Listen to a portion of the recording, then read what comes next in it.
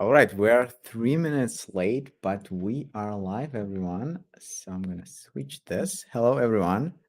My name is Nick. I'm a director of events at Geekle. I have with here Paul, Hey uh, everyone. who's also part of our team. Who are you, by the way? Well, I'm kind of the VP of product and partnership. That's the one I always keep forgetting. And we have Karine here with us. He's the organizer of our Java Global Summit. And yeah, the Java online summit for Java devs is live finally. Yay! It's a big day for everyone. Hello, dear colleagues. Hello, dear attendees. We're super happy to see you today here. It's very responsible. We gathered a really huge amount of people for today. We gathered 5,000, right? More than 5,000 5,000 more. registration we had. Yeah, I just checked this morning. Yeah, we had more than 5,000 registrations. And we have how many speakers do we have We have presenting these 2 days? we have for the whole 2 days we have more than 20 speakers, and for today it's more than 10 Awesome. speakers, so that's amazing. And they will have also roundtables, QA sessions together with other speakers. We will have co-host speakers today also, and for tomorrow too. And yeah, so that's a really cool day to start. um, cool event. I hope you will enjoy it. We will really appreciate your comments, your feedback in the chats, your questions, and the most important thing is your question, because our speakers are super nice and open to ask anything you want to know. The more active you are, the more feedback we get, the more we understand why we do this, because we do this for you. Yeah, Yeah. and we want to say thank you to the whole community, to all the program committee members, to those who joined us. And we have an amazing program committee, an amazing set of speakers. So many of them are Java champions, and thank you to those who are actually the part of the contribution team to the whole Java project. And uh, throughout this 2 days, we will be talking about the latest LTS and about those things that will actually affect Java development for the next 3-4 years. Who knows, maybe even more. And maybe someone today finally will make a responsible decision to transfer their project from Java 9 or Java 7 to Java 17. Finally, maybe for someone, this will be the deal breaker. And we hope we will introduce to you some new cool features, new concepts that basically we have for this LTS. And we believe that this will be an amazing event. And we're excited to have all of you here with us. Right. Perfect. And I want to tell more about our speakers who will be here for today.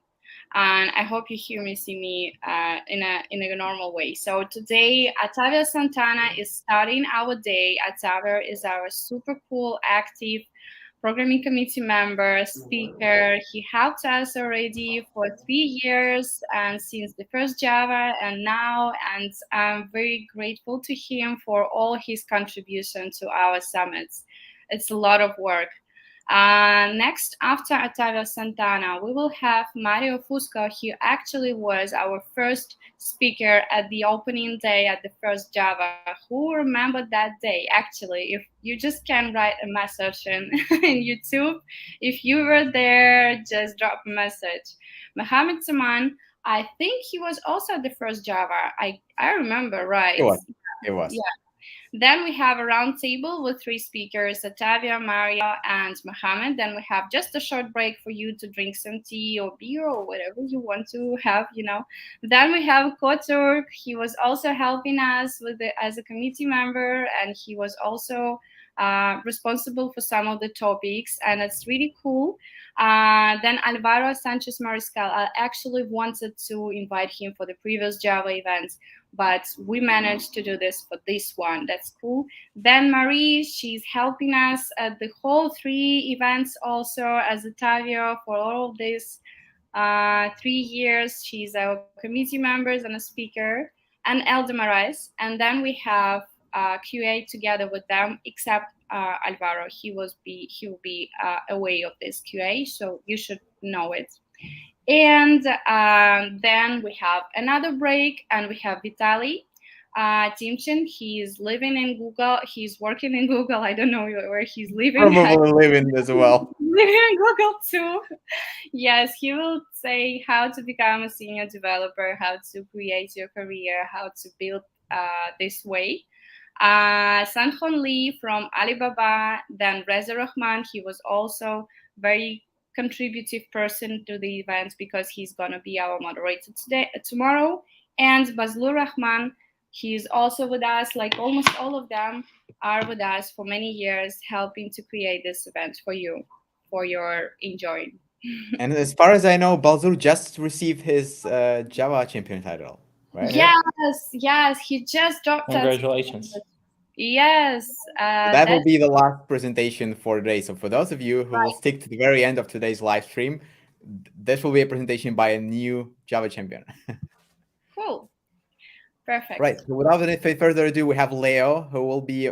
Oh, yeah, well, get back. Leo is our first moderator for the first 3 sessions. So unmute yourself, please. Yes. Hey, guys. I'm really happy to be here today, and I hope you guys can enjoy this amazing event. So I have the honor to invite my friend Otavio from Brazil, from Zup Innovation. I'm at Oracle, and Otavio, well, he's at Zup Innovation, and he will give you a great presentation. He's going to talk about a really fantastic subject here today, and I hope you can enjoy this event, my friends. Otavio, can you hear me? Oh, are you on mute? Are you on mute, Otavio? Oh, that's why I hate technology. Hello, Leo. Hello, everybody. Hello, my friend. How are you? I'm okay? fine. I'm okay. Good, As you can see right now, I'm using my Bahia t-shirt. As always, my friend. It's hard when my team win, but when it does, I need to wear this t-shirt. It's great, my friend. Great. Well, it's the show time, my friend. Okay. Thank you, Leo. You are an amazing host and also Brazilian as well, so it's fantastic. Yes. Today we're gonna talk about scalability and the architecture instead of the application. Wow. Fantastic. Guess what? Everybody talk about, okay, let's make the application with a huge scalability, but nobody talks about architecture, right? Yes. So that's the point, and that's it. That's the issue. point. Mm-hmm. Exactly. Very, So very how can I important. make sure that everything is going to the right direction? So I'm gonna share my screen right now. Okay. 1 second. Unfortunately, I just have one monitor. So if you have any question, please let me know. So interrupt me, because to me, the thing most important Otavio, is the we interaction. cannot see your screen. Really? Really. Oh. Okay, let me try again. Please try again. Okay. Let's try to use the power. Give once, give twice. Okay. I guess right now you're able to see me. No, we cannot. It works. Oh, it works. It works. Finally. Thank you very much. Go ahead. Okay. I'm here, and I will put my mic on mute. Okay.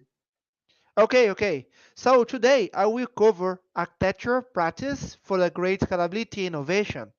As I mentioned before, everybody mentioned about scalability in the application, scalability in the team, scalability in several structures, but for some reason we forget to talk about the architecture. Oh, sorry, Otavio. I'm sorry for interrupting you. Can you just put your camera a little higher? We only see you, like we don't see your eyes when you're speaking. Thank you. Okay, sorry. Yeah, right now I'm in the hotel. Sorry for that. So how about now? Oh, can you see perfect, my perfect. eyes? Yeah, perfect. Okay. But anyway, let's talk a little bit about me, but who cares, right? So my name is Otavio Santana. Right now, I'm the senior engineer, Java champion, Oracle ace. I'm in Guild for Java since Java 8 because I have been working with Java as executive committee from JCP for a while. So if you don't enjoy Java 8 or higher, sorry, I tried my best. I do a lot of open source. That's why I became Apache and Eclipse committer. I write several specifications such as Jakarta EE and Eclipse microprofile. I'm a member of several open source institutes such as CNCF, Linux Foundation, Finos, leader in several products. And yes, when I do have free time, guess what? I enjoy to write articles and books, especially about technology. But today is not to talk about me.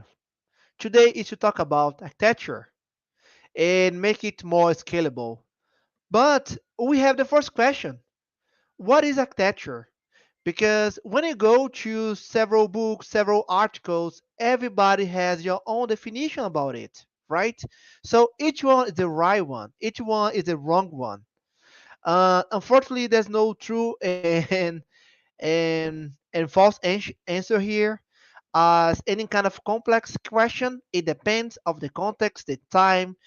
But anyway, as recommendation, please read those books to go further on that topic. So just enough soft architecture. Clean architecture is become a classic. Soft architecture for developers by Simon Brown. I guess it is the newest one. It's become my favorite one. The philosophy of software design, the fundamental of soft architecture, and so on. And architecture is the approach, and also there is this style of architecture, for example, microservice and monolith. But to me, architecture is the organization, view, and structure of the software sometime. Why? Basically because it's impossible to write a decent code if the organization structure is a messy. We have the Cowell's law to remember us every time that we try to do something that's opposite of that. So it's impossible to write an amazing code if the organization is not good enough. Why? Because we have contexts, we have integrations. And imagine right now we have a team of 100 person. It's impossible to have a single team with this amount of people, right? So we try to split using the two pizza rule. And we need to make sure that everybody goes the right direction, even 100 people. And right now, architecture matters a lot, especially because right now everything's a software in is around software. In the beginning of 2001, I guess 2011, Forbes wrote the famous title, "Every company is a software company." And then we moved to every company is a data company.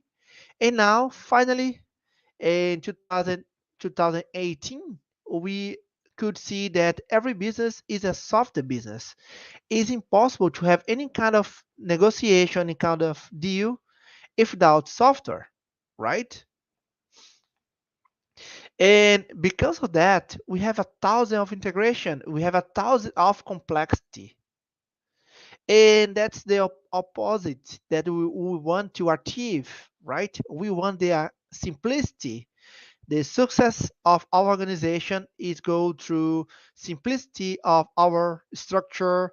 Everybody knows the right direction and so on.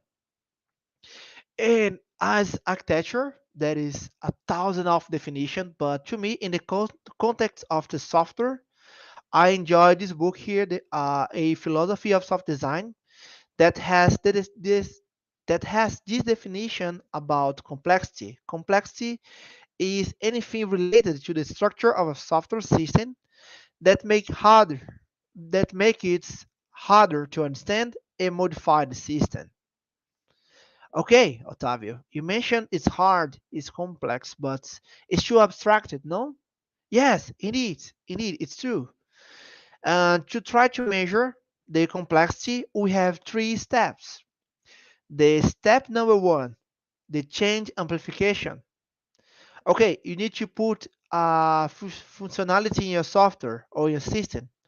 How many places do you need to change to achieve that success? Okay, just one. Less complex, 100. So 100 is a lot of complexity on that. Cognitive load. So imagine right now a new team member join the team. How long it takes to this person learn about it. So I need to put a new functionality, how many documentations, how many people I need to talk to, make it sure. And the last one is impossible to measure, but happen every single time. We as software developers, right? We need to know that the unknown unknowns. It's impossible to know one thing that we don't know yet, only when you're gonna put the code in the practice. Also, we mentioned about these topics, the definition about architecture, the complexity. Why do we need architecture? Basically, we have architecture if if without care about it, because we're gonna create a software. So if you you have a structure, if or if without care about it as well. So it doesn't matter if it's a messy, it's well organized, it has less complexity or a huge complexity. You're gonna have an architecture. So it's on you to handle that, to decrease the damage, to have more scalability, to unite the team into the right directions, to make sure that the team is doing the incremental delivery to avoid or to achieve the fault tolerance, and mostly to avoid the complexity in the whole organization software, because software is expensive, but a complexity software is even worse. Okay, Otavio, you mentioned scalability, but it's become a buzzword, especially in the market team. To us, scalability is to handle the growing amount. It's not just avoid a single point of failure, but to make sure that we have a scalability in the culture, a scalability in the methodology, and especially scalability in the technology as well. So, as I mentioned, we do have architecture, architect, but who is this person? I know I enjoy history, so a little bit of context of history here. The architect etymology is from a Greek word, so it's a combine of two words, two components that makes a new one. Archi, chief, tecton, builder. It might be a master builder or principal engineer or something related to that. A person who is an architect has several duties, need to handle with trade-offs, change, and fault tolerance. Two main decisions and just one person. Does it make sense?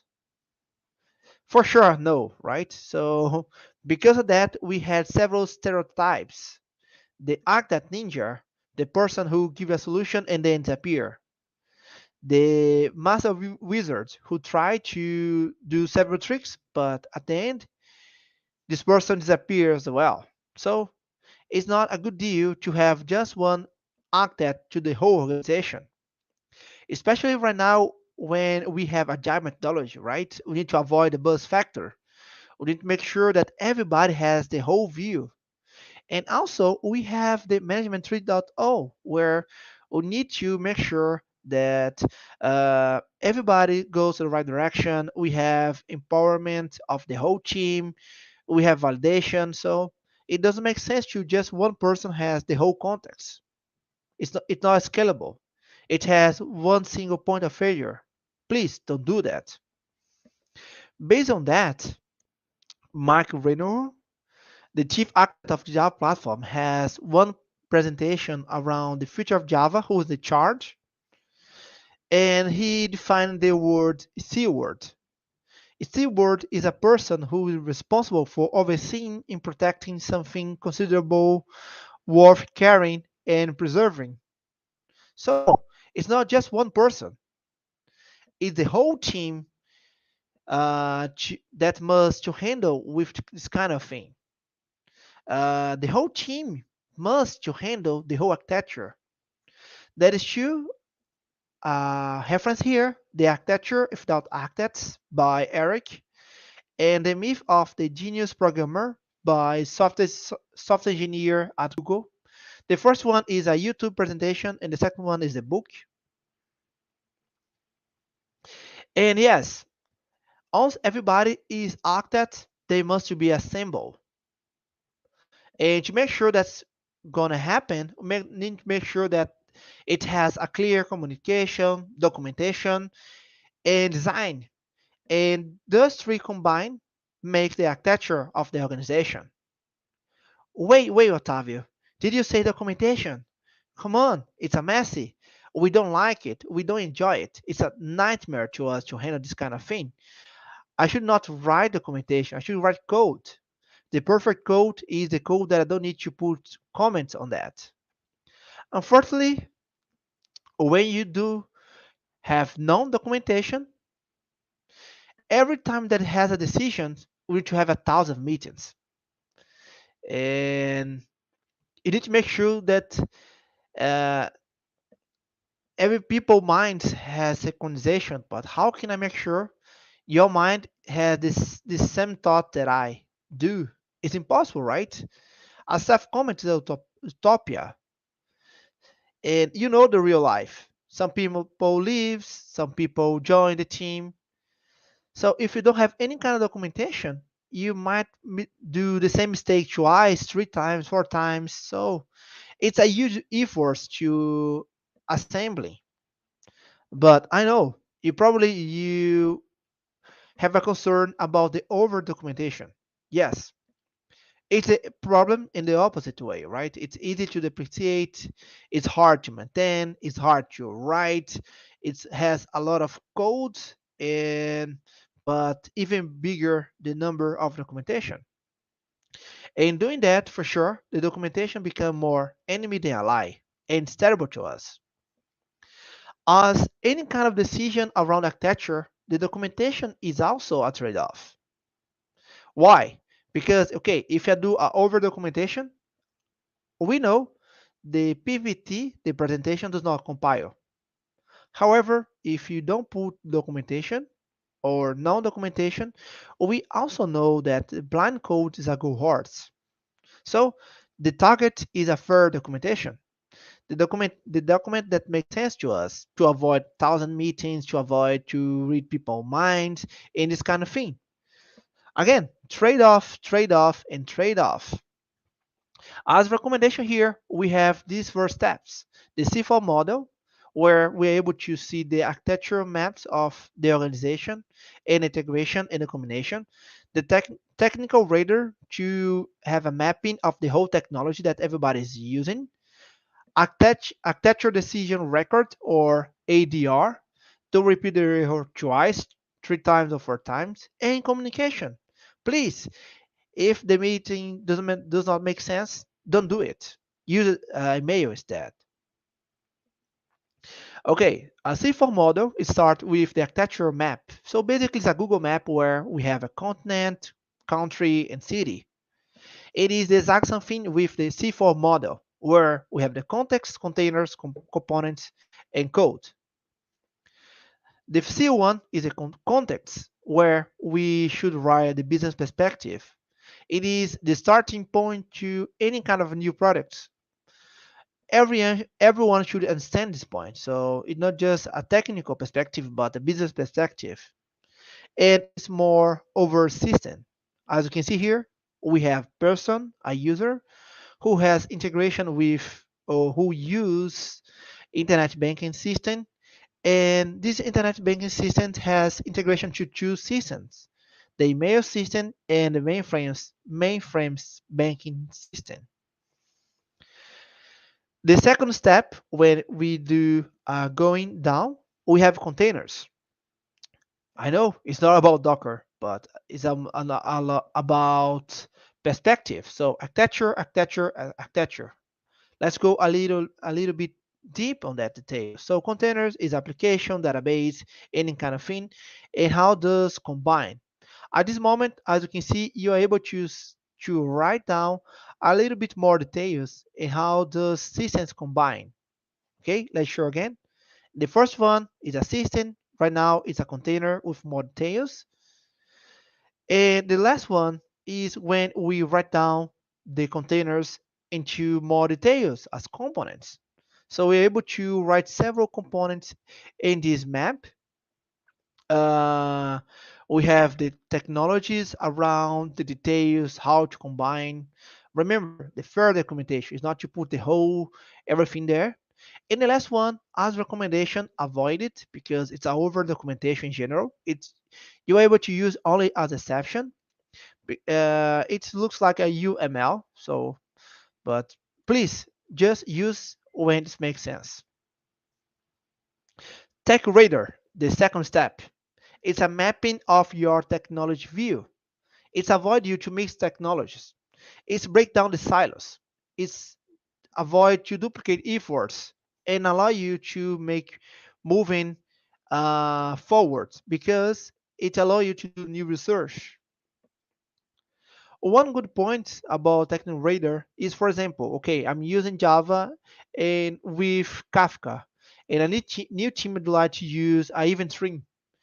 Using this mapping, instead of a new team use, for example, Apache Pulsar, they are able to use the same technology, the same framework, if it makes sense.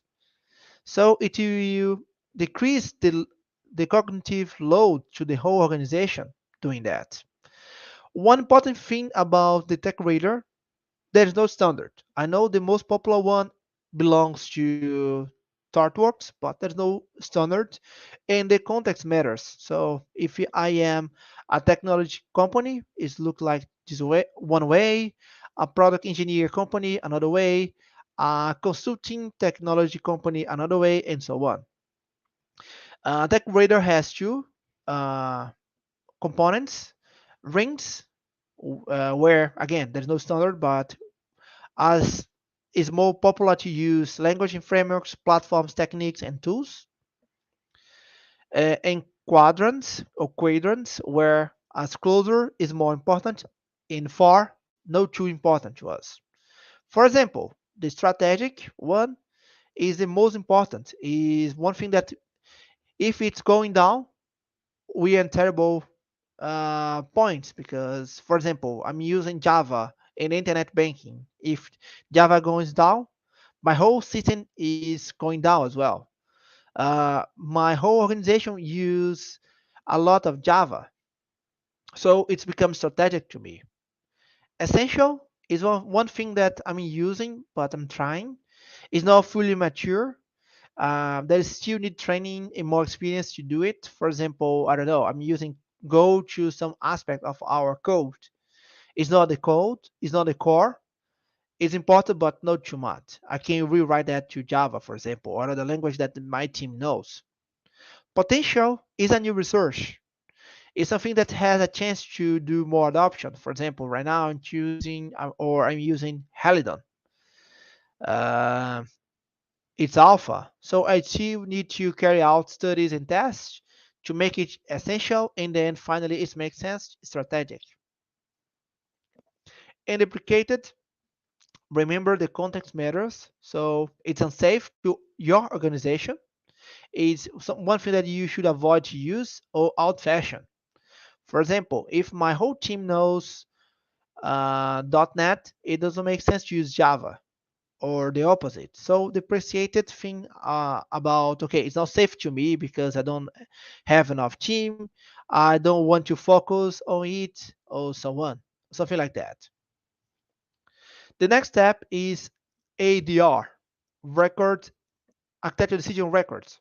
The main point here is to record our strategic decision. Why? To measure the trade-off around architecture, to avoid to make mistake twice, and especially it's okay to do mistakes, but we need to learn from it. we need to make sure that mistake is one way to learn, is a learning path of any kind of organization. And yes, a communication, please. Asynchronously communication is better than synchronous communication. So put more priority on that. If you need to do anyway, please use meeting notes, put more details on it, and make sure that has the right detail or deal. Especially because, okay, we had a meeting note with actions points. Everybody agree with that. So let's move on. Async to make sure everything's okay on that. Why do I have this combination on architecture? To have integration, to prevent any kind of nightmare, and especially to avoid delay of decision. Okay? Okay, Otavio, you talk too much, but it will make sense to me.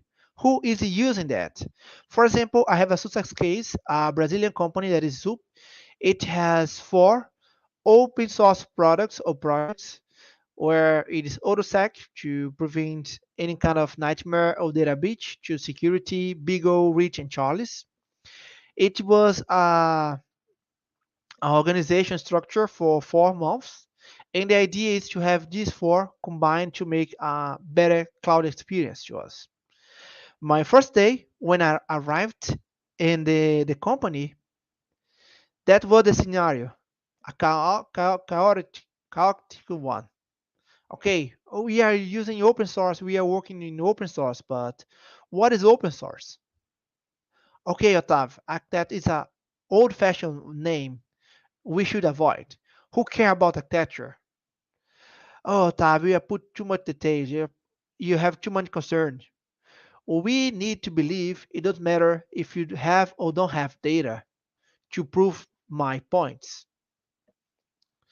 And the previous scenarios was okay. We don't have no description about decisions. We just have numbers. Okay, I would like to use Java for because it's 5, because 7, but there is no trade-off. When you see the decision that they took, they put numbers. It looks like a dice game, something like that, or any kind of board game where they use dice to make to the decision. And the user was the enemy at that time. So no communication process, 1,000 meetings. The whole team need to do 1,000 meetings every single time, and we don't have a good communication with the dev help because we already had 1,000 of team with ourselves. And it makes possible to put more meetings with the user and the dev help team as well. And we have several solutions, and especially have a 1,000 of complexity. A duplicate error, duplicate efforts, for example, they put a lot of microservices. And then I asked, why do you use microservice? Oh, to scale. Do we scale? No. So basically, they put microservice architecture to a solution that does not scale. So we put complexity if without advantage to take on it. So based on that scenario, we make a deal. We make premise something. Everything as a code. It doesn't matter what. So documentation, code as well, the build, the CI, and the architecture decision as well. It's agile, guys. You have more synchronization with the client and the dev help team. The decision by trade-off instead of numbers or something like that. We need to make sure that we recorded everything. And especially, all decision must be through data. Let's do it a data-centric area. As first step, we wrote the C4 model to all products. So as you can see here, we have the links. Don't worry, I'm gonna show the whole links in the Twitter or here. But the whole point here was the first step was to mapping what's going on in the products. We could see the huge complexity in products such as Charlie's that has 12 language and several integrations where unfortunately we're not able to enjoy microservice because it's not scale. So we used a microservice to scale, but it's not scale. And we have several language. This language has several frameworks. We don't have a single standard to even a team. It put a lot of complexity in the team. So Charlie's had Go, Java, Kotlin, and even with Java we had Spring, Quarkus, and so on. So, and yes, as I mentioned before, everything as a code does include this graph here. So this graph here was wrote by C4 Builder, where I have a semantic by code, and they will build this graph. As you can see here, I have the person, the user. I put the descriptions, and then I created the relationship here.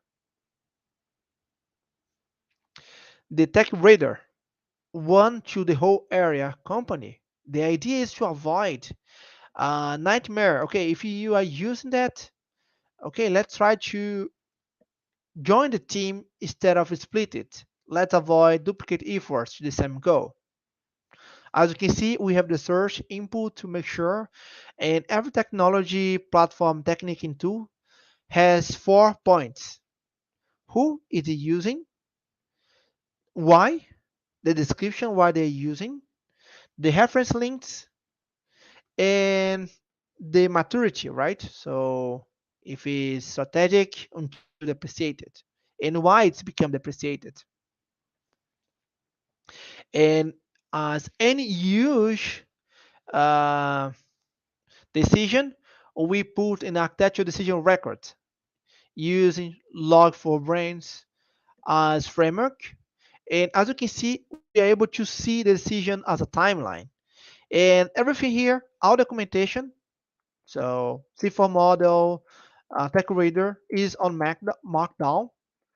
Um, and the ADR especially has a flow. So I started from draft, and then I moved to propose or reject it because I'm able to propose, okay, it don't make sense, let's reject it. Or I can accept that, and with time, it might become depreciated or superstated. So I mean, every decision has a life cycle and a flow. Data centric area. So every decision data based, every decision with dashboards. And finally, we have record to learn from the past. And to us, it was so important to think about it, especially because we are right now, we are avoiding to make the mistake twice. We're still doing mistake, we're still learning, but instead of do twice, 3 times, we have documentations, dashboard to make sure we are going to the right path. We are listening more to the users. Even a single button in the open source area at Swoop has a reason to make to it. Okay. And the result of 6 months of work. So I worked in the beginning of June, and I ended in December, and we increased our brands and products for almost the whole planet. Uh, we have not just Brazil; we have a huge amount of participants. Unfortunately, not able to put the company here. First, because it's hard to have a control of the details. Sometimes also because they don't want to put this name here. But we have governments outside Brazil. We have South America. We have people who are using testing around the whole country. Our page views has over 35,000 view monthly. So we got a good result, and for sure, it was because we put the methodology of the architecture with scalability, right? So that was the result that we want to achieve. Yes, we believe that we have successful and make it possible. And again, it wasn't a single job person. Thank you for everybody who helped us on that path. It is not just about me. So Barbara Rosali, Lucius Curado, William Gabriel da Silva, Mari, Carol, Joma. So it was an amazing job, an amazing opportunity to share what I know to achieve the successful in our organization. And that is it. Thank you, everybody. So if you want to know more about it, please follow me on Twitter uh, at Otavio Java, where right now I'm working a newsletter to potentialize the staff plus engineer. So if you have no idea about what is staff plus engineer, basically is a tech person who has a strategic view and power to make change uh, in the whole organization. Great presentation, Otavio. Congratulations. And well, Flaviano Flauber has an interesting question for you, my friend. Okay. Could you talk a little about the importance of Java 9 modularity and OSJE? Okay. Please. Are they relevant today? Yes. The Java modularity and OSTI were important to us, especially because we are able to create our own custom image. Okay. We are able to reduce the space of one image. For example, if in general you must use like 200 megabytes in the default one. Right now, we are able to create even a small one of 10 megabytes to make it happen. Also, we're talking about a custom and a sophisticate to go even to mobile device, to IoT device. So you can program JVM, create a custom JVM to this small device. Also, there are several improvements in the JVM to work even with Docker based on that modularity.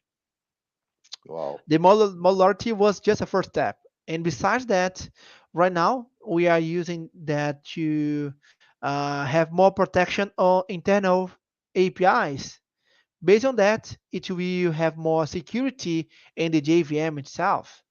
So, Oh, stability, yes. performance, space, and And security. security. Mhm, mhm.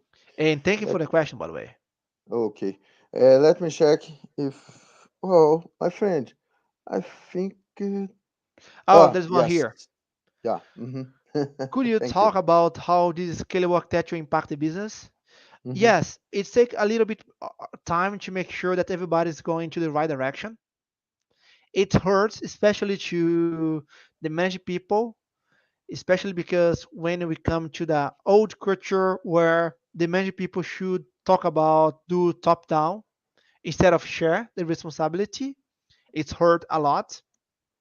I had this experience in Brazil again, but on 3 4 months, usually it depends the company, the size, the culture, how strong is the culture, how much they want to achieve the success. We have great success because the engineer team is closer to the business and closer to the users.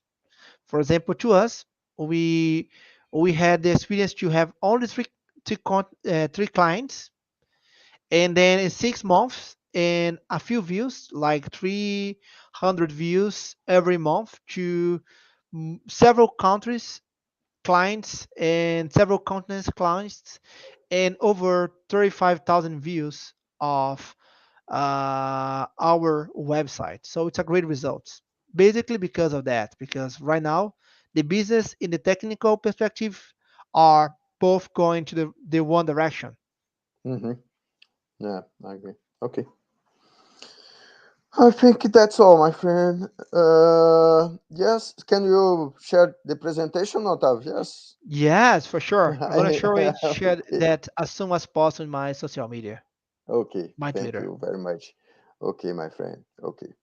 And I think that's all, my friend. Thank you very, very much for your time and congratulations for a great presentation today. Okay. Okay, that's my pleasure. Thank you, everybody. Hope you enjoy and see you soon around. Bye. Bye. And now, guys, let's see. We have another great presentation. Where's my friend here? Nick? Oh, okay. Hello, Mario. Thanks for joining. Hi guys, do you hear me? Yes, I can. Yeah, sorry if I ask, but this online stuff, No it's always a Don't problem. worry, Yeah, my okay. friend. Don't worry. Well, please, it's your show time, and we can go ahead with your presentation. Thanks for your time, and I'm here if you want. Okay. Okay, so let me share my slides and let me know Please. if you see them. Is it okay? Let me Okay, check. nice. Yes, we can see. Okay, so a couple of words about me. My name is Mario Fusco. I'm from Italy. I'm the jug leader of the Java user group here in Milano. I work for Red Hat and I'm a project lead of Druze, which is the rule engine of Red Hat. I'm here today to speak about a topic that should be very common in my opinion, but it's not treated this way. So how to design and create a nice to use Java API. So sorry. Okay, I think everybody knows what an API is. It's something that you use day by day in your job, in your work. You interface with other software. So you use not one, but probably tens or hundreds of different API to do different stuff. Every framework, every library, every tool has its own API. An API is just a protocol in the end to make two program to talk to each other. So if the protocol is not well designed, you can have a situation like this in the picture. So why do you use an API? You use an API to achieve some task. You use the Twitter API to publish programmatically publish a tweet. You use, I don't know, the Android API to interface with your smartphone and so on. Well, there are literally thousands of them around. So again, an API in the end is just a contract. It's a contract between a provider of a service and a consumer of that service. And in 99% of cases, you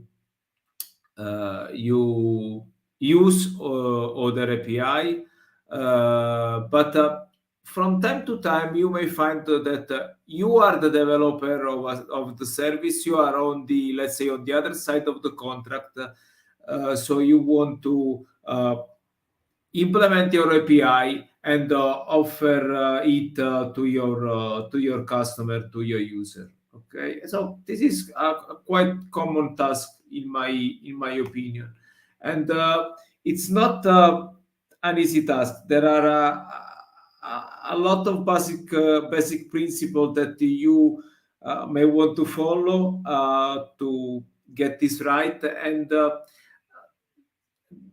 they are it's a balance effort. There are a lot of trade-offs, and you need to figure out what is the best solution for your use case at that. But in essence, an API should be intuitive, understandable, learnable, discoverable, meaning that what you basically do when you use a new API, or this is at least what I do. I tried to read a bit of documentation.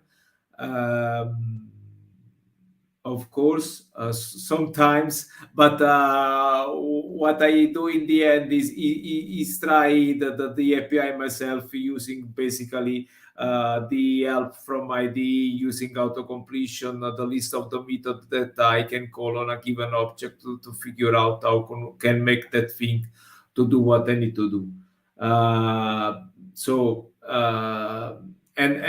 You can achieve this only with a well-designed API. For the same reason, it has to be concise and easy to use and minimal. It has to be orthogonal. Different concepts should be combined in an easy way. It should be idiomatic of the language. We will speak about Java API in this presentation. Well, at some of the example, the biggest part of the example are, I guess, not really so related with the specific language, but some other will be, because we are speaking about Java and we want to make an API that is idiomatic of the Java language. It has to be flexible and easy to evolve. I said I don't read the documentation. This is, of course, not entirely true. It has to be well documented. It has to have the, this is quite difficult to have the right level of abstraction. You shouldn't focus, you should hide the important part, but at the same time, it should expose things that are not relevant to you. It shouldn't have a leaky abstraction. Okay, for being easy to use and learnable, it should have a limited number of entry point to be idiomatic in a language in a strongly typed programming language. Of course, it should make a correct use of the type system, and the last thing, but probably one of the most important, and we will speak about this later, it has to respect the principle of less astonishment. When I use a new API, when I do something, I shouldn't be surprised of the result. If it does something that is totally unexpected to me, probably there is something wrong in the API design. So, as I said, you often don't know upfront what you want to achieve. So maybe you know, but it will change in future. So a very good API is also one that make affordable to change it later. Of course, this doesn't mean that you have to pass around the map from object to object just in case. But you should design and think about your API for future. And this is on this regard, this is probably the very first rule to follow. If you are in doubt of a feature, just leave it out. Don't add it, because yes, probably you could be tempted to add that feature now because it's just a couple of hours effort and it's a nice thing. But it's not the fact that it is a couple of effort now. It will become a liability later. You will have to maintain it, to support it, to debug and fix it, and to figure out how it plays with all other features of your software, with all other methods exposed by your API. A very simple example of this is what happens with Java serialization. It has been introduced with Java 1.0, I guess, and it became a burden for all other subsequent Java releases. I remember during the development of support for lambda expression in Java 8, I guess that solid 6 months went away only to figure out how to serialize a lambda, and if it is the case, to serialize it or not. So yeah, something that you add now can become a problem later. So if you are not really sure that you want it, the best thing to do is to leave it out for now, and then you could come back on it later. So these were only some very, very high-level general idea, but I wanted to make this talk a practical talk with some hints taken from the code that we write day by day. So I have a list of suggestions. Well, of how, in my opinion, and I underline in my opinion, should be designed an API. This is a quite opinionated talk, as you will see, and it's just based on my experience. Okay, we spoke about the documentation. The very first suggestion is that, of course, you should write a meaningful Java docs, meaning that if on a setter you say, okay, set foo will set the foo value, it feels like this. I'm not saying much with my documentation, but also a setter can have can have an informative documentation. So what are the admitted value? What happens if I pass a null, for instance? What happens if I use a not valid value? And of course, if this thing is supposed to be thread safe or not. So there is a lot to say also on the documentation on the Java docs of a simple setter. And if you don't document your API, you will leave your users with a lot of open question mark, a lot of doubt. They will not have really clue of what a method is doing and how to use it. Another quite common thing, especially in Java, is that we use a lot overloading. In many cases, it makes, of course, sense. In some other cases, we abuse of it. In many situations like this, we are obliged to do this because of primitive types, for instance. But in other situations, probably we can just one general method will be enough. So what's the difference between an append of a char sequence and object over string? The one with the object signature probably could cover all other cases. So why to have different methods for these three different kinds of argument?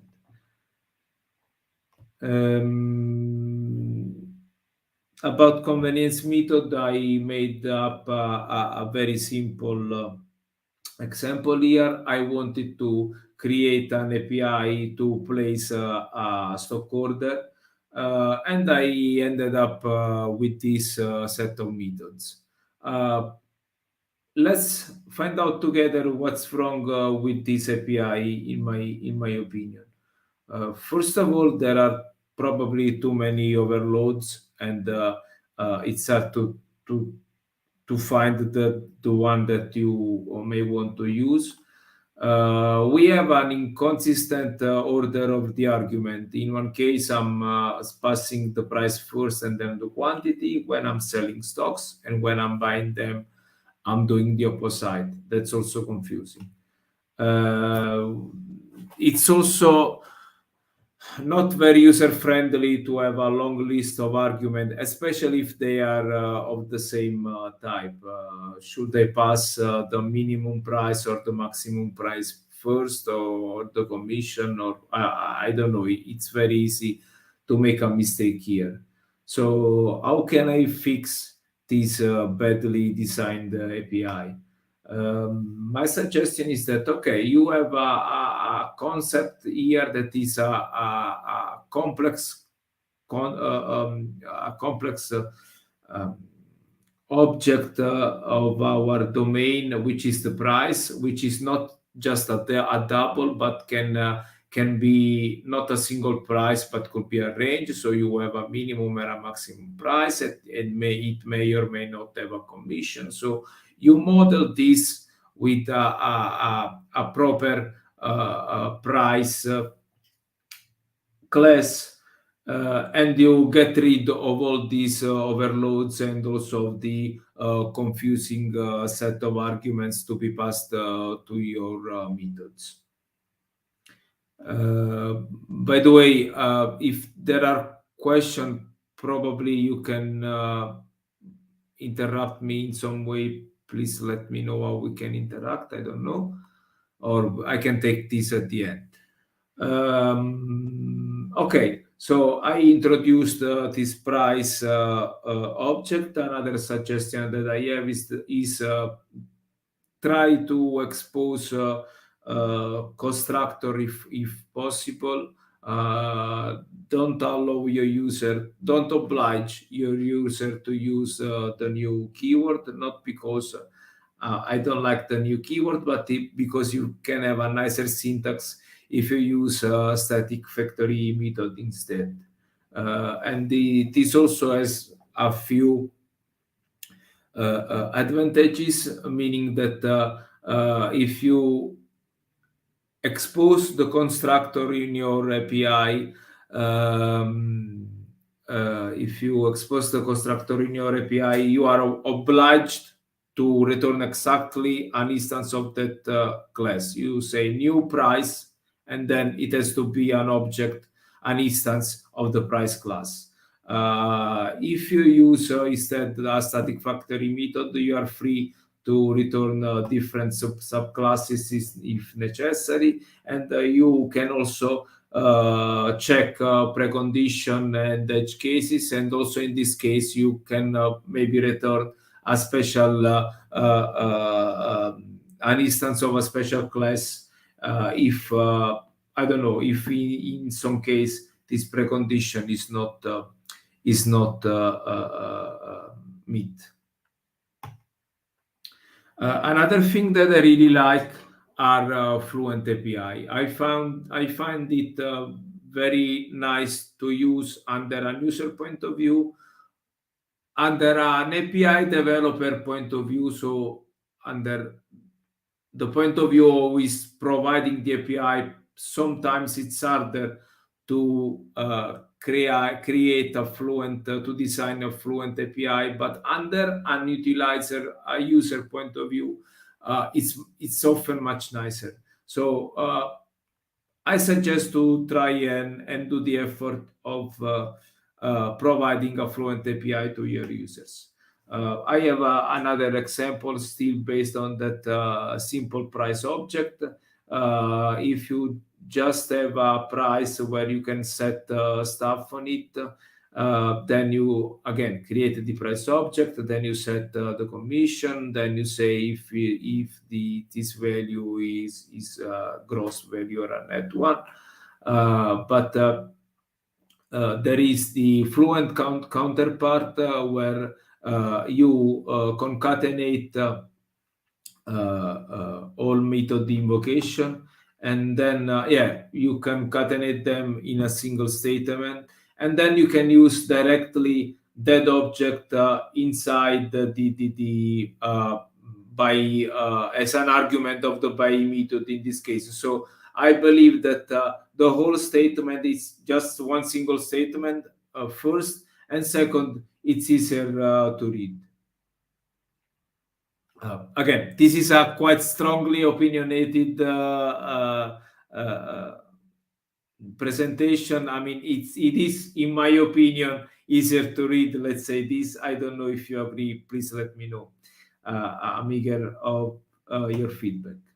Of course, a very well-known example of a Fluent API in Java is the Stream API that has been introduced with Lambda expression, so with Java 8. I really like this API. Related to this, I also think that there are a few problems with method naming. In this case, for instance, let's look at these two methods. You see, we have a method limit that limit the stream to a certain size, and then a method named take while that limit the streams to up until it finds an object satisfying a specific predicate. What's wrong with this? I believe that there is a lack of name consistencies. I mean, both methods are limiting the stream. The stream. One is called limit and one is called take. And well, why not use the same verb from the same action and the same from the dual is for the skip and drop while method. They are basically truncating the stream at a certain point. Why not using the same verb for both methods? Okay, this is another different topic, but another quite important thing to consider when designing an API. My suggestion is to use the weakest possible type. So I have a method here, very stupid example again. Where is example? I have a method here that is taking an array list and of string and concatenate the strings and then return them. So very easy, but do I really care of the list implementation? Why this could work with a different kind of list, with a linked list or any other type of list? So let's use just a list, right? And I don't care probably if this thing is ordered or not, so it could be a collection.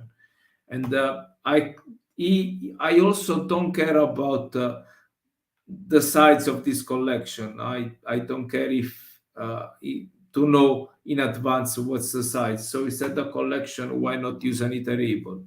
What I'm doing with this process is using the weakest possible type, because in this way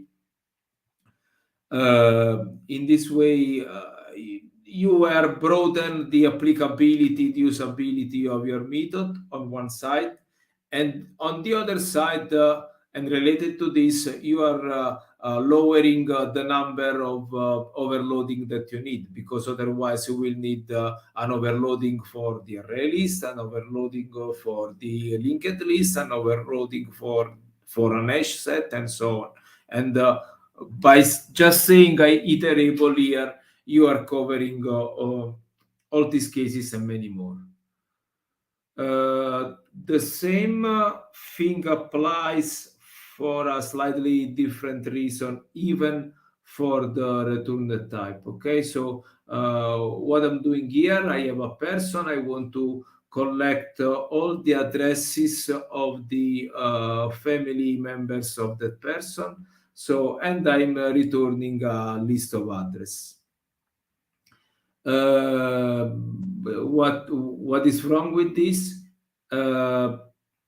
The fact is that I'm returning this list of address that, however, are the addresses of all the family member of this person. So there is no real order, and the order is not meaningful for the user of my API.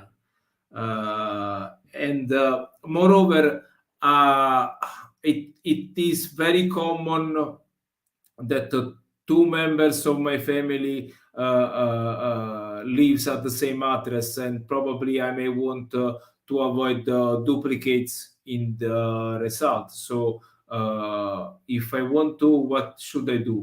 Okay, it's easy. If I want to avoid duplicates. Instead of a list, I will use a set. But yeah, at that point, if I use a set, my method doesn't compile anymore, of course. So what I have to do is that I need to rewrap the set inside an array list so that the compiler will not complain.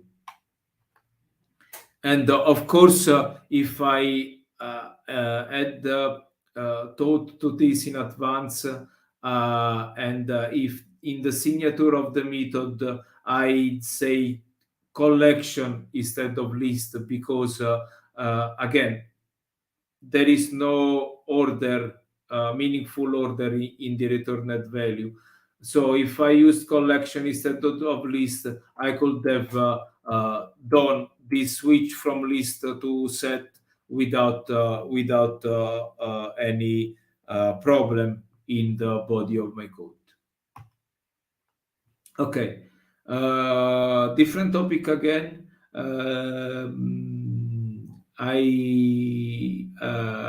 My suggestion is to take count that in Java we have Lambda, luckily, and we should use them. So, and not only we should use them, we should allow the user of our API to use them.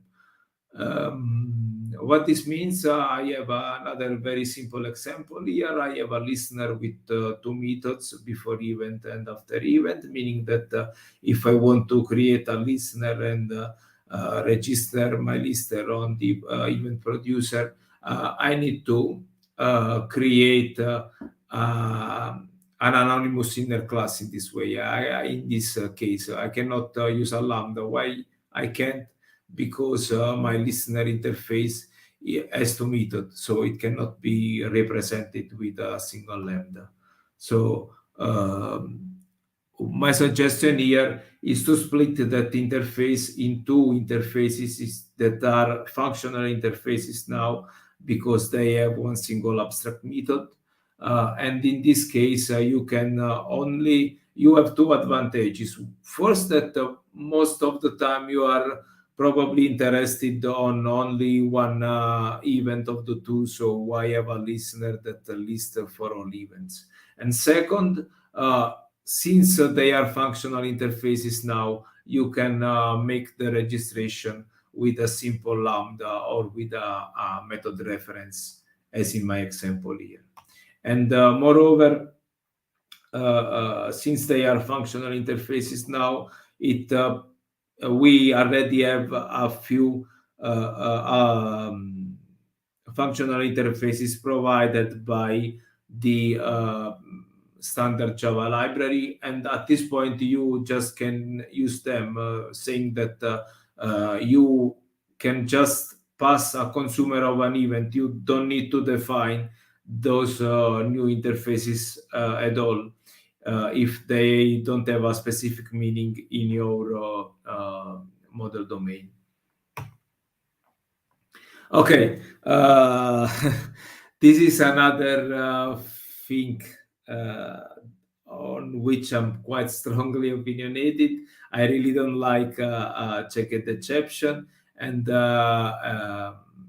for a number of reasons, but the problem is that the introduction of lambda expression make them even worse to be used, meaning that I cannot do this. I cannot pass that method reference in this nice way, because the write method on the writer interface throws an IO exception. But by the way, a string writer never do this, but it's declared, and then you have to deal with it in some way, which is a quite stupid thing if you think about it. And this means that the compiler will complain that you are supposed to deal with the IO exception inside your lambda in this case, and you will end up with this very ugly code. And of course, the other thing is that normally people don't do meaningful thing inside the catch block, almost never. So you are just forcing your user to bloatware to their code without any useful value. Okay, different topic again. I have an example here that is reading an array of bytes from a file input stream. I pass the file name, I open the file input stream, and then I take out the byte array from the input stream. Okay, what I'm doing wrong here? Of course, I'm forgetting of closing the file input stream, so I have a file descriptor leak. And of course, the right way of writing that stuff is to add a try finally block, and in the finally part of the code close the file input stream. And as you know, in Java 7, this task is a little easier because you have the try with resources. So an input stream is an auto-closable thing. If you do this, you are ensured that the file input stream will be closed. But what's the problem still about it is that you have to remember this stuff. This is a sort of a leaky abstraction again. You are pushing on the user of your API the burden of something that probably the API can do for you. So let's try to do this. I created this simple static method that is called with file. So with a given file, it does something with this file where this something is defined by the consumer. And I'm doing this stuff in the implementation of my API. So on my side, on the implementer side, I'm using the try with resource pattern. Okay, yeah, this stuff is not really nice. I had to define a throwing function to deal again with the IO checked exception. But once I've done this, what's the advantage of this version? Is that in this way, your user can say with file and then pass a consumer with the file that does something on the file. And what's the advantage of this is that you don't have that leaky abstraction anymore. It's impossible now for your user to leave the file descriptor open. Why? Because now the API is in control, so it is taking care of closing the input stream for you. Okay, different topic again. Okay, this is taken more or less from my day-to-day job. The SSA, I'm the project lead of Druze, which is a rule engine. At some point, a few years ago now, we redesigned our API. We ended up with an interface with a big number, a very, very big number of methods, and it was not very usable. What we did, of course, to resolve the problem was applying the divide impera principle. So we created a number of smaller API, and then we still have one single entry point, which is this rule engine service. But now the rule engine service provides you with other sub-services that gives you the possibility to interact with a specific feature of my software. Another suggestion is to be defensive with your data. The problem of this very simple code is that okay, the sibling is a data of the person, but somebody can, in this case, even in an unwilling way, can take this list and add the random stuff to this, and in this way it is corrupting probably your person object. So if you want to avoid this, you have to be defensive and instead of returning the list as it is, you can wrap with an unmodifiable list.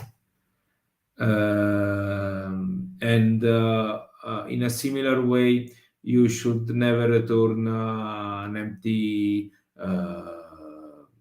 You should never return a null, basically. So you always return an empty collection or an optional. Why? Because if you return a null, for instance, in this case, you will cause a null pointer exception for your users in a quite unexpected way. If this person has no siblings, it should just return an empty list, so you will just have an empty iteration here without causing any null pointer exception. And in the same way, you use the optional because if this person may or may not have a car, you are modeling the fact that having a car is not mandatory for a person. You model this fact with your type system. You use your type system to tell clearly to the user of your API that a person may or may not have a car. Another suggestion very quickly is to avoid the Boolean parameters. In this case, I want to return all the contacts of a given employee, and I have the mobile or not mobile number, and then I call get phone number. But at this point, it's impossible for me to remember as a user of my API if I should pass true or false to this thing. And probably I may want also in some cases to add a third value in future, and if I do what I will do then. So this is once again related to the fact of having an easy evolvable API, and in this case I suggest to use an enum. So in this case you can you can add as many values as you want, and also having a much more readable API for your users. In the same way, I suggest to use meaningful return type. Here I have this registry of employee, and I'm returning the phone number, and so I'm returning basically all the phone numbers of my employee, and I'm doing this with these ugly nested maps. But this is not the right thing to do. So this map is made that you have an employee name at the first key of the external map, and then you have an internal map that has the phone type as a second key for the internal map, and then you return the list of string. Okay, the right thing to do this is modeling this stuff. In a more clear object-oriented way by encapsulating this map in a clear way, as in my example. And the last thing is that okay, the optional to me and to many is the model of rollback shedding. We are already discussed about the optional. And okay, this is again my personal opinion, but I found it the first time I used the optional class, I found it very well, not confusing. I don't know if I can say confusing, but this is related to the thing that I mentioned in one of my first slide. This API was breaking to me the principle of list astonishment. It made me very surprised, because if I call off and pass a null, I will I will be thrown with a null pointer exception. And my expectation was that, okay, I want to use optional to avoid the null pointer exception. Then I try to use optional, and guess what? I get a null pointer exception. So this was very confusing and unexpected to me. And I suggested to, I believe that having this off static factory method is at least the wrong default, because it's the very first method that you use, and probably is not the behavior that you expect. And probably you can the behavior that you want is the one you provided, but by the nullable method. And if it was the default, you could get rid of the other. So this is my opinion. I shared this on Twitter. I do lots of conversation on Twitter. If you follow me, you know this. And well, yes, so from time to time, Twitter is not the best media to do this, but from time to time, you also end up with very interesting conversation, as in this case. So I was complaining about this behavior of optional, and I understood that designing an API is an iterative process. So yeah, I posted a few tweet of this conversation here. I don't want you to read it now. You can do it later if you want to give a look at my slide. But I want to underline here just that designing an API is an iterative process. You discuss about it with your colleagues. You do you clarify the intent of your API. And what you really do to sharpen your API is dog feeding. You use your API, and if you don't like it, well, probably other will really not like it as well. So the very first suggestion to design a nice API is do dog feeding, use it and try it and check if you like it. And this is all I have. So yeah, I hope I'm just in time. Let me know if there is any question, and I'm really eager to know your feedback about this. Thanks. Hey Mario, can you hear me? Yes. Yes. Okay. I will start my cam. Okay. Great presentation. You really showed us very important points.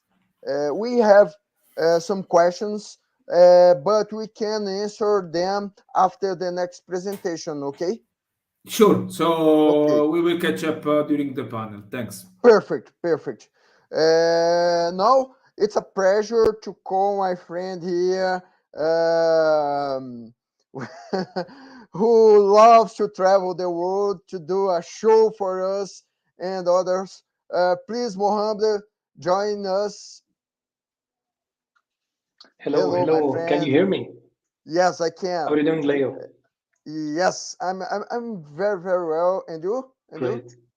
I'm doing great. I'm just inside the office, so I didn't have opportunity to get out. So they went to lunch, and I'm envy them actually, because I don't have to have my lunch because of the session, but it will be my pleasure definitely to be presenting. And this is something that I wish that I would get some benefits for the guys, and they would find it fruitful.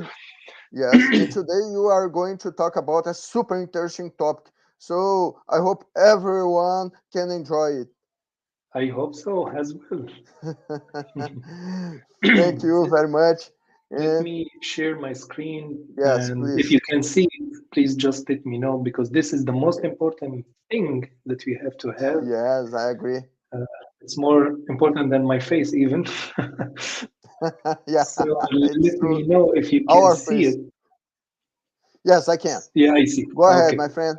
Good presentation. So thank you very much for having me in Geekle Java Summit. This is the second time I have the pleasure to speak about this summit.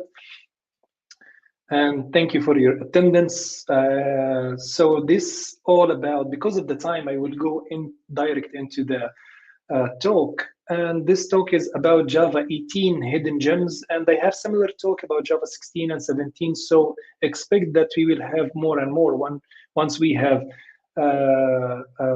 more Java editions, especially they came into 6 months release cadence, so we have to catch up what's included and what's new, and this is what we are going to speak about. But this kind of presentations actually, and that I trying to give, is not about just, everyone is speaking about the JEPs, Java Enhancement Proposals, which is targeted in the Java 18, 17, 16, 15, whatever it is. There is a lot more than this has been added to the language during these 6 months, from bug fixing, enhancements, API additions, removals. And why I would like to highlight all of these, it's very important. Why? Because, when you migrate from version to version, you have to know what you have to take care of, what features you already have been using, and they will be removed. There is a lot of things that we want to explore here.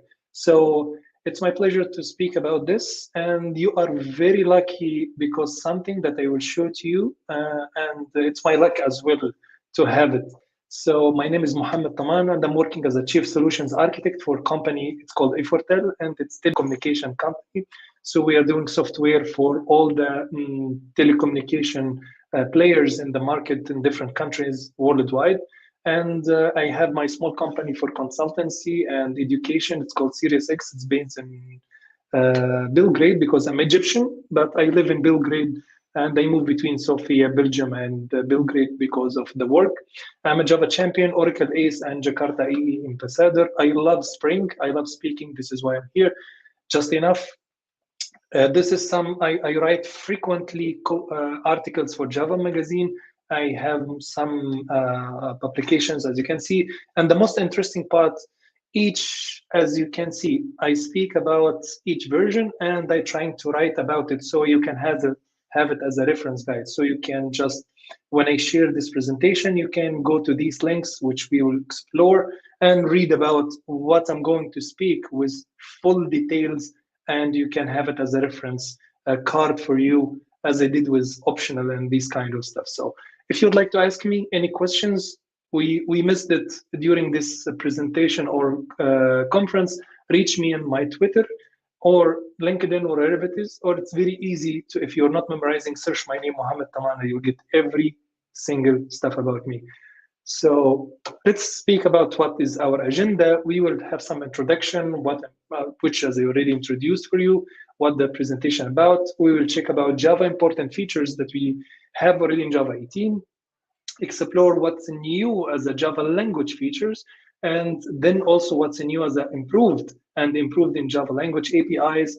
And definitely we start to remove a lot of stuff, so we have to know what we are removing to not use them, and or to plan to remove them from older code in order to make use of the new versions of Java. And finally, if there is some tools or enhancement about the GVM, definitely we will have, because we have a lot of enhancements. So let's dig deep and start.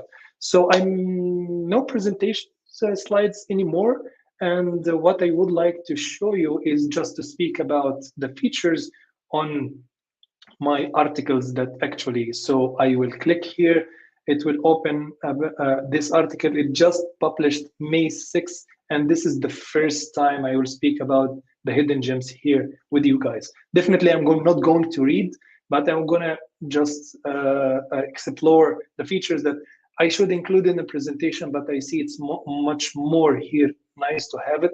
So definitely, because of the code I want to show you, I am just using Java 18, and this is the early access build that I use. But in order to work on this code, I use Java 18 and sometimes Java 17 to show you some bugs. Let's deep dive. So we have many JEPs, Java Enhancement Proposal, that everyone's speaking about. Those are the main, and there is a lot we are gonna see is not mentioned as the JEPs. So in this article, part of the article, which is not hidden gems actually, but there is more enhancement added, we would like to speak. So I will speak about Java Enhancement Proposal 400, 408, and definitely 413, 16, and 418. I'm not going to speak about incubators or preview features indeed, or finalization. This is some other part. So let's see what is the important thing that we get from Java 18, because amazingly, we have a lot of stuff to have above 17.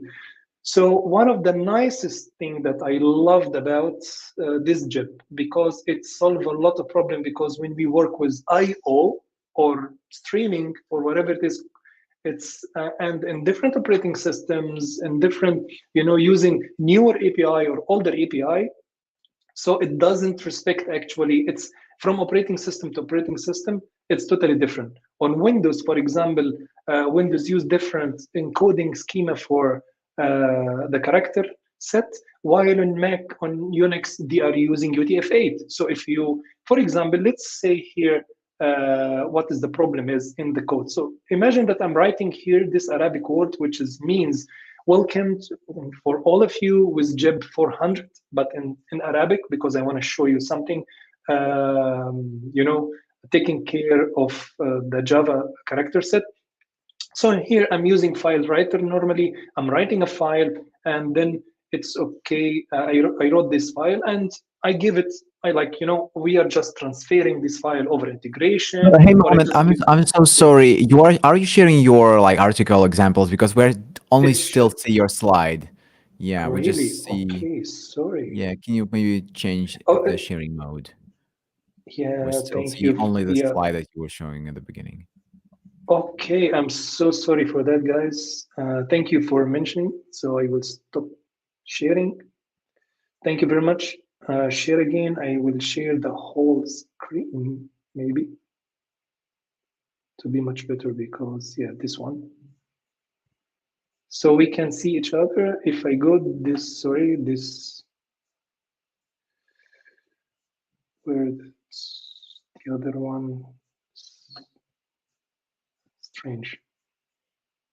Yeah. Just share your code. Yeah, can you see it? Yeah, I can see probably. Yeah. Okay, super. Because I just can you see it now? Oh well, I'm looking at your slides still, but just switch to your code. Mm-hmm. Okay, good. So if I just go here, can you see something different, or still the slide? Exactly. Yeah, I see the code snippets.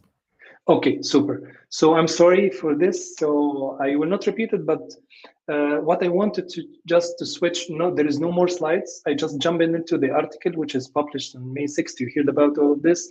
And here I'm going to speak about the new additions and features that we had in Java 18. For this part, in the other part, we're going to see the hidden really gems that we are going to speak about. So there is no talking about incubators. There is no talking about preview features or even finalizations, because we will speak about it. So I'm speaking here, I was speaking about UTF by default. What does it mean? Simply saying we should respect all the files written in one platform to be treated the same on different platforms. So this problem actually appears more and more when we are writing files on Unix, on Linux, or Mac, which respect the default encoding like UTF-8. And we would like to just transfer these files to some integrated system running on Windows. And Windows actually has different encoding set, which is Windows 1252 encoding.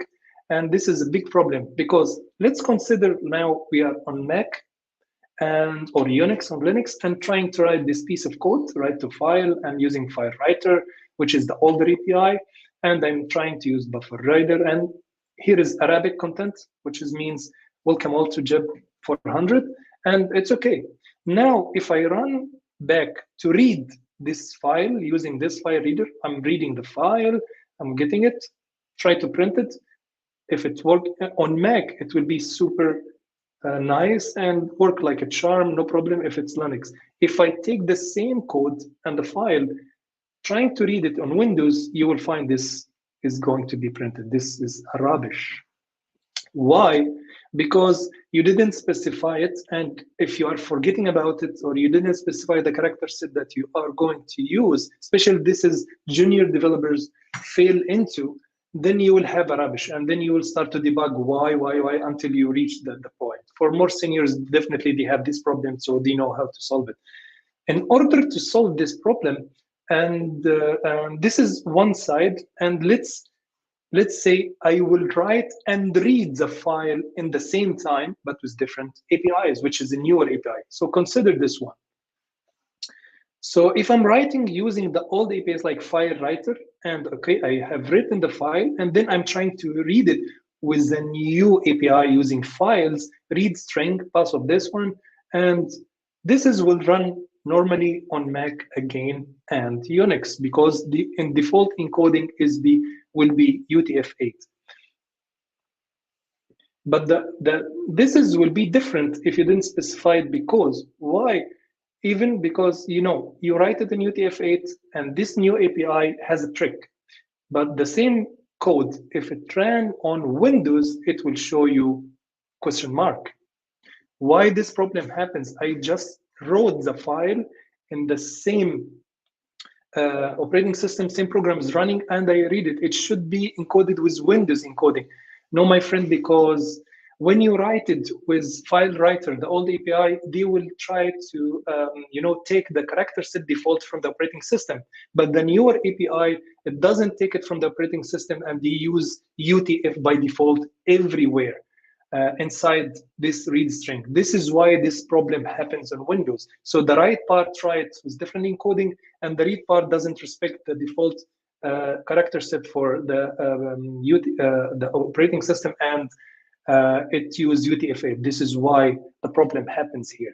So the solution here is to provide some general file encoding system property, and you have to respect. So imagine that, yes, I know the problem. I start to say, okay, when you write or read, provide the character set, and mistakenly I provided the wrong encoding, so this will override all these kind of character set even that I have setting, and it will print this.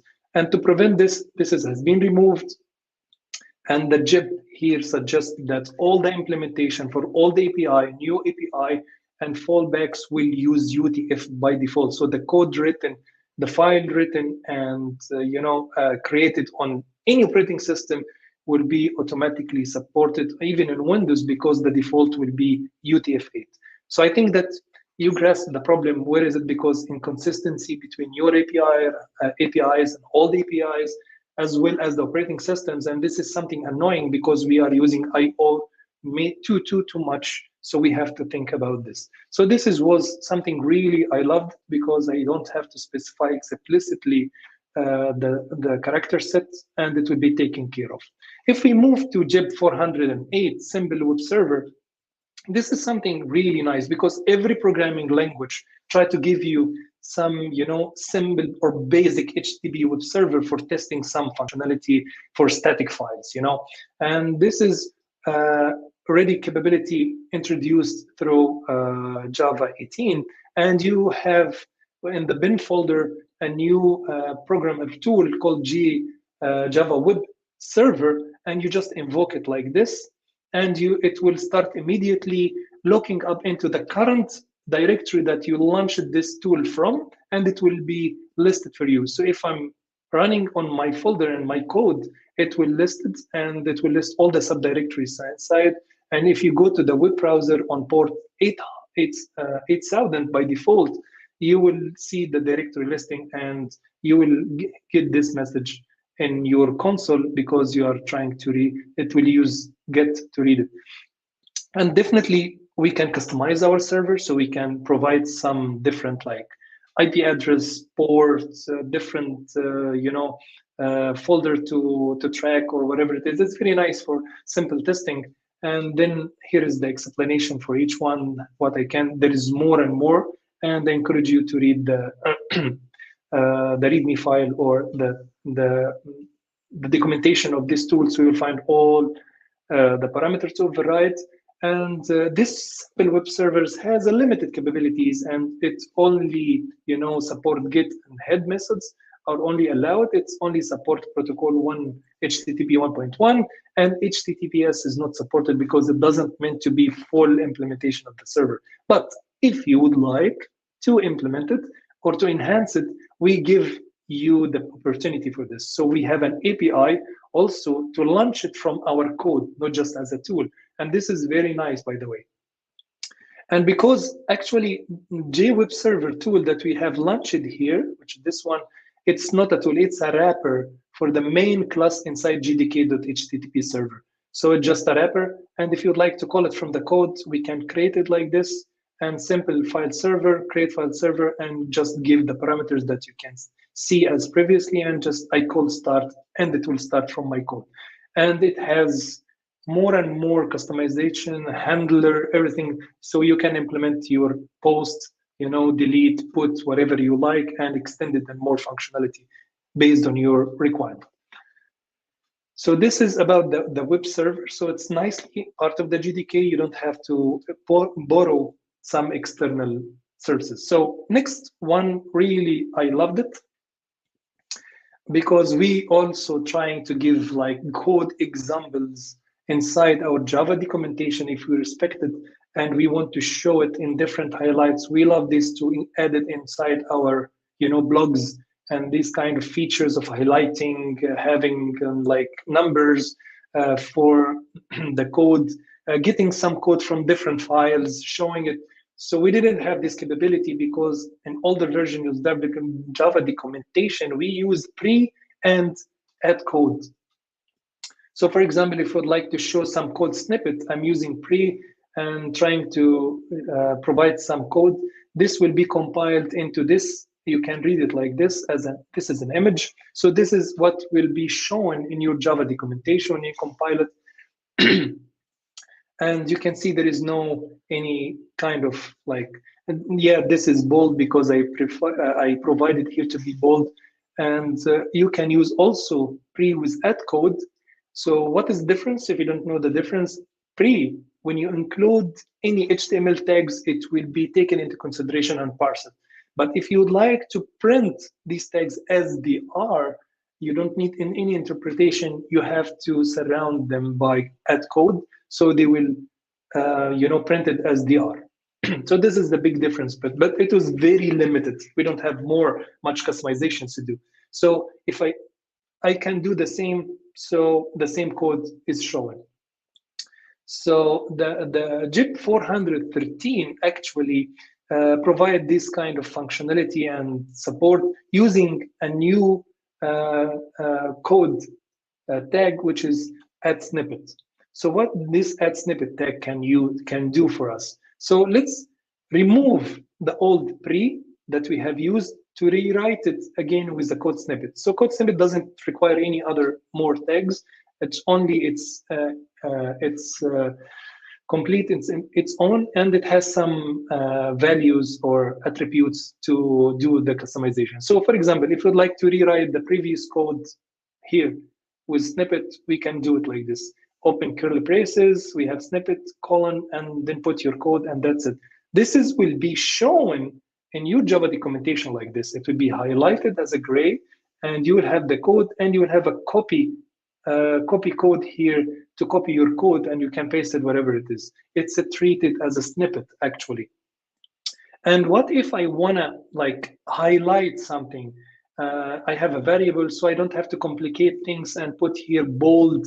And if I forget something, so I can highlight either with a static content or regular expression, whatever it is, you can read about it. So for example, I wanna highlight each line as a variable in this code to emphasize something. So I will do snippet, and they will come as a documentation inside.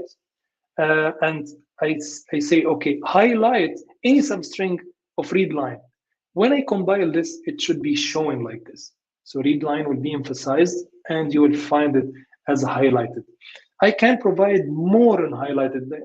The type bold, italic, has background color or something like this. Let's see something. So if I wanted to do highlight on any kind of the code, I put it after snippet, and I say, okay, please, any region with this regular expression, make it highlighted, not bold or italic. By default, it's bold. So it will pick up any line here, and it will make it highlighted. What is the output result? You can see it will be showing like this. All the line based on the regular expression will be highlighted like this with this color, and you can copy whatever it is. What if I would like to refer some external, documentation for some libraries or some others, so to get more about this function if I'm using it? So I just can use at link attribute with snippet, and for some substring inside my code, and just I provide the target like this. So it means inside Java documentation, look for the files, a new buffered reader, and make a link. And if we compile this code, it will be rendered like this. If you click this link, actually the blue one, it will open Java documentation, and you can read about the new buffered reader, either here or inside your code, even if you're generating, Java doc for your files. And you can include code snippet from inside, not to write it like this. I want to go inside my implementation and specify a region from start to end. I want to include it in my documentation. Yes, we can do this with different regions, but I didn't have it.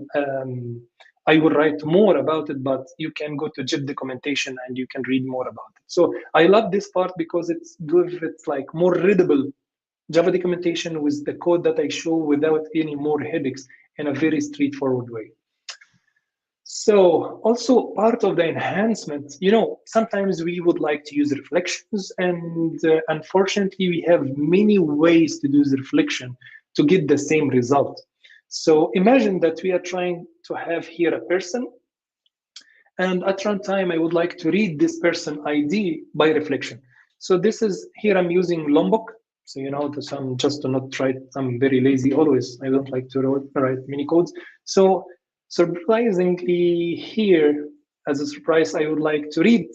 So I can do it with first reflection, cool reflection, can get the object that I have when I create it. I get the class, get the cleared field, set accessible, and then I return it. The same functionality, I can rewrite it with var handlers. So I can write it like this, var handler, I can private lookup inside the person, please using method handles.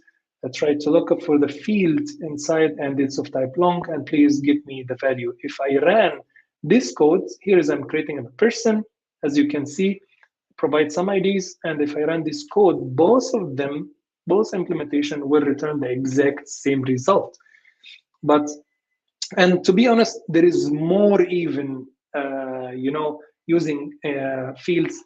There is one more implementation that we can use using native GVM methods, which is used by core reflections for implementation. So this is actually provide a lot of headache on the GDK guys to implement and maintain.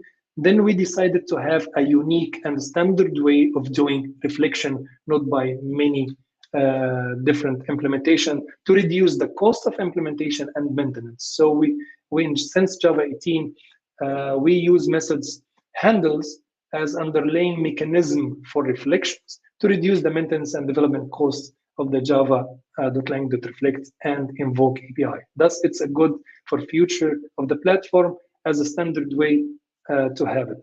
The final part here I would like to talk about also, there were poor implementation when it comes to internet address, because it relies always on the default implementation of the operating system. Then you are tied to the DNS and local host files. So you have to tweak your operating system in order to say, okay, if I'm testing something, I don't want to go as a DNS, I want to just loop back. So I have to go to the hosts file, I add some entries. So this is I feel it why I have to do many responsibilities in different places to change my code or something like this. And it was limited for some specific implementation this. And also it will not work with Project Loom because it was relying and blocking while the operating system should return the result, and to you in order to get this kind of resolution. So as the GDK team, we try to find, or they try to find actually a way to implement it and give you more flexibility to support new protocols, emerging protocols such as DNS over, quick UDP internet connections, which is QUIC, transport layer TLS over or HTTPS, because the old implementation doesn't support that. any more customization, give any framework or application more control over resolution, results, and to retrofit existing library, and more to work seamlessly with Project Loom, because the current internet address resolution operation blocks an OS calls, to be honest. So this is not good when we would like to switch to user mode virtual threading. So there is more. So how we resolve it? Just by providing SPI, service provider interface. You can implement it, and to show you the old implementation, if I would like to know all the hosts, the names, get all the by names and the address, internet addresses for blog.oracle.com, for example, and I run it, it will return for me by default all of these, because it's go to DNS. If it will look in hosts, it doesn't exist any mapping, I will look to DNS, and I have no control over this, or to have some specific old implementation that we're going to see. So how can I override to do it from in my own, on my testing or whatever it is? So it's very simple. The new implementation in Java 18 provide us SPI to extend, so my internet address resolver implement this new interface, and I want to say, okay, if you look to some specific files, return back the address to my local host and whatever it is. And then I would like to provide the provider itself, so the provider extend my address resolver, so the provider can pick up my implementation, and it return internet address resolver, which is my implementation, and I should have given a name. And then when I recall the previous code snippet, this one, now it will return for me the addresses as I have implemented. This is very good. And also one missing part, because whenever I implement, I have to register that in my meta-inf file as a services, this folder, and just put inside this entry a file named org.java, whatever it is, my implementation, and that's it. It will be picked up over the default one by default. So this was the most non-hidden, yes, but I wanted to share with you because it's very, very, very important. Let's get back to, a presentation, because we would like to see what is actually the hidden gems that we have for here. And let me open it. I would like just to make sure that you're seeing it. Anyone say yes? I can see this article rather than the presentation. Yeah, can you see it? Yes, okay, thank you. Let's continue. So using Java 18, this is like, let's speak about the preview feature. In Java 17, we are enhancing switch statements since Java 14. And for, the syntax, it will be a switch expression and the switch statement as well. We changed the syntax to be more robust, more, more clearer, and for development. But also we wanted to extend it with the pattern matching, so it works with sealed classes. It works with any kind of hierarchy, and in the favor of doing this, it was first previewed for pattern matching in Java 17, and we have here second preview. And actually the second preview for Java 18, it was mainly to fix one bug and enhance, to introduce one enhancement. So consider this code snippet. If I have to check about the integer object, if this object that I'm passing of type of integer or type of whatever it is, so we have such a case. What is the problem here? The problem here that we have something called dominance test enhancement. In Java 17, this code will throw an error. This case, and this error will be, this case label is dominated by preceding case. Yes, in line 5. So it will not be ever reachable to line 5, because whatever it's integer, it will be matched here, and this will not be reachable. You have two cases here, either to rearrange the case, or let's see more how we can specify as I did. So definitely this is more evident because the broader pattern here, as I told you on line 4, will take dominance on line 5. So this is unreachable and Java 17 will complain and we have to, rearrange it. If we rearrange it using guarded pattern in this way, and we introduce one more case like static case, like case 7, I would like if this object of equal to 7, do something. But here the case is the number, it's of type, it's an integer casted to number. And if this number value greater than 6 at line 4 here, definitely will take precedence as well. So even though the object equal to constant, if I pass the object C7, the case integer here, this will take precedence. It will never go to case 7. So this is precedence problem. And when I try to run it on Java 17, it will run, it will not complain, even we will not be able to reach this, but this is useless, it's a bug and it cannot. If you take this code, run it on Java 18, it will throw this exception. Case 7 is not reachable anymore, so it's a preceding because, the code at line 4 preceding this. So this code is running on Java 17, and it will not take care of this because this, now proceeding, taking the case because it covered this case, but it will never reach 7 if it's exactly 7. But in Java 18, this enhancement has been introduced to compile and complain about this case. Another case is exhaustion analysis for sealed types. I borrowed this code from the JEP 420, so it's a bug that has been fixed. Imagine that you have a sealed interface like this, I of t, and it's should be only implemented by A and B, and class A of type whatever it is, and implement I of string, and B implement whatever you like of type I, whatever you like.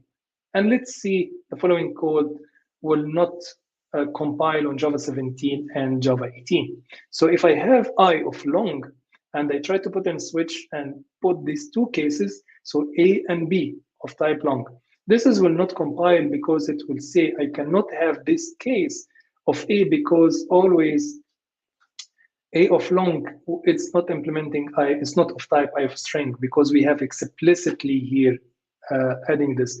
And as you can see, the incompatible types I of long cannot be converted to A of string. And it is obvious. And both Java version recognize I of long cannot. This is very nice. Both of them recognize, but if you removed it, let's remove this line to be like this, because the B is the correct case. If you compile this part with Java 17, you will get this problem. The switch statement does not cover all possible input value because it will expect also that you have to implement, also the permitted case for class A, which is not covered. So you have to define a default value, a default statement to cover this, but this is a bug because as a pattern, it's not of the type. It's A of long is not case here because it doesn't, it cannot be converted to string. It's explicitly string, so it's not case. In Java 18, this has been fixed, and it will be work normally if we have just the switch case. So those are the main enhancement and fixes happen for pattern matching. And by the way, in Java 19, we will have the third feature preview to include more test capability using when as a new keyword and with guarded parameters. So let's move to the vector API. Vector API has been incubated since Java 16, and then second incubator in 17, and third incubator, it's just introducing some enhancement. As if you don't know about vector API, it just provides you a new API to work with mathematical vector computation and mapping to modern single instruction multiple dataset architecture based.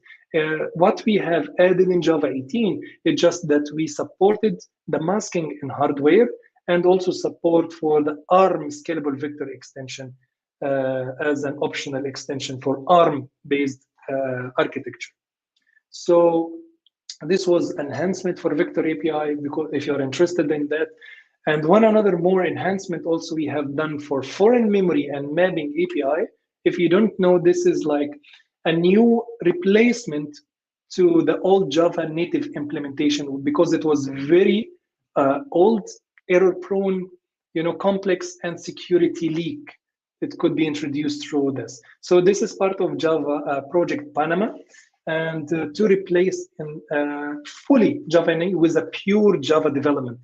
And the main functionality of this, to talk to native APIs in a pure Java and more secure way, and also to speak about native memory outside the JVM in order to, to have, and this is very efficient and has been done already by many implementation in the big data, paradigm. And because, big data, you need a lot of memory inside to read files, mapping file up to 3 gig or something, or teras inside, but you don't want your application to have all of this memory and to invest just when you read it. So you can read it in the operating system, and you can speak to those foreign memory out of your JVM or heap, and map and copy data between them and between the processes, and then you can manage it. And your application is still working in your defined like 2-3 gigabyte memory, and you don't have to invest, and you just extend when the need for the infrastructure if you are working in cloud. So it's very, very beneficial for our future work. What happened to these new garbage collectors that has been out there since long time? Actually, there is a new enhancement.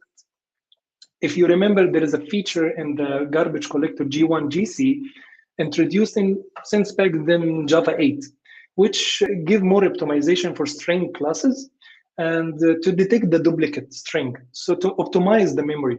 What does it mean, duplicate string? So if we have the same string represented by the byte code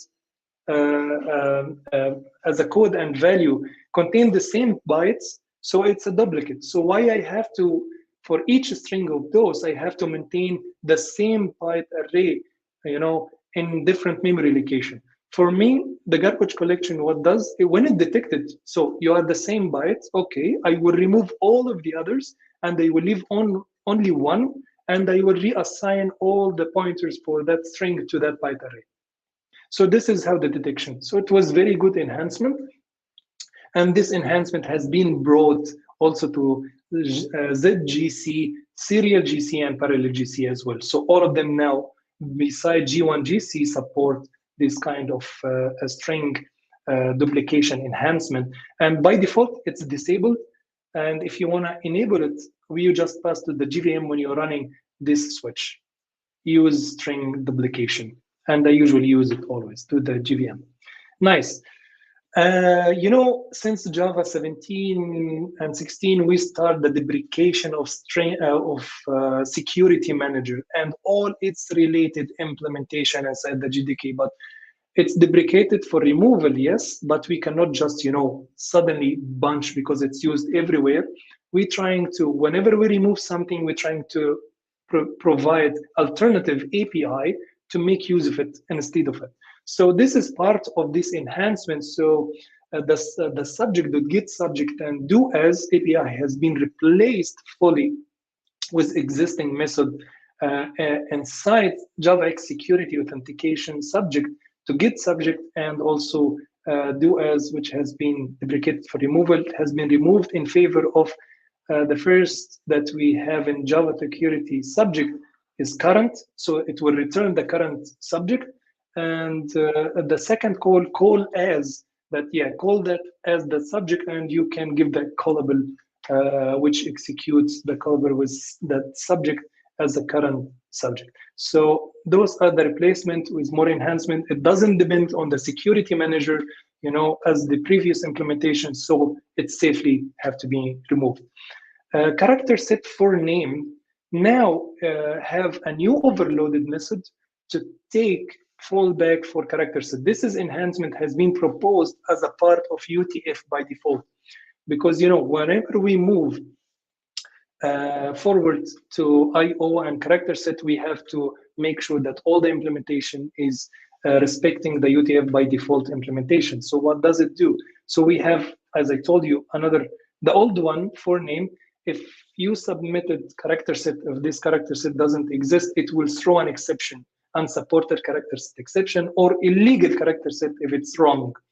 and you have to, to have a try catch always when you try to call this method. So we provided overloaded method for name, but with a fallback. So if this method doesn't find or have a problem with the character set, just it will use the fallback character set that you have provided without throwing an exception. So, and this is part which, as I told you, introduced in the favor of the specification for UTF by default. This is another, as you can see, we always try to enhance the memory, the GVM, the footprint of the object. There is a lot of hidden things that you have to know about it, and small tweaks that will bring you a lot of performance in ahead, but it's not revealed. So we have to dig deep to, mine all the gems to show it to you guys. So G1 heap regions, because G1 is the default GC for the all the Java editions, GVMs. So we have to enhance it. So we have something called region, and this region where you with the GVM try when we create an object, we're trying to store Mohamed? it in the heap. Yep. I'm sorry, friend, but our time is at the end.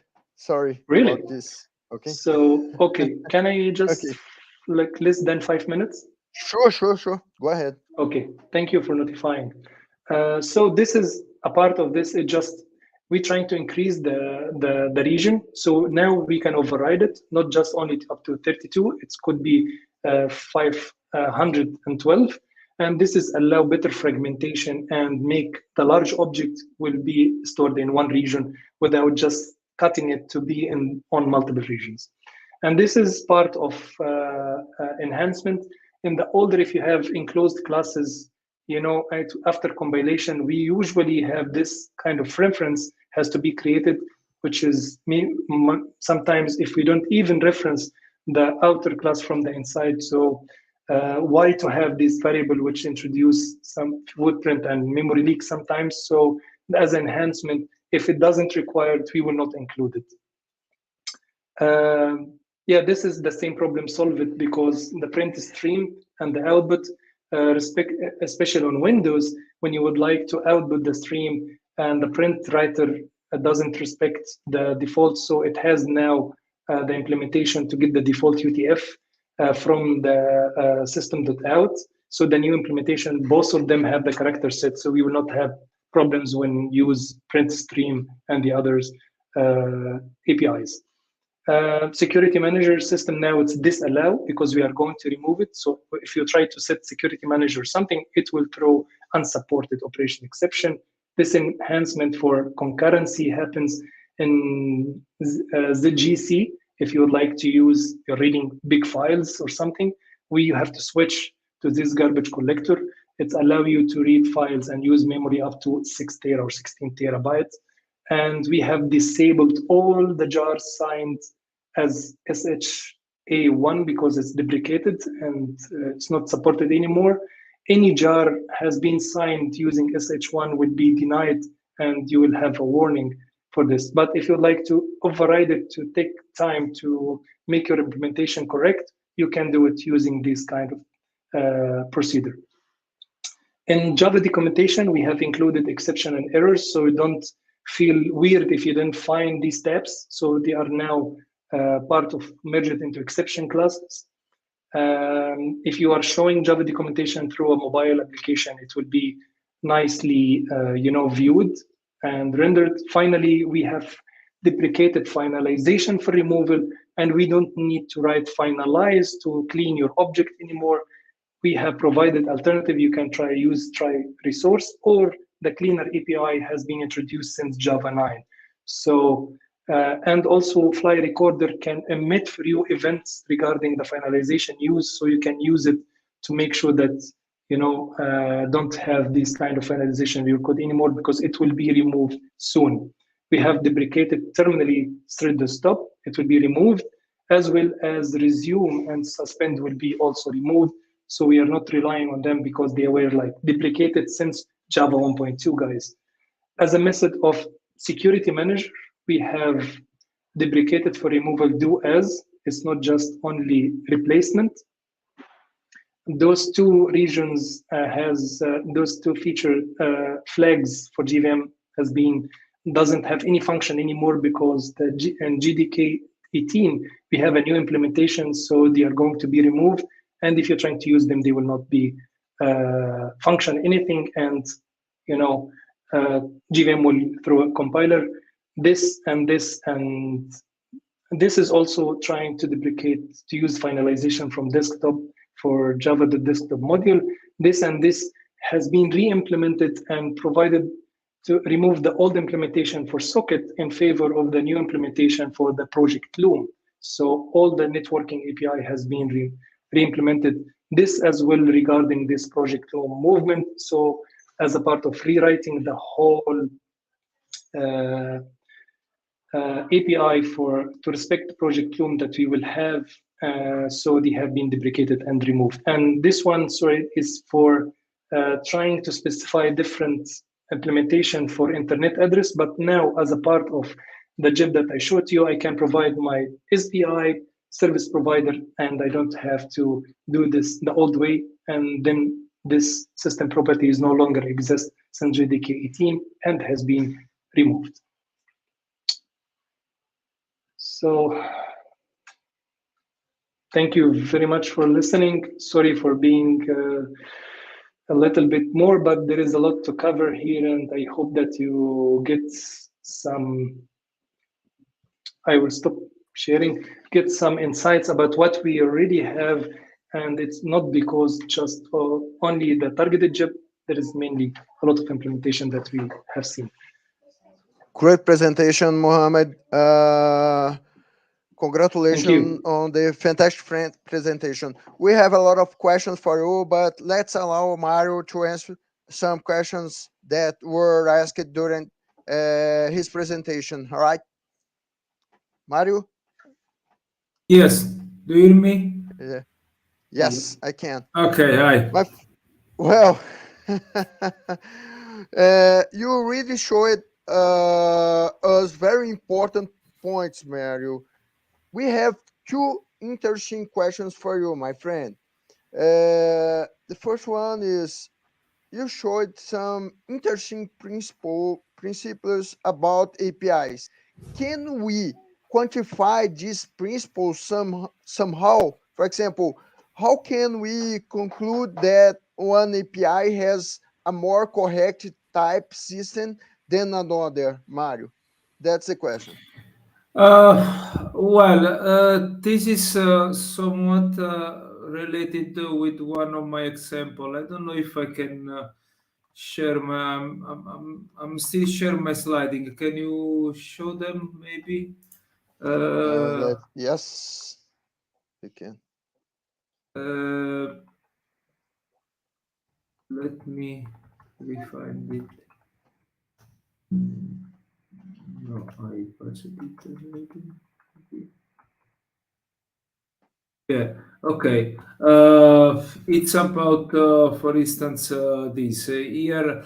I call this anti-pattern. To me, is an anti-pattern now primitive obsession, meaning that you are not really using, you are not correctly put your domain model into the type system. You are just using the basic Java collection like maps and lists, but you are not really modeling with the type system your domain again. So instead of doing this map of list, you use the type system to say, okay, I have an employee registry, and then from this employee registry I can get the phone book, and from the phone book I can get all the contacts for a given employee. So this is a very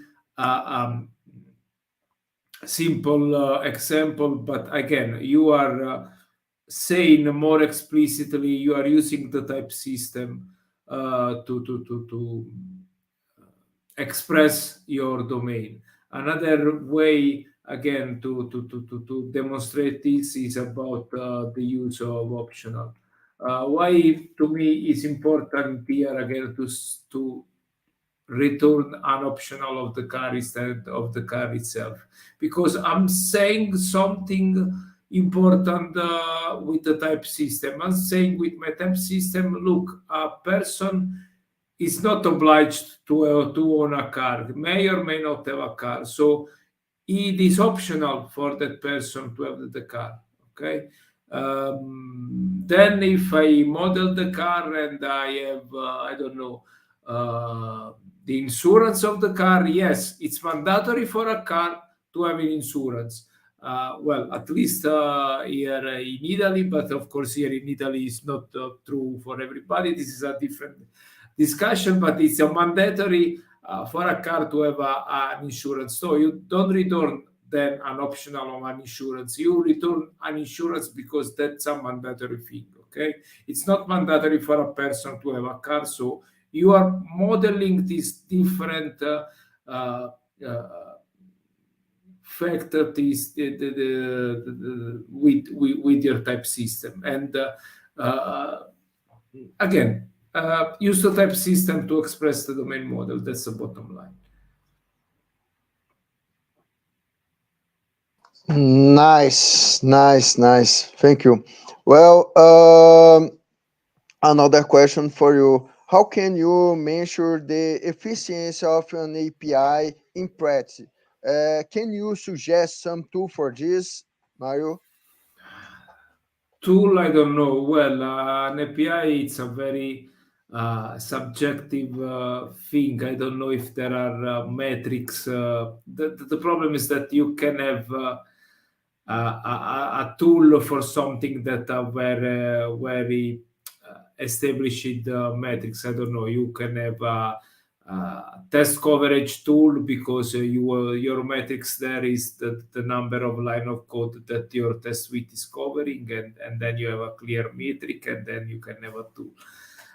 For what regards an API, it's more a matter of test is again of probably what could be a good API for me could not be for many other. I mean, I said that this talk was strongly opinionated and just based on my experience, and people may have different opinions, and yeah, you cannot really measure this stuff. But to this, my suggestion is still this one. I mean, if you don't like that, there is no automatic tool, but use your judgment and practice dog feeding. I said, I mean, write a lot of unit tests against your API. You need them anyway.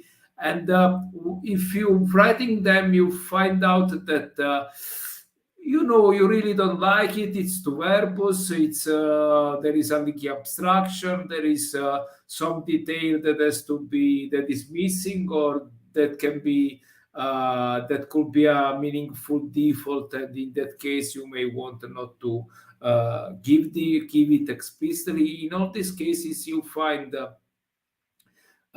small defect flows to in your API that you may want to fix. So the only really suggestion that I can give is use your API, and if you don't like it, it's very unlikely that your user will like it. So yeah. Okay. Well, that's all, my friend. Thank you so much for today's show. And Thanks. Elder, please, my friend, join us. It's a pleasure to have you here with us, because we have a lot of questions for Mohamed too. So please help me here, my friend. I will add you Hey here. everyone. Hi Mario, hi Elden. Hi, Elder. Hey Mario, hey Hi. Mohamed, Leo, Hi, good to see Elder. you, my friends. Pleasure. Yes, good to see you. Well, yeah, it's your show time, my friend. Good Okay, to so see you. good to see you too, man. Well, I'm starting moderating right now, starting from now until my own talk that Mary will help us here. So, Mohamed, Mario, let me see if we have questions. If not, we have as well. But I don't see here on the chat. Let me check here. Okay, first, before we start, where people who, whatever you are on the chat right now, please send questions to Mario, to Mohamed, so we can discuss. But I think that we can start from this one. Well, we are on the junior track here, so we have a lot of people here maybe getting started with Java, getting starting as developers. So I would like to ask you guys, why learning Java today? Why learning Java on these days? Java is not dying. Java is not an old stuff. Yes, exactly. Java is not an old stuff. I have this question like yesterday I had a conversation with my colleague and he told me 2 years ago I heard the people were screaming Scala will take the market and the Kotlin start proceeding.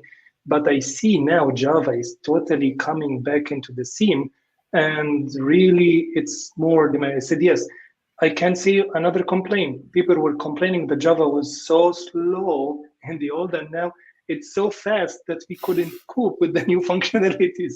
And this is how the norm, but why to learn Java? Java is the main programming language for the GVM. And Java is not about, or Sun or Oracle now, it's not about, the language. Java is the language. It's really one of the nice languages, in my opinion, that I used and I'm still using and trying to cope, but everything is about the GVM. So the language is your choice. But if you'd like to learn about the GVM, if you're writing Kotlin, you find the preferences for that, or you write different language, it doesn't matter, but you have to learn about the GVM very good in order to customize your language.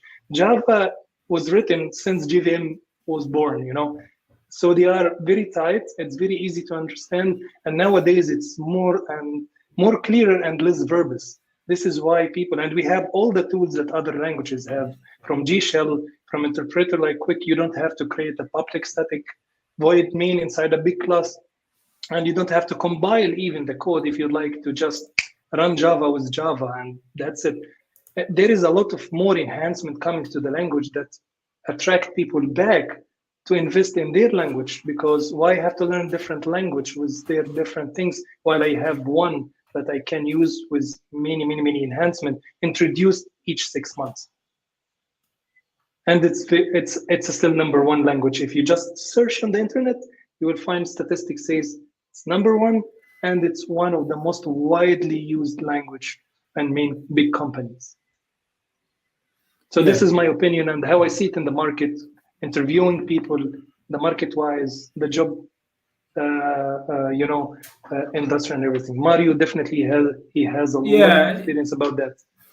Yeah, your presentation, Mohamed, demonstrated that Java is a very well alive language. There are lots of new features added every 6 months, every release. So it's fastly evolving, and I see the paradox as well that people complained before that it was too slow. Now it is too fast.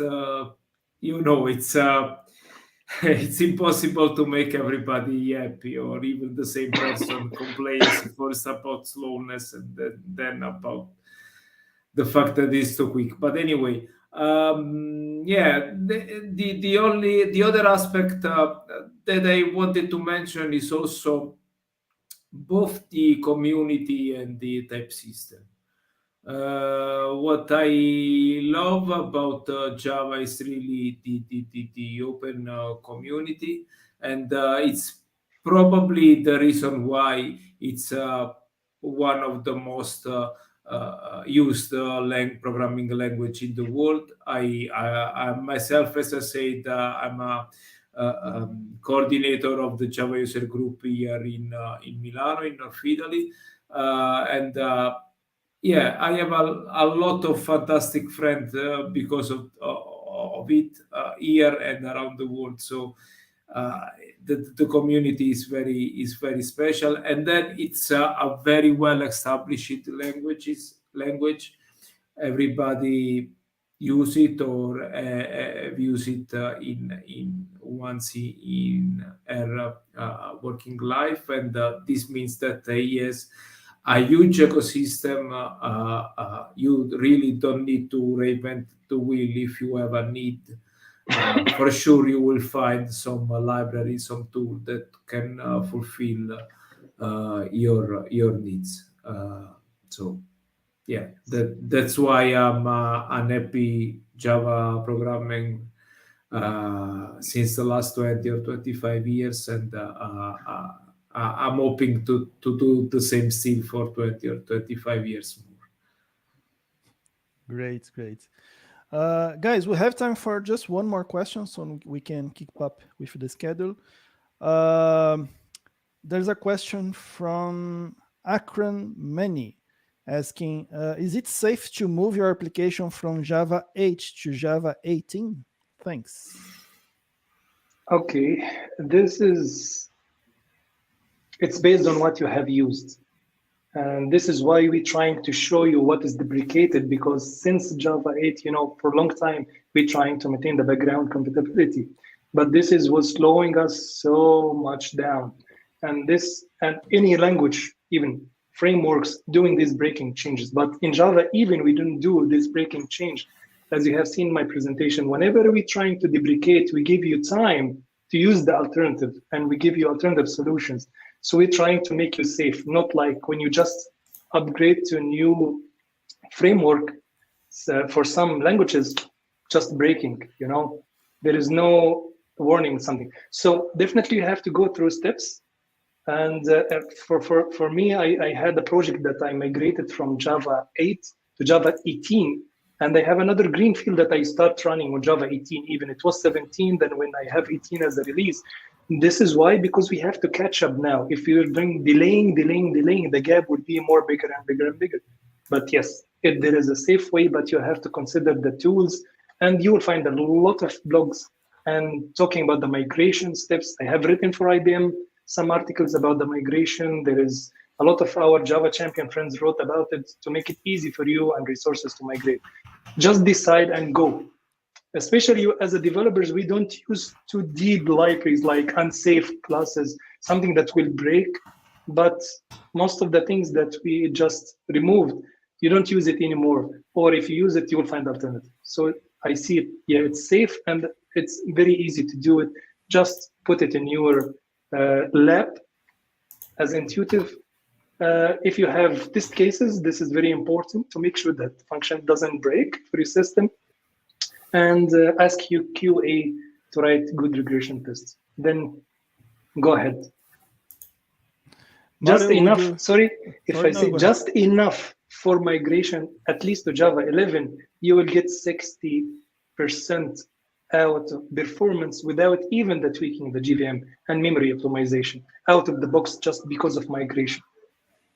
So sorry for interrupting you, Mario, but I just wanted to add this note because it's very important. No, didn't interrupt, and yeah, you probably are much more knowledgeable than me on this topic. My personal experience, well, from 8 to 18 is quite a log jump, and I wonder why you are missing the latest of 8 years of Java, because Java 18.8 is went out in 2014, so probably the bottom line, the suggestion here is do this more often and in smaller leap. For me, my personal experience is that probably there are not really big incompatibilities in general. Probably the most disruptive one, if we can say, this has been the introduction of JPMS of the module system in Java 9. Probably that's the thing that could bring a few more problems, but still very, very limited, because then you have the automatic module generation if you are not using module yet. So something very relatively easily to work around and fix. That's my experience. But generally, if you have this, you have to do it in steps. Like take the step to migrate to Java 11 as a LTS. This is very important. So you still have support. And from 11 to upward, it will be much easier. But the jump to 18, as Mario has been saying, it's a big jump, and you'll find a lot of changes and deprecation. And then move to Java 11, and then check the relaxation of the API. Java modules, it exists there if you want to have it. If you don't want, we still have the class pass, so there is no problems.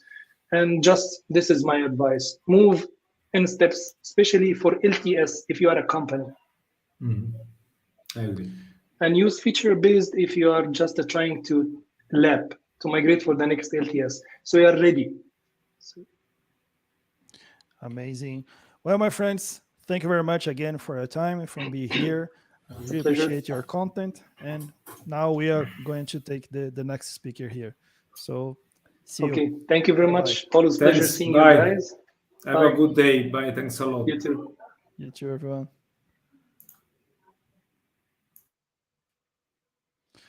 Okay, guys, so let me bring here our next speaker. Where are the button? Oh, the button is here. So it's Ko Turk. That's it. Oh, you are on mute. Yeah, sorry. That's the most hit, right? You're mute. Sorry. No worries. It's Ko Turk. That's it. Yeah, Ko Turk. Yeah. Oh, yeah. Right. Just so, easy. Yeah. So Ko right now will talk about event streaming applications with Kafka Streams, Spring Kafka and Actuator. So please, man, the stage is yours. Have a great talk. Yeah, thank you very much. Thank you. I will first do this one. Should work. Yeah, nice. Yeah, a big warning. This meeting will contain some live coding, so everything could potentially go wrong. Yeah, you will learn how to create a payment application with Apache Kafka Streams and Actuator. But before, we're going back to some of our worst nightmares of the 90s. Oh, that's the wrong one, of course. The story. It was a nightmare. It was a nightmare in the 90s. Running applications on different machines that talk to each other was really a problem, especially if it has different hardware, operated systems. Programmers either use sockets and wrote entire protocol stack themselves, or their programs didn't communicate at all to other servers. But wait, there was something new. Corba to talk to other servers. First it was only C, and later it was also there for Java, 1998. It's a long time ago. Yeah, in a nutshell, we're not going to talk about Corba, of course, thank God. And yeah, in a nutshell, it's sending messages to broker, having a contract, and it will proxy it to a server. But you can imagine that, yeah, it's time consuming if you look at network latency, but also if you want to change the contract. It was really difficult because, yeah, you need to go to different departments and then, wow, no, please no. This one, so then, possible. So, and then we had SOAP. Going public when there was a solo Eclipse in the Netherlands. Yeah, it was easier to use, but again, you needed contracts between client and server. It's strict. It's XML, so it was a more easier to do already, but it's using more bandwidth. And XML was complex if you compare it to JSON and that kind of things. And yeah, you don't want it also, but yeah, we still use it with legacy systems, right? It's proven, it's good, but yeah, it's not, yeah, it's a lot of bandwidth, what is said, it can be complex, a lot of restrictions. And then we had something that's called REST. It's not a protocol like SOAP, it's an architecture. And yeah, like you know, it's based on post, put, patch, delete. And yeah, the reason that REST is used more is that it's less complex. It was easy to use. And yeah, parsing JSON is less memory intensive than XML. So yeah, it was also there for 2000, 2004. Yeah, but I will quickly come on because we are talking about Kafka, right? Yeah, but it's also slow if you compare it to asynchronous. So let's go for asynchronous with Apache Kafka. So yeah, welcome, event streaming application with Kafka Streams, Spring Kafka and Actuator. My name is Ko Turk and I work for a small consultancy company called Bluefire IT.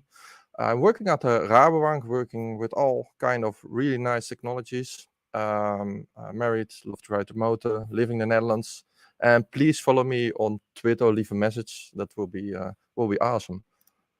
So the key takeaways of today, what do you will learn? We will set up a cluster, an easy one. We create a consumer and producer. And at last, we create a streams application. And we try, if we have some time, with proper monitoring. But otherwise, I have a link for you. And all with Apache Kafka. But first, why? Why do we need event streaming? So you have three kind of communication styles. You have request driven. It's like more the painting on the wall. It's very frightened and you can watch it, but when the request is over, you go to the next painting. You can see it going to a museum and going to the next one, to the next one, to the next one. And that's it, request driven. It can also be time-based. On a certain time, 12 o'clock, a cron tab is executed or processed and something happened. That's time-driven. And you can see it like event-driven. And that's that spider crawling on the table. And that's more an event, but it's not one spider. It can be 100 spiders. So you're really frightened. You need to do something, but we can do it this easily with Kafka. So hang on. We want something fast. We want something less complex. We want something less fault tolerant, like yeah, if it's burning, you want to fail fast, and yeah, another petition needs to handle your other processes. So we want to be all the time online, so that our messages can be processed, like a payment application. You don't want that payments are lost, for example. You want to be fault tolerant, no exceptions or that kind of things. And we want something that can be replayed, like for example, if there's a payment or a transaction, maybe because of an exception, you want to replay it. That's possible. You just set the offset back. That's a different sport, by the way. For that, we have Kafka. So yeah, what is Kafka? It's a producer-consumer mechanism where we can send messages. It has all kind of libraries, Java, .NET, Python, and many more. It will save messages based on retention time, works with sequence to remember where it was. That's a big difference. So if there's a exception, you can go back. And if we look to the evil bunny, RabbitMQ, it's different, and both are really good, but with different purposes. Like Kafka is more for RabbitMQ is publish subscribe, where we work with Kafka with consumers and producers. RabbitMQ through JMS, right? It's fire and forget. Kafka remember its sequence, and you can imagine if it's if you don't matter about sequence and that kind of things, or you can also use RabbitMQ, but also use Kafka, especially if you work with sensitive data, like it cannot be deleted somehow, it needs to be there. If you do something wrong, you want to reprocess it, use Kafka. There are three flavors: basic Apache Kafka, the Streams API, and Kafka Connect. And like you see here, Kafka Connect connects a database, for example, to your service bus to sync it and source it. We have a basic one, a produce and a consumer. And built on that, we have Kafka Streams. And it's more powerful and more expressive than plain clients. If a it is really handy to use Kafka Streams because you have a DSL, so you can map it and that kind of things, and you can handle big data in batches. So it's also faster. So that's pretty cool. So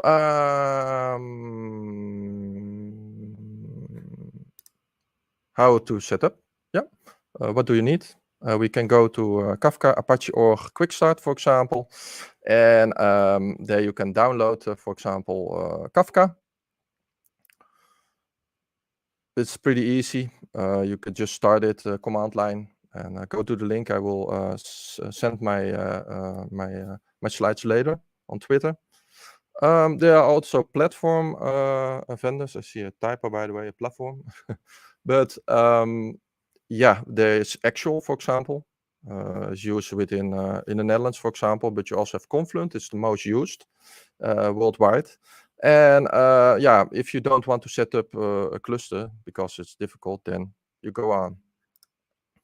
So let's eat some code now. This is too fast. Oh yeah, I already set up my cluster. So I started it. There's a Docker image here within here. I will set it also, by the way, on presenter mode, so you can see it maybe better. Also take this one. So what do you need to talk with the Kafka bus?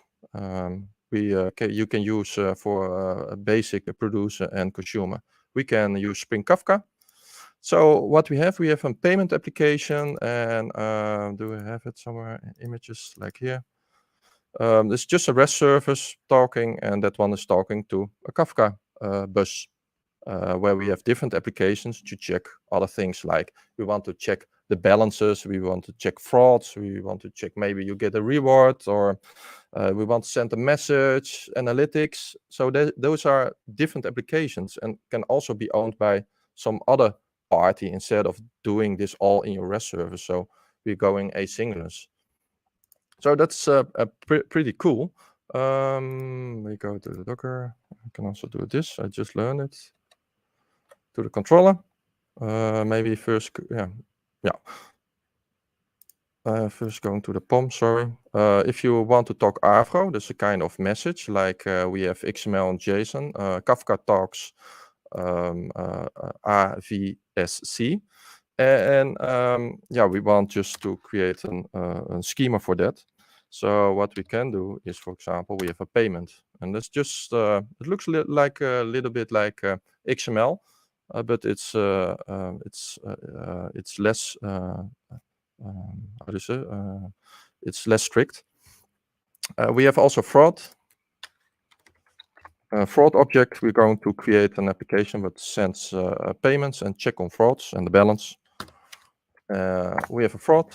So I also created, and then you just do a Maven clean package, for example, and then it will generate generated sources, classes. It will generate your records, just like it does with XML, for example.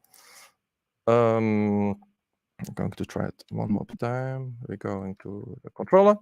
So we have a controller where we process payments. So we will create a payment. For example, create a payment, this one.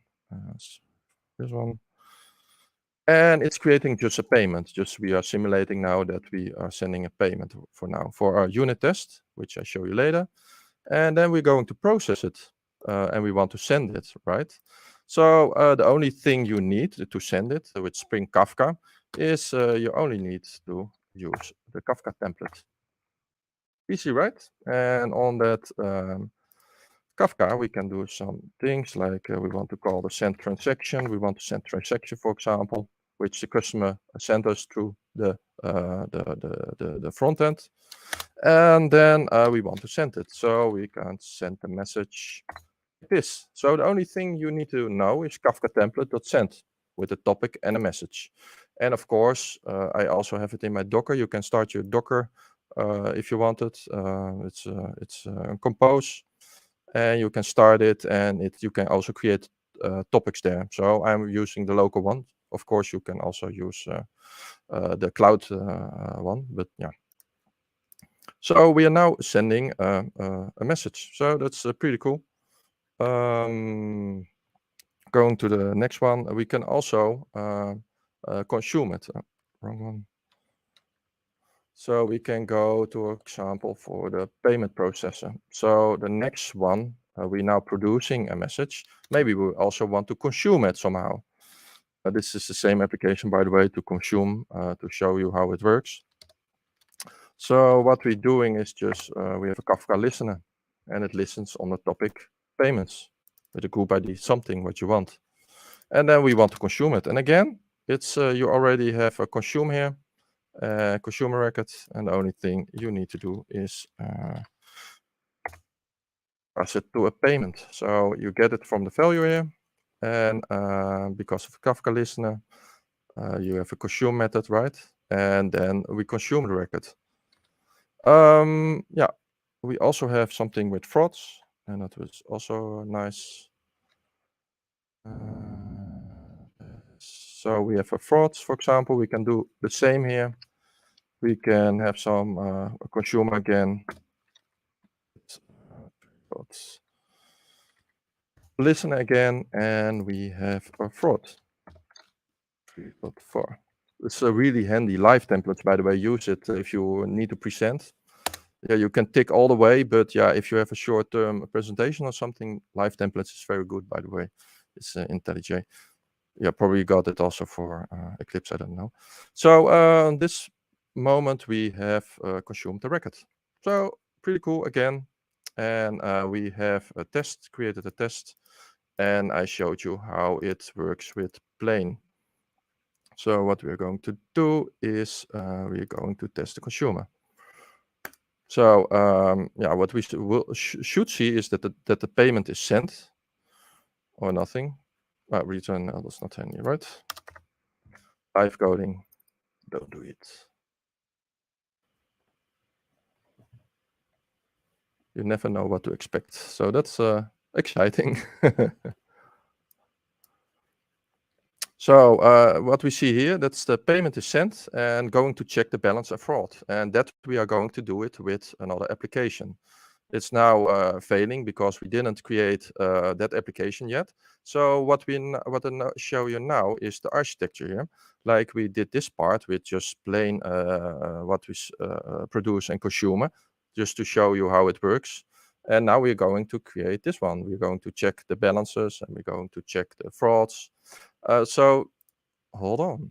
We are going to create or I created some already, just the basics already. What is handy is just to have the POM, and in that POM you have the Kafka Streams you need, and you can of course you can use something with Spring Kafka Test to test, for example, your JUnit test. You can also use Kafka, so it has an in cluster memory Kafka instance. So that's pretty nice. Then you don't need to set up a cluster or something. So where are we? Yeah, we have a stream, a topology. Kafka Streams work with topologies. A topology is a set of streams, nodes, and that handles and does something. Like we have a bean with stream, and this handles all the payments. And I also created a bean which handles the fraud stream. But this can be also another application on another department or something, because they listen to the same topic or another topic, what you want.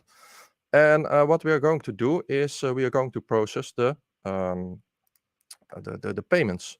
So we are going to create a stream of payments, and we're going to check the balances. So the first thing we need to know is we are going to create a stream payments. And we are going to do something with the streams. So what we want to do is, for example, we want to peek it, like we want just this one. We want to peek the payment stream, and then we can print it. Of course, you need to log.debug. And the most important thing, don't forget it, build something with metrics in it. How you do it, you can do it all kind of ways, but think about it. Logging is not the only thing you need to think of, but you also need to think of metrics to have it in your dashboard, like Grafana, SignalFX or whatever. And that's so powerful because, yeah, you can see if something happens with your streams application with big data where millions of transactions of payments are going in, you need to know what's happening, right? And instantly. So yeah, you can use Micronaut for that, for example. You can also use other things, but what do we want to know? we want, for example, we want to filter on the balance and amount. We want to filter. It's just simple, just to demonstrate you. We have a balance and we have an amount, and the balance needs to be more than the amount. Of course, you need to have security and that kind of things you need to think of, but this is how it works. And yeah, we can map it to our own object. So if the balance check is okay, for example, we can do a fraud check. So that's why I'm creating an object called fraud and give it an IBAN or other things what you want. And we have something like peak again. We want the balance is okay. Next step is to do the fraud check, or yeah, that's the peak. It's also very handy if you just want to log something. And again, don't use system out print line. And then you can send it to a topic like what was it? Fraud. So at this moment we created a stream with payments, and we do something with it. So yeah, the next step is to check the frauds. So I can show you, for example, the basic things like source main test. What was it? I created in the other application. I created a test. We'll do it later, and of course we need to return it, otherwise it will not work. 4.9, and I does not join. I want to return it. Yeah, okay, just do it like this. Return payment case stream. So we returned it now. So yeah, we created our first streaming application here. Yeah, just to demonstrate, I also create something like a fraud case stream, like in the topology where we define it. I've also set a reference here with the builder. So again, we need streams builder to build some things. Like again, we are going to build stream fraud. We want to have 5.2. We want to pick it again. We're going to check it. We want to filter the IBAN. So we want to filter a certain IBAN because it's blacklisted somehow, or just again a crazy example. We're going to filter on this IBAN, and if it's equals, then we're going to go on, because then possibly it's a fraud. And we're going to map it again to a fraud object. It was already a fraud object, but you can make it something else. We're going to peek it again. We got a fraud, don't process it. And the nice thing here is that you can also split it. You can, if it's a fraud, you can do multiple things. So you can split it, just like blackjack. I want to split it. I will just split it in multiple branches. And how do you branch it? First split, and then you can choose for branch.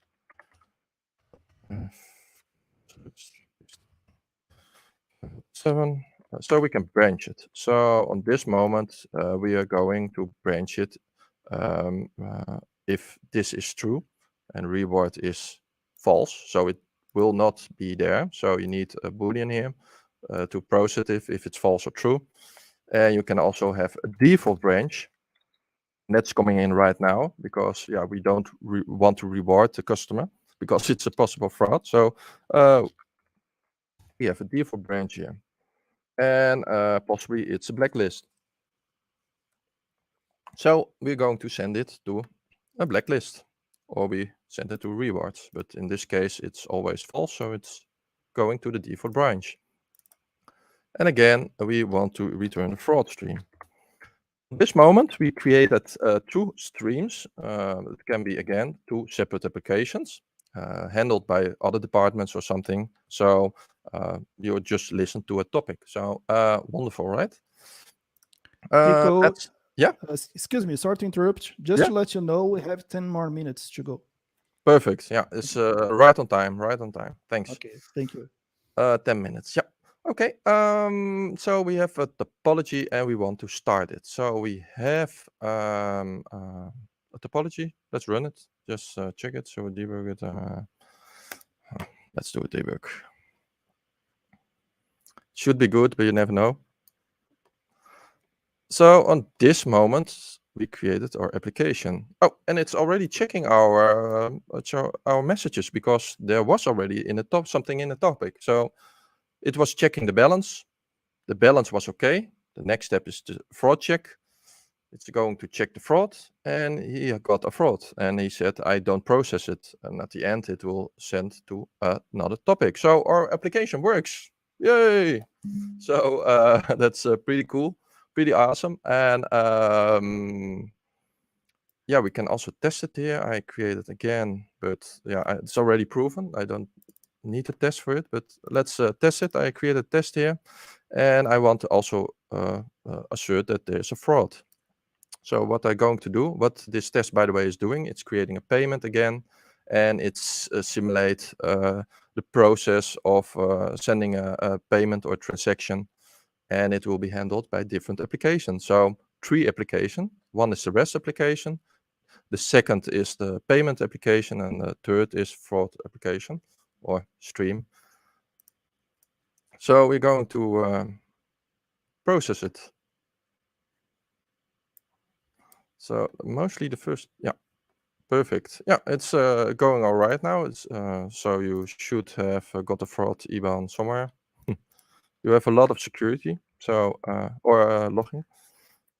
So yeah, our test also passed. So awesome, right? The last thing I want to show you is this, and it's also pretty nice. Is in the streaming API, you can also create your own topology test. So you don't need the whole Kafka instance or cloud instance. You don't need it, because now I'm using the embedded version, like the Docker container. You can start it, but you can also just do it in memory. Yeah, you can do it with one of them is test containers you can also use, or you can use this variant, is the topology test driver, and this one is of Apache Kafka itself. So yeah, I can show you again, but you can also check it out on my GitHub, by the way. I will send you the link in a few minutes. And what does it do? Yeah, it's sending something to a topic. So you need to say, hey, I have a topic here and a fraud topic here. And it has an AFRO, like the AFRO message payment. So you need to say, hey, you need to serialize and deserialize it. Otherwise, it cannot process it. Otherwise, it can only process strings and that kind of things. And again, we have a unit test. I didn't test it for a while, so I don't know if it's passing, but let's see. Yeah, it's yeah. So like you see, it doesn't use the embedded version, and it's really quick. So we did a test, an integration test in JUnit, or what is it? Yeah, JUnit. So pretty nice again. What I said about metrics, yeah, I wanted to show you some more, but because of the time, I was already thinking of that. Sorry about that, but there is a nice a tutorial presented by me, and it's also nice, and it says something about the metrics, and that you should think of metrics instead of only logging. The key takeaways: what we said, we need a cluster. You can do it local, like the topology driver. You can do it just in your embedded server on your own machine, or a machine on the network, or you can just go to the cloud, like a Confluent or an Actual. We created a consumer producer, a Kafka template to send it, and the consumer for the Kafka listener. So that's the basic again. And we created the Streams application with dependency Kafka Streams. And yeah, a lot is possible. Yeah, I didn't mention something with joining. I want to show you something, and it's pretty cool, by the way. If I have some a few minutes, and I just want to show it. So here you can also visualize it, like you have a topology. It's a really neat application. It's here. I will also send it. Oh, this is the test. It's not handy. I just change the full screen to something else. I don't want the full screen.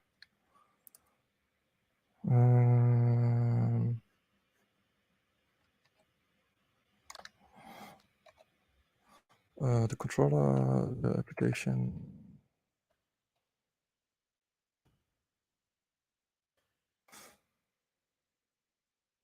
Just want to stop. Oh, this one. It's wrong one. And what I wanted to show you is just the application, the topology. This is the topology, and we just want to restart it and stop and rerun. Yeah, if you print the topology description, like here, and that's the last thing before we're closing.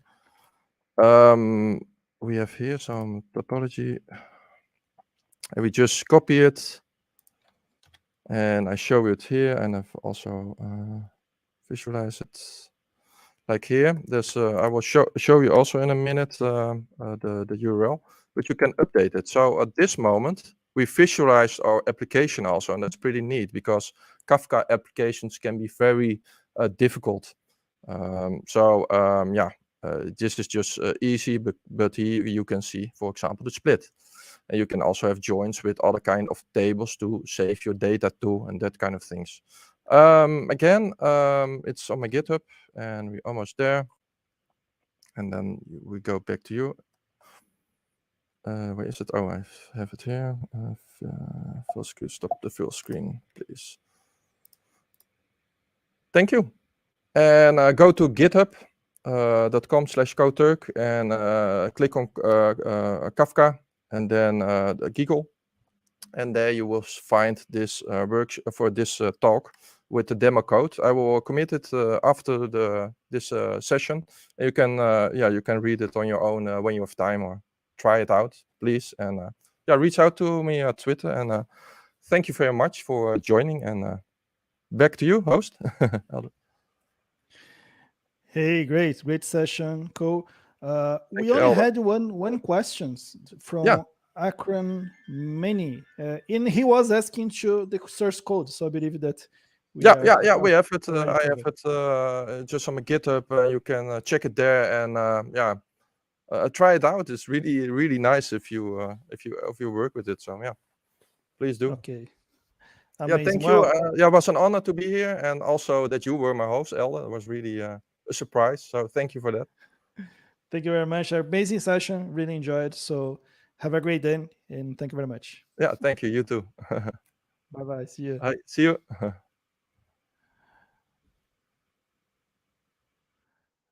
All right, guys. So let me bring our next speaker.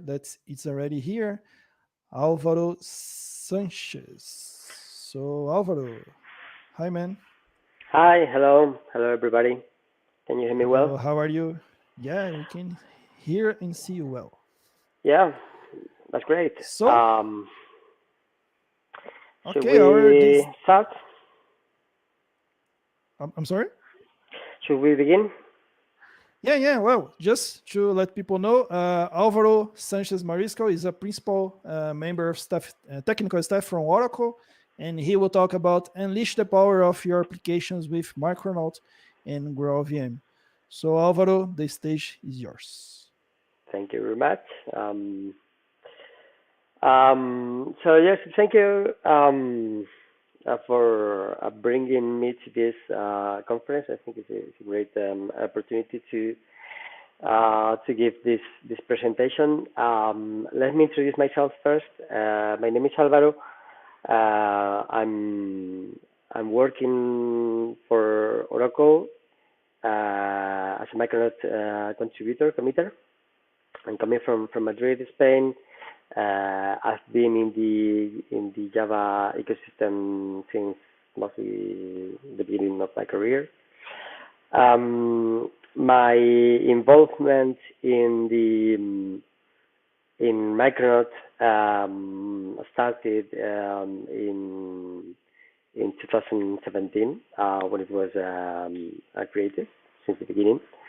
And I've been working more intensely in the Maven plugin, the Kubernetes integration, the cache modules. I've written a few guides as well, and done some other spare contributions to other parts like Micronaut Core, the Gradle plugins, some cloud integration, etc.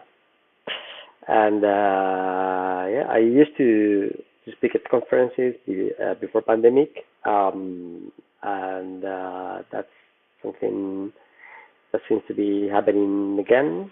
So that's great.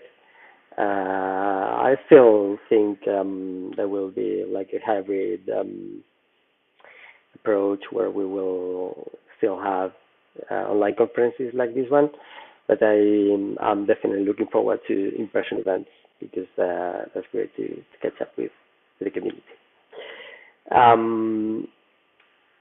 One of the things, well, I will go to the next slide. So yeah, so I'm going to introduce Micronaut.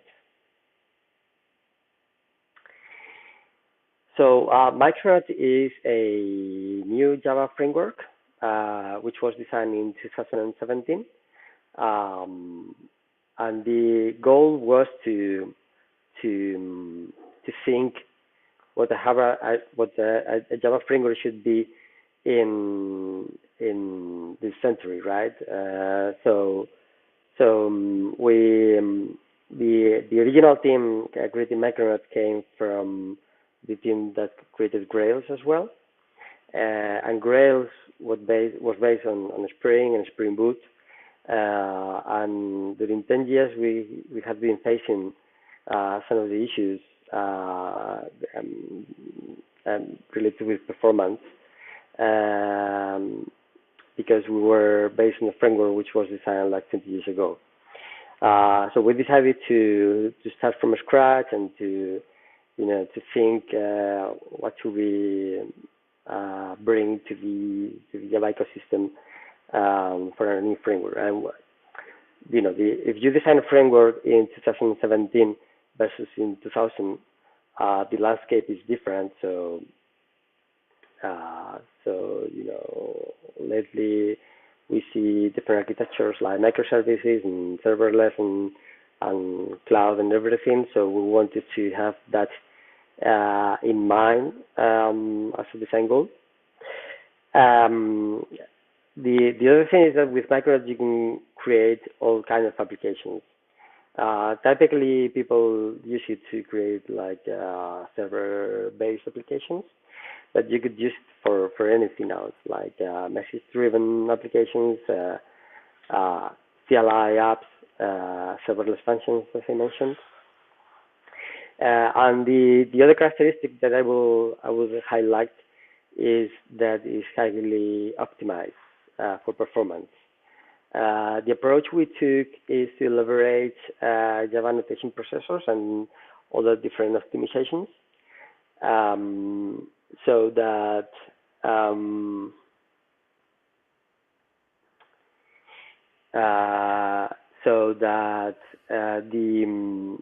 all the framework infrastructure is compute at compile time instead of at runtime, so that the performance at runtime is much better. The applications typically start faster, consume less memory, and that's the approach we took. Álvaro, excuse me, sorry to interrupt. Could you check your microphone, please? Because it's a little noisy. I don't know if you are really using your headset or maybe from the laptop. If you could check on the settings. Just confirm. Yeah, it's using the one from the headset. I can change the volume, so is it any better now? Keep talking. Hello. Just, no, it's the same. Oh, no, it's better. Less noisy right now. Less noisy? Okay. Yeah. Yeah, I think it was the volume. Yeah, because okay. Okay. Yep. So how do we do that? How do we do these optimizations at build time? We use an approach that is called ahead of time compilation. So at build time, we compute most of the framework infrastructure. So we take your application, like your source code and configuration and all the artifacts, and we hook into the compiler process with the Java annotation API to produce bytecode. There are other approaches where we also sometimes on some other optimizations where we produce source code that is later compiled. But to keep it simple, let's say we produce bytecode, which is essentially all the framework infrastructure, like dependency injection, AOP, configuration, all the annotation metadata, bin introspections, right? So everything that other frameworks typically do at runtime via reflection and class path scanning and dynamic proxy generation, which takes a lot of memory and a lot of time at the startup. We do that at build time. Like I said, so Micronaut is a general purpose framework. You can use it for anything you want. You can use any choice of language, build tool, test framework. Well, not any, right? But the most popular ones. We also support different cloud providers and serverless environments. So it's essentially your choice. A little bit of history. We started the development in essentially 2017, late 2016. The first release was in October 2018, and we've done a few releases after that. The situation now is that we are in version 3.4. 3.4.3. As of today, we have a release schedule of a major version every 1 year, minor version every 6 weeks, and patch versions every 1 or 2 weeks. And we stick to semantic versioning. So, like for example, upgrading from a batch release to another one should be straightforward. We also promise to not introduce breaking changes between minor versions and so on. So yeah, that's it. There will be a few more 3.x versions in the following months, and we are planning to release Micronaut 4 around the end of the year. Let's talk about some of the features of the framework. So the core is dependency injection, like you're used in many other frameworks. You can use data 330 at inject annotations, like at inject, at singleton, etc. Or if you prefer, you can use Spring annotations. We have a mechanism in which at build time we translate the Spring annotations into the Jakarta ones, so that we allow you to use the Spring annotations. And actually, the Spring integration goes further, and we do this approach for many other Spring annotations, like for instance the Spring MAC annotations, right? But that's a different story. For configuration, you can use pretty much any format that you're used to. We have built-in validation support, which is like the default is reflection-free and consumes less memory because it's using the same approach. But you can use Hibernate validation if you want full BIP validation API compliance. There's an AOP framework for those writing advanced features. And again, the AOP framework is not based on dynamic proxies nor reflection. So it's entirely compile time. So typically, people would use Micronaut to write like controller classes like this one. The programming model is quite similar to Spring. So if you use Spring, you will feel at home with Micronaut. And like I said before, you could literally use Spring annotations for your controller as well if you wanted to. But we have around. There are some other annotation-based features, like for instance the HTTP client. You could write declarative HTTP clients with some annotations, and again, at compile time, Micronaut will generate the implementation for this client. In terms of message-driven applications, you can use Kafka, RabbitMQ, MQTT, or Nuts.io. For data access, there's a big submodule called Micronaut Data,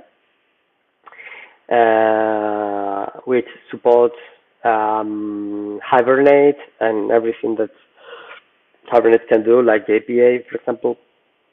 There is a lighter weight variant called Micronaut Data JDBC, and another one for MongoDB. And then, via Hibernate, you can connect it to any database you want. We have other integrations with, like, for instance, Juke or Neo4j, and we also support easy integration of migration tools like Flyway or Liquidbase. So essentially, the approach with Micronaut Data is that you define repository classes like this one. You have probably seen this in Spring Data. The approach is similar for the user, but internally the implementation is totally different, because once again Micronaut will at compile time compute the necessary queries to to produce the implementation for this interface. So unlike other frameworks where this interface will get a proxy generated at runtime, with the implementation we will do that at compile time. In this case, with the dialect information and the data source configuration that you have defined, we're able to determine how to generate the queries. There are some queries that, like for instance, based on the method name, we will guess what is the query that you want to do automatically, right? And because this is compile time, if you make a typo, for example, so this is assuming that there is like a user entity, and let's assume the user entity has a name property, right? If you were to produce a typo here, we will detect that at compile time. So the application will literally not compile if you were to make a typo here. And same again in the method name or in anywhere else. So it's a nice feature. In terms of security, well, the typical approach, like for example, typically you will have an annotation-based configuration with @secure, where you would connect a database authentication provider or an LDAP authentication provider, or you would set up auth2 with any of the grants supported, or you would implement OpenID Connect, or you would integrate with any recognized provider that we support out of the box, like Okta, Auth0, or whatever. There's plenty of more things like distributed tracing, service discovery, distributed configuration, monitoring, API development, extensive support for Kubernetes, all kinds of cache instructions and cache annotations, email support, error handling, a views module to render static content.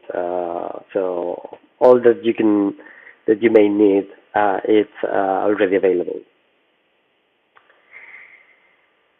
So how do you get started with a Micronaut application? So there are different ways that you can do that. One is with Micronaut Launch.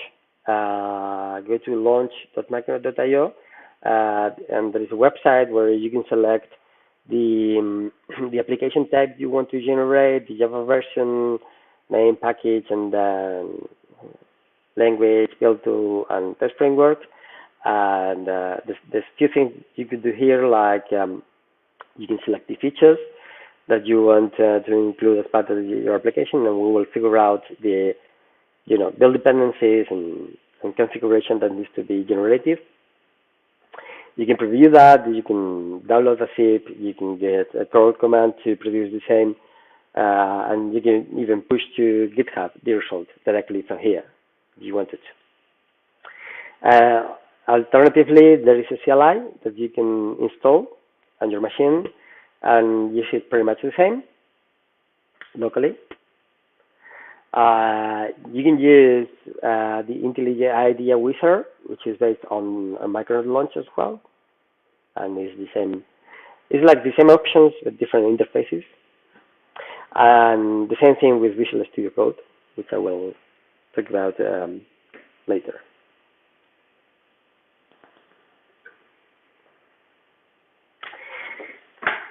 Okay, so little demo about Micronaut. I will actually show you the solution. So what I'm going to show you here is like a small Micronaut application. So Micronaut application follows the regular Java project structure. This is Maven one, but it could have been a Gradle one. So we have the associate in Java, resources directory with the application, logback, configuration, etc. The main entry point is a simple static void main method, and with this you can literally run the application through your IDE. There's no build plugin required or anything like that. And yeah, this application is using Micronaut data. So this is an entity class. I'm using JPA annotations. In this case, this is a repository class.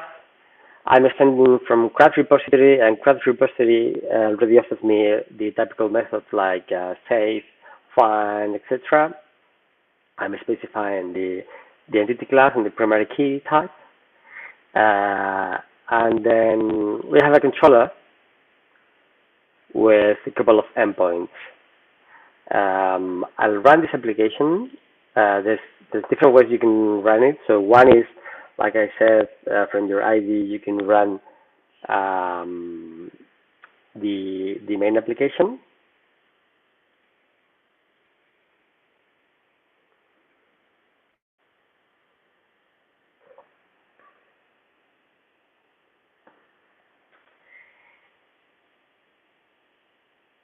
With all the screen sharing and everything I have running locally, this is taking longer than it should.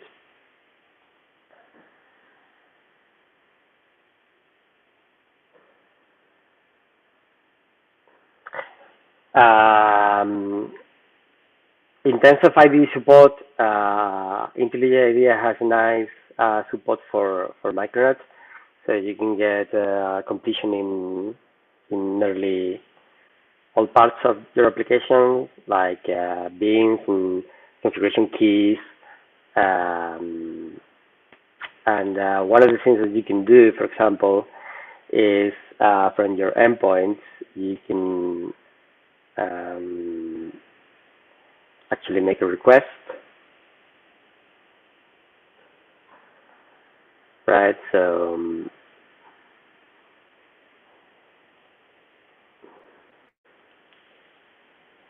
make this request first.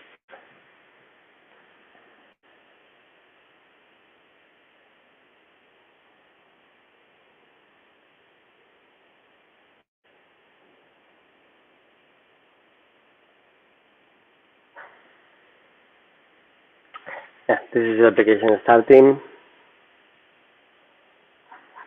It's still not there. Let's wait for it to start.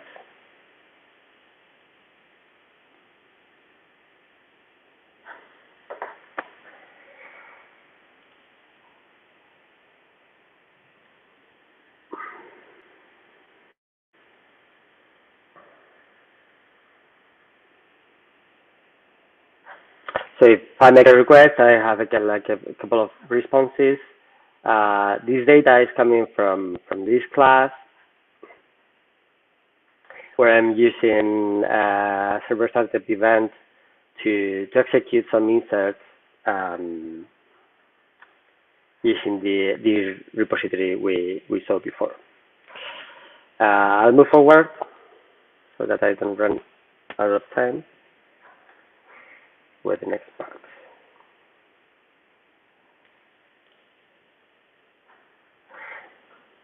Okay, so the other part of the talk is GraalVM. So GraalVM, for those who didn't hear about it, is essentially a JDK. It's many things, right? But you can think of it as a drop-in replacement for Java 11 or 17 as of today. With this, you can run your Java application in Git mode faster. And what is being famous for is for the native image component, which allows you to turn a Java application into a native binary, which will start dramatically faster. So that's the two options you have. You can use it like a regular JDK, or you can use the native image component to produce a binary. Micronaut and GraalVM is a great combination for many things. So in a regular laptop, not like the one that I'm using now, in Git mode, like using like a regular JVM, Micronaut Hello World would start between 300-400 milliseconds. But if we were to compile the same application into a native image, that would give you startup times of around 6 milliseconds. So that's insanely fast. And the memory consumption is slower, right? So there's a lot of benefits. You can imagine this is a great scenario for serverless applications, so for serverless functions, and these two are, when the cold startups are limiting factor. And if you think about actually the actual cost of your functions, right, because they run faster, you're going to actually save money. So Micronaut and GraalVM will offer you the best integration possibly in the Java ecosystem, because both are supported by Oracle Labs internally. Micronaut is ready for GraalVM since day one, because our unique approach of being compile time based is better for GraalVM. For a Micronaut application to produce native image, there are different ways. So I already did that. Producing a native image takes some time. Excuse me, Álvaro. Just to let you know, we have 10 more minutes, okay? Yeah, I'm wrapping up. Okay, thank you. I'm gonna stop this one here.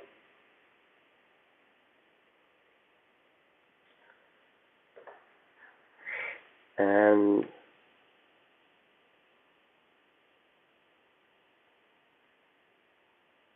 let's see if I can open terminal.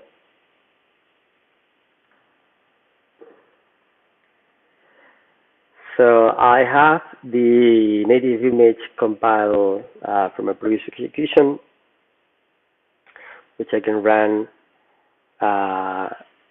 This time took, because I'm doing screen sharing and whatnot, it's taking 800 milliseconds, but I can promise you that without all the screen sharing thing, it took me like 50 milliseconds.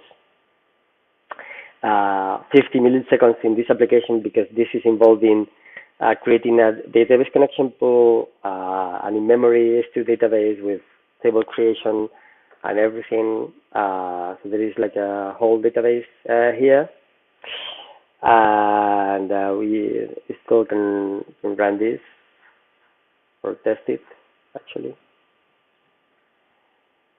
And it should produce the same results.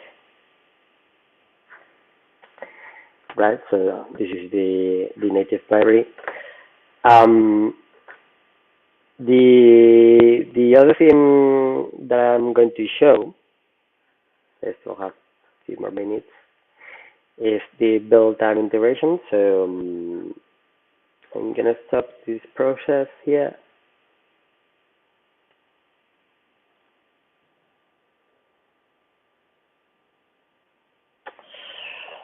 I told you that you can run the application using your IDE directly, but you can obviously use our build plugins. So in the case of Maven, this is Maven run. The benefit of using our build tooling is that, for instance, when running development mode, there's auto restart. So in development mode, we, you are probably used to hot reloading in other frameworks. The approach we took is different, and is that we, because the application will start so fast, we actually restart the whole process in development mode. So let's leave it running, and then we'll make a change.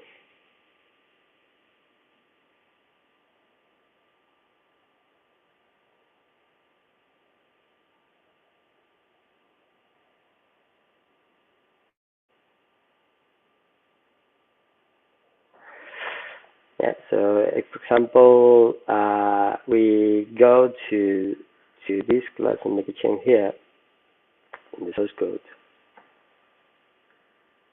And if I hit save, we will detect the change, recompile the application and restart. This normally takes a few milliseconds. Like a whole restart in JVM mode is normally 300, 400, 500 milliseconds. But in this laptop,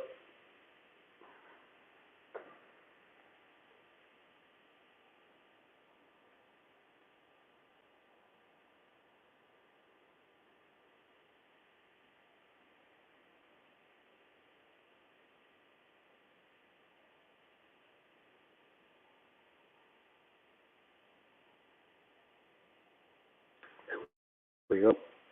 So if we make the request again, we should see the change in the result.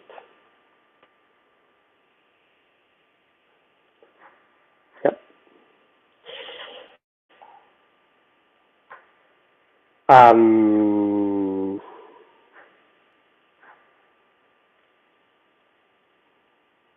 All right, so we have 5 minutes for questions. So I don't know if there's any question from the audience. All right, let me check the chat. There's a question from Marek asking, Álvaro, is it possible to use Micronaut also with other VMs, not only Graal, or you recommend it for a big difference in performance? No, you can use Micronaut with any Java virtual machine of your choice. Mm-hmm. So that's definitely, it's like a regular Java framework. So you can use any Java. We support from Java 8 onwards, right? So from 8 to 17, any OpenJDK, Adopt, whatever you want. The only thing is native images are only supported in GraalVM. Okay. Let me check another one.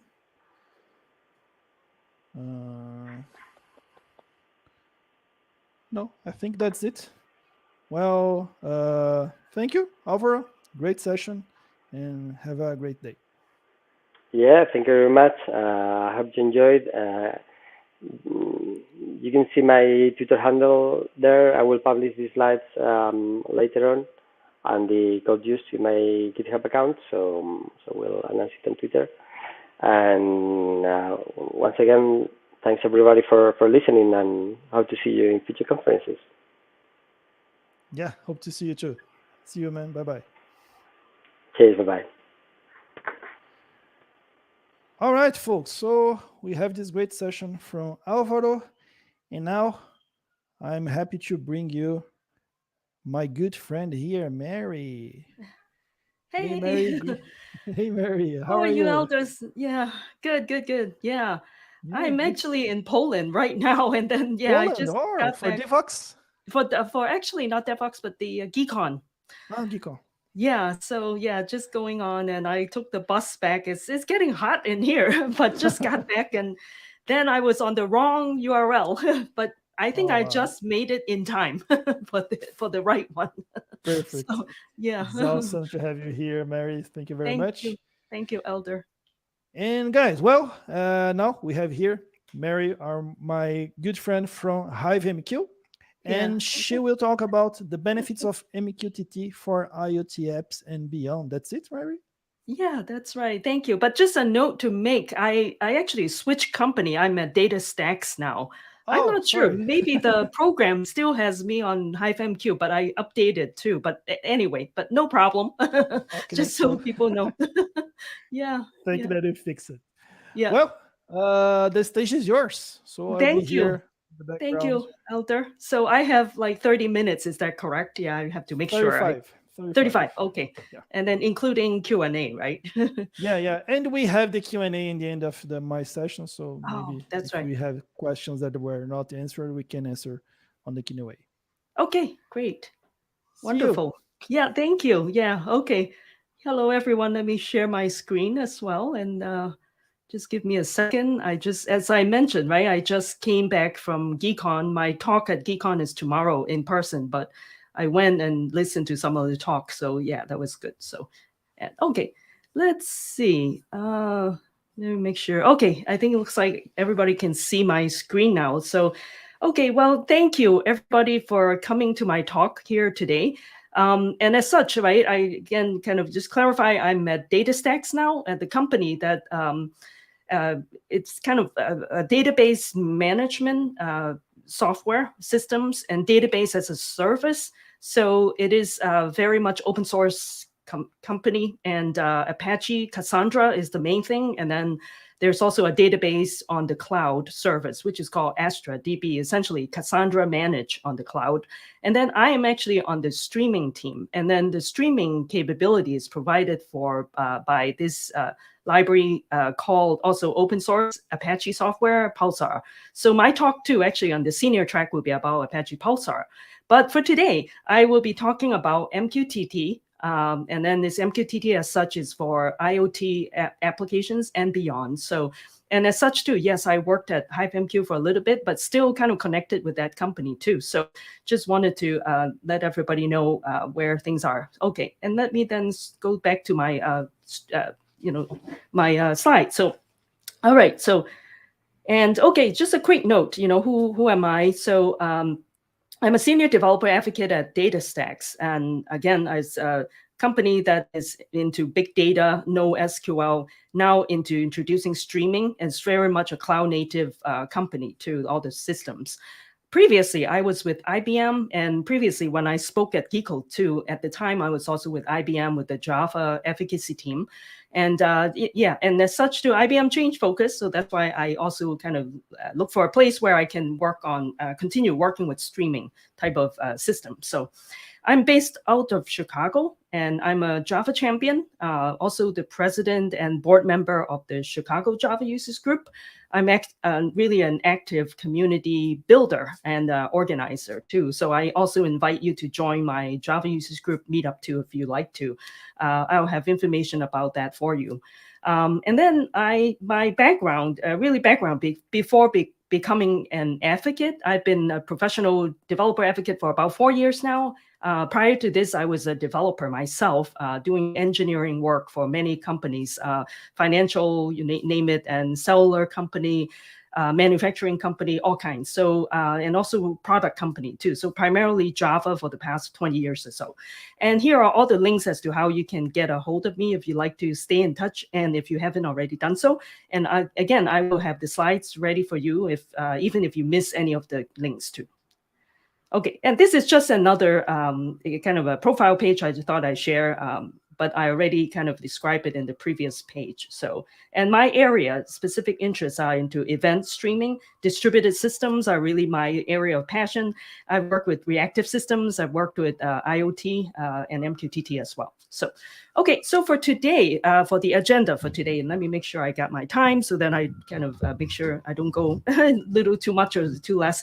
Okay, so first of all, let's kind of bring all of us to the right or to the same page, you know, about what IoT, Internet of Things, is, right? About this stack. We'll discuss a bit, you know, from a higher level kind of perspective. And then I'll get into MQTT. What is MQTT? Some history behind it, the open standard that it is, and the MQTT 3.1.1 features, as well as the MQTT 5.0 features. And then a couple of use cases for MQTT, and some alternative protocols for IoT that you may like to know, and then the benefits and strengths of MQTT for IoT. Why is it like stand out, you know, as a protocol? And then if we have time to get into a bit of a demo, and specifically too, I'll just bring up the HiveMQ MQTT and what you can do with it. They already have a cloud kind of built into for kind of doing like quick kind of setup and kind of manage IoT platform too. So. Okay, so first of all, a bit of a high-level thing now. From 30,000 feet, right? Let's look into the IoT stack. And I'm sure, too, you know, the IoT is kind of like such a fascinated area of computing. And I feel, you know, as I got into it for a little bit, but I realized that IoT is not just restricted to device-to-device communication, right? It's essentially, it permeates like every level of our lives. And just to kind of give an example, I have to tell you as such, right? I'm at GeekCon, this really amazing Java JVM conference in Poland, in Krakow.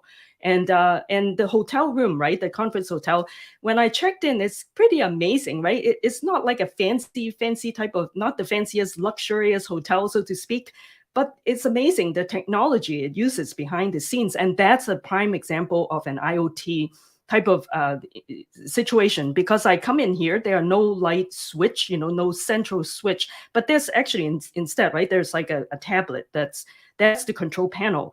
So everything is actually IoT because there are lots of sensors in there. So once I got into the room, right, and then there's a voice activated thing that says, please put your card key, you know, into the slot, because if you're in there, then it knows the person is in there, and then it will control, everything is like sensor. So all the lights too, I can control it, but sometimes it's annoying too. If you walk by, it just turns on the light, kind of like small reading light, things like that. But the thing is, it's not an issue, but it's just amazing, right? It's like when you think about it, everything, you know, so convenient. So I was like so excited, and I knew I'd be talking about IoT. So I kind of cite an example for you that it is like everywhere. It is getting to be everywhere as well. Just the, you know, not just the sensor stuff, and there are also the television, everything too. I can actually pretty much at my desk, I was just doing work, you know, getting ready. And then I thought, oh, let me listen to some news. I don't even need to turn on the TV, go to reach for the remote sensor, remote control. I could just do everything from my tablet. Control my temperature, control my TV, and also like, you know, send notice to the hotel, the front desk too, about things that I need if I need room service and things like that. Everything I could just sit at my desk pretty much and just do everything there. So good, you know, so that's kind of an idea. So, okay, but first of all, let's 30,000 feet, you know, kind of look into this stack, you know. So again, right, when I first look at, you know, my very initial naive understanding of IoT is more like, okay, they are device-to-device smart devices, Raspberry Pi, or just small things. You have your watch and the Apple Watch, for example, and then you can be tracking all of your movements and everything. Yes, it is true. They are on the device level, right? They're embedded devices and all of these things. You know, if I look into the stack, you know, that's what it kind of starts with, although it's a bit on a, you know, kind of a still high-level manner, because underneath too, there are many things happening, right? The electrical waves and everything, all of these things. So device level. And then if you kind of look a bit too, then in order for these devices to be able to communicate, right, with a server of some kind, then you need the communication protocol. And that's when MQTT comes into place. That's really, it stands for message queue for telemetry transport, right? And so there's a bit of history, which I'll talk about in a little bit. But essentially, we're talking about the communication protocol for the messages, on this level, MQTT. And then there are other the other IoT communication protocols, such as CoAP, like Constrained Application Protocol, AMQP, which some of you are familiar with. For example, RabbitMQ is kind of makes use of the AMQP protocol. DDS is Distributed Data Service, and XMPP as such, right? The XML-based messaging protocol too. And then there are also other protocols too, you name it, right? But those are kind of specific for communications and kind of catered more for IoT side of things. And then I'm also laying out some of the other things, right? They are also, I kind of grouped them all into the seven layers of the OSI stack. I sort of squished them into here. So because there are people asking me why am I mixing in v6 and v4 into it, it's just that I wanted to say, okay, there are devices, and then there are all the device, communication protocol. So that's why I have it here. Bluetooth, for example, is also a good example, but Bluetooth itself has its own stack, right? If you're familiar with it, which is something I learned too as I'm working on this, but they work very similar to the OSI, but it's Bluetooth specific, right? To all the devices and stuff. And then there are other things like Modbus and BACnet. All of these things are more for factory type of, kind of specific to factory kind of machines level. So that's all communication protocols. And then if you kind of go up another level, would be more considered like a core platform. The platform that would be not just a communication protocol, it actually gives you a bit of a services beyond just the protocol layer. So for example, there are IoT messaging middleware type of platform services like HiveMQ, where I worked at, they also have the middleware type of platform in there built in. And then protocol gateway, data aggregation, data storage and filter, those are kind of core platform. And then if you kind of venture go up higher and higher, and in fact that's where I started to wonder when I started to look around on meetup groups, and there are meetup groups that are doing AI, machine learning. They actually are talking about IoT too. Yes, because why? Because we're collecting all the data, and then we're talking about a complex ecosystem in which there are also like kind of layers that are doing the analytics on the data that you collect, right? And for example, things like reports, events, machine learning, stream processing, all of these things. On the cognitive layer too, you have like artificial intelligence and voice recognition. All of these two are dependent on all of the data that's collected, from lower, kind of in the lower part of the stack, kind of, or primitive kind of way. And then it's kind of percolate up, for all of these software on doing AI kind of sophisticated algorithms to kind of analyze all of the data and make sense and kind of produce you data for recommendation purpose for all kinds of things, right? Geospatial kind of purposes in navigation, for example. So then it kind of then goes up all the way to is the solutioning layer. Solutioning is really, it doesn't look so much into the different layers. It's treating all of them underneath that stuff that provides you with all the data that you need. With the data, then you can create solutions for, say, consumer use, right? For example, I was talking about the IoT control room that we have here in the hotel, right? And then there's also like enterprise level. You could be in a company that's doing maybe delivery, right? Like I'm into logistical company delivery service. I wanted to make sure my truck has, deliver all the goods and services and needs to be communicated. All of these two are kind of depending on many devices too. And then on the industrial levels, really the manufacturing side of things, the machine-to-machine communication, factory floor automation, like automotive, like self-driving cars. Those are kind of making use of also IoT protocols to do all of these things, right? Logistics, you name it, there are many things. So, okay, so now I kind of gave this 30,000 feet, but we're going to zoom in and look into the MQTT communication protocol. So what is MQTT, right? So it is a standard binary published subscribe messaging protocol that's designed for fast and reliable data transport between devices. And especially, the key about it is that it's really kind of a protocol that's specifically, it takes into or addressing the needs of devices that are operating in very constrained type of conditions. So this kind of constraints will include like unreliable network connectivity. And then, if you think about it, how many times we're like, okay, we go and travel and we don't know if we're going to get any network, and or even if we get the internet, it may not be reliable. It gets dropped all the time. Seems like the networking, is capable, powerful, but it's still, I think in some ways too, a lot of our networking too are still kind of not very stable, so to speak, right? So this kind of constraints, actually, MQTT is very well suited for. And then, and also, for example, there's also limited bandwidth too, and then limited battery power, and all these things are kind of really constraints that can affect, how data is being transferred. So, so then a protocol that's built in that can guarantee message delivery and the, robustness of your system is really, really kind of relying on it being very strong in making sure your data is not lost during transmission and all of these things. And that's MQTT is kind of really specifically built for. And then as such too, it's built on top of TCP/IP, and it's really ideal for the Internet of Things. So here it is too. I have a diagram that kind of shows you, right? If you have like a speed meter of a car, you want to have certain, tracking kind of maybe services that you want to provide, in kind of on the back end side, and basically too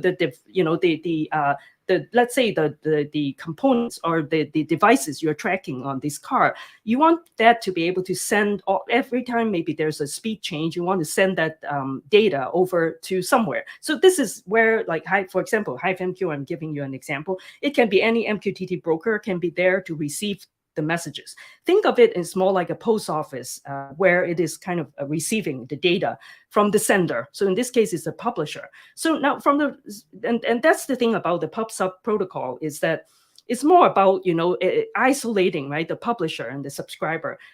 From the publishing side, it doesn't matter who I'm sending the data to, because I'm going to tell my broker, essentially the postman, right, the post office, and saying them, okay, I have these data coming in, and I'm going to create a channel. So this channel in PubSub terminology is a topic. So the topic is where I publish all of the data to, and it's a channel. So that channel, you have to subscribe to it if you're interested in receiving the data. So that's the idea. So if you see on this diagram on the right-hand side, any kind of subscriber, like a mobile devices, a tablet, a computer, actually computers themselves are also IoT devices, any kind of device that's connected to the internet. So you can be subscribing then to the channel if you're interested in that data. Very often too, in PubSub kind of environment, it's enabled.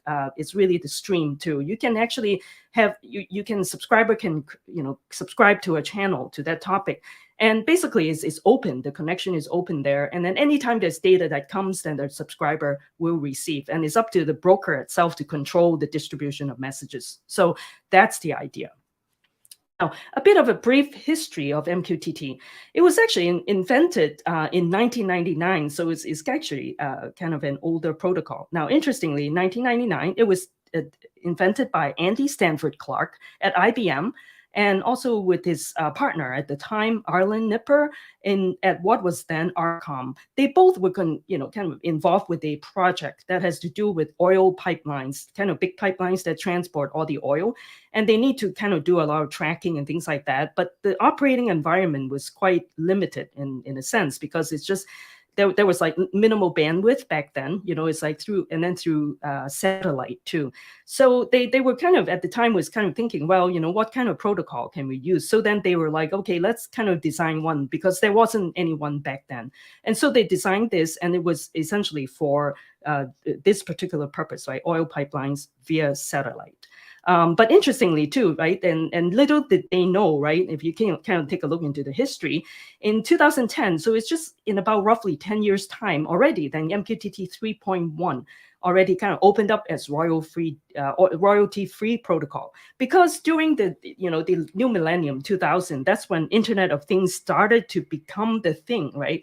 And then people were like taking a look into this protocol. It's kind of finding it to be kind of very nice. It's a natural progression that people were taking it and then extending it, from its original days of oil pipelines via satellite to actually servicing Internet of Things kind of communication. So that's when then various companies, for example, Eclipse, actually not just companies too, Eclipse Foundation, right, has the Mosquito. That's also an MQTT broker. And then, of course, HiveMQ also at the time was starting, a few of them actually were students in Germany, and then they were interested. They came together and they looked at this protocol and they started developing into what is now calling them HiveMQ, that company. So anyway, so as you can see, right, Mosquito 2012, 2013 is HiveMQ. And then also too, at the same time, because, as a protocol become more and more popular, so to speak, is basically popular because it really serves a really good purpose too. So then, people come together, forming communities, and then that's when Oasis, the technical committee, was formed in 2013.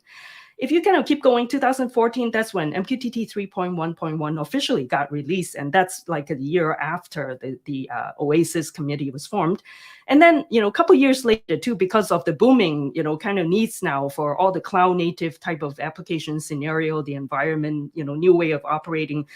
And so the protocol itself also has undergone some changes in terms of being able to get, get kind of, have more of a design. The MQTT 5 came out and is really addressing the needs of a cloud native type of operating environment. So in 2018, that's when the version 5 officially got released.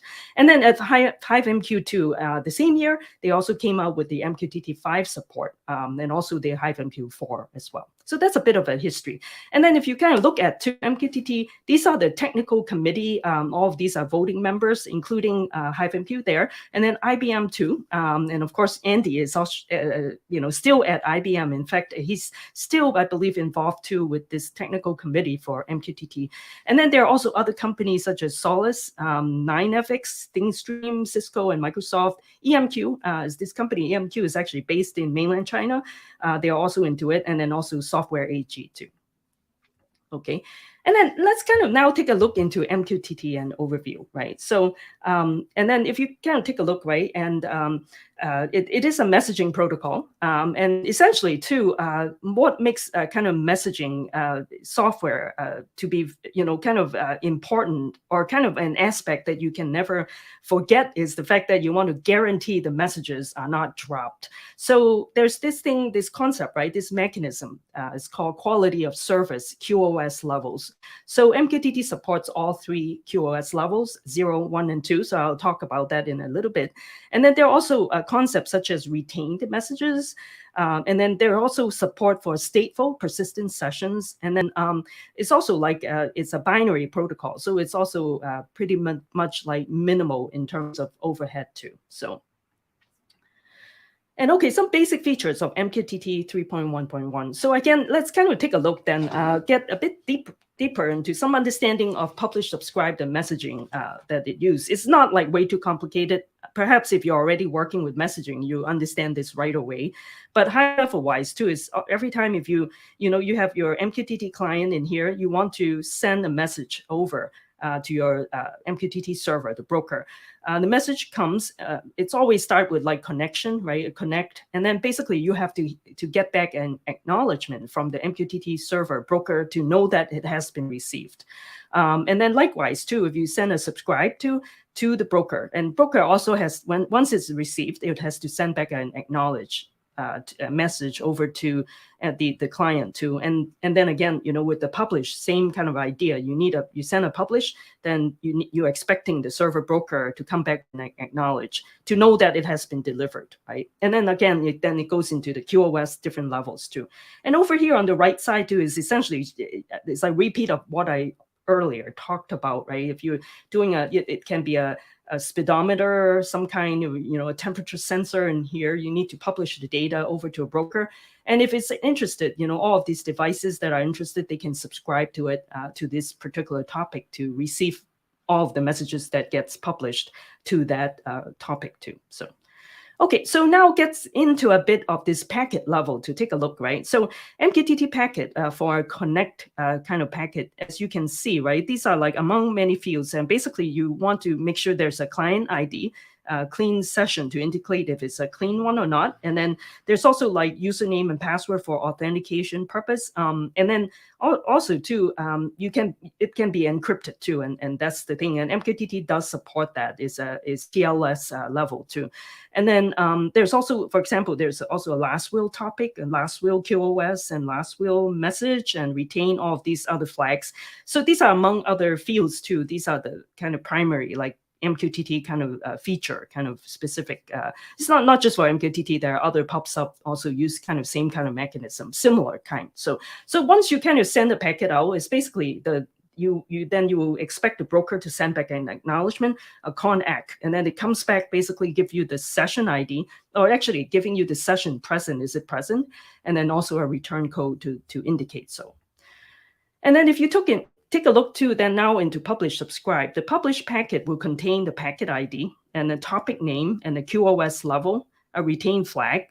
The payload itself is the actual data you're trying to send, right? And is it a duplicate flag too? That's published. And then on the subscribe side, the subscribe will have also the packet ID and then also the QoS level and topic name for each of their topic that it has subscribed to too. So you can actually have multiple topics and the QoS level within the same subscribe packet too from the same client to the broker. Okay, and then there's also this concept, MQTT, that is called last will. So basically, it's up to the client to define the will, right? It's last will and testimony, and that's our testament. So basically, the broker will send the message only if the client dies before it gets delivered, right? It is a real push type of mechanism in here. So basically, too, it's useful to implement any kind of on-off kind of mechanism in a safe way.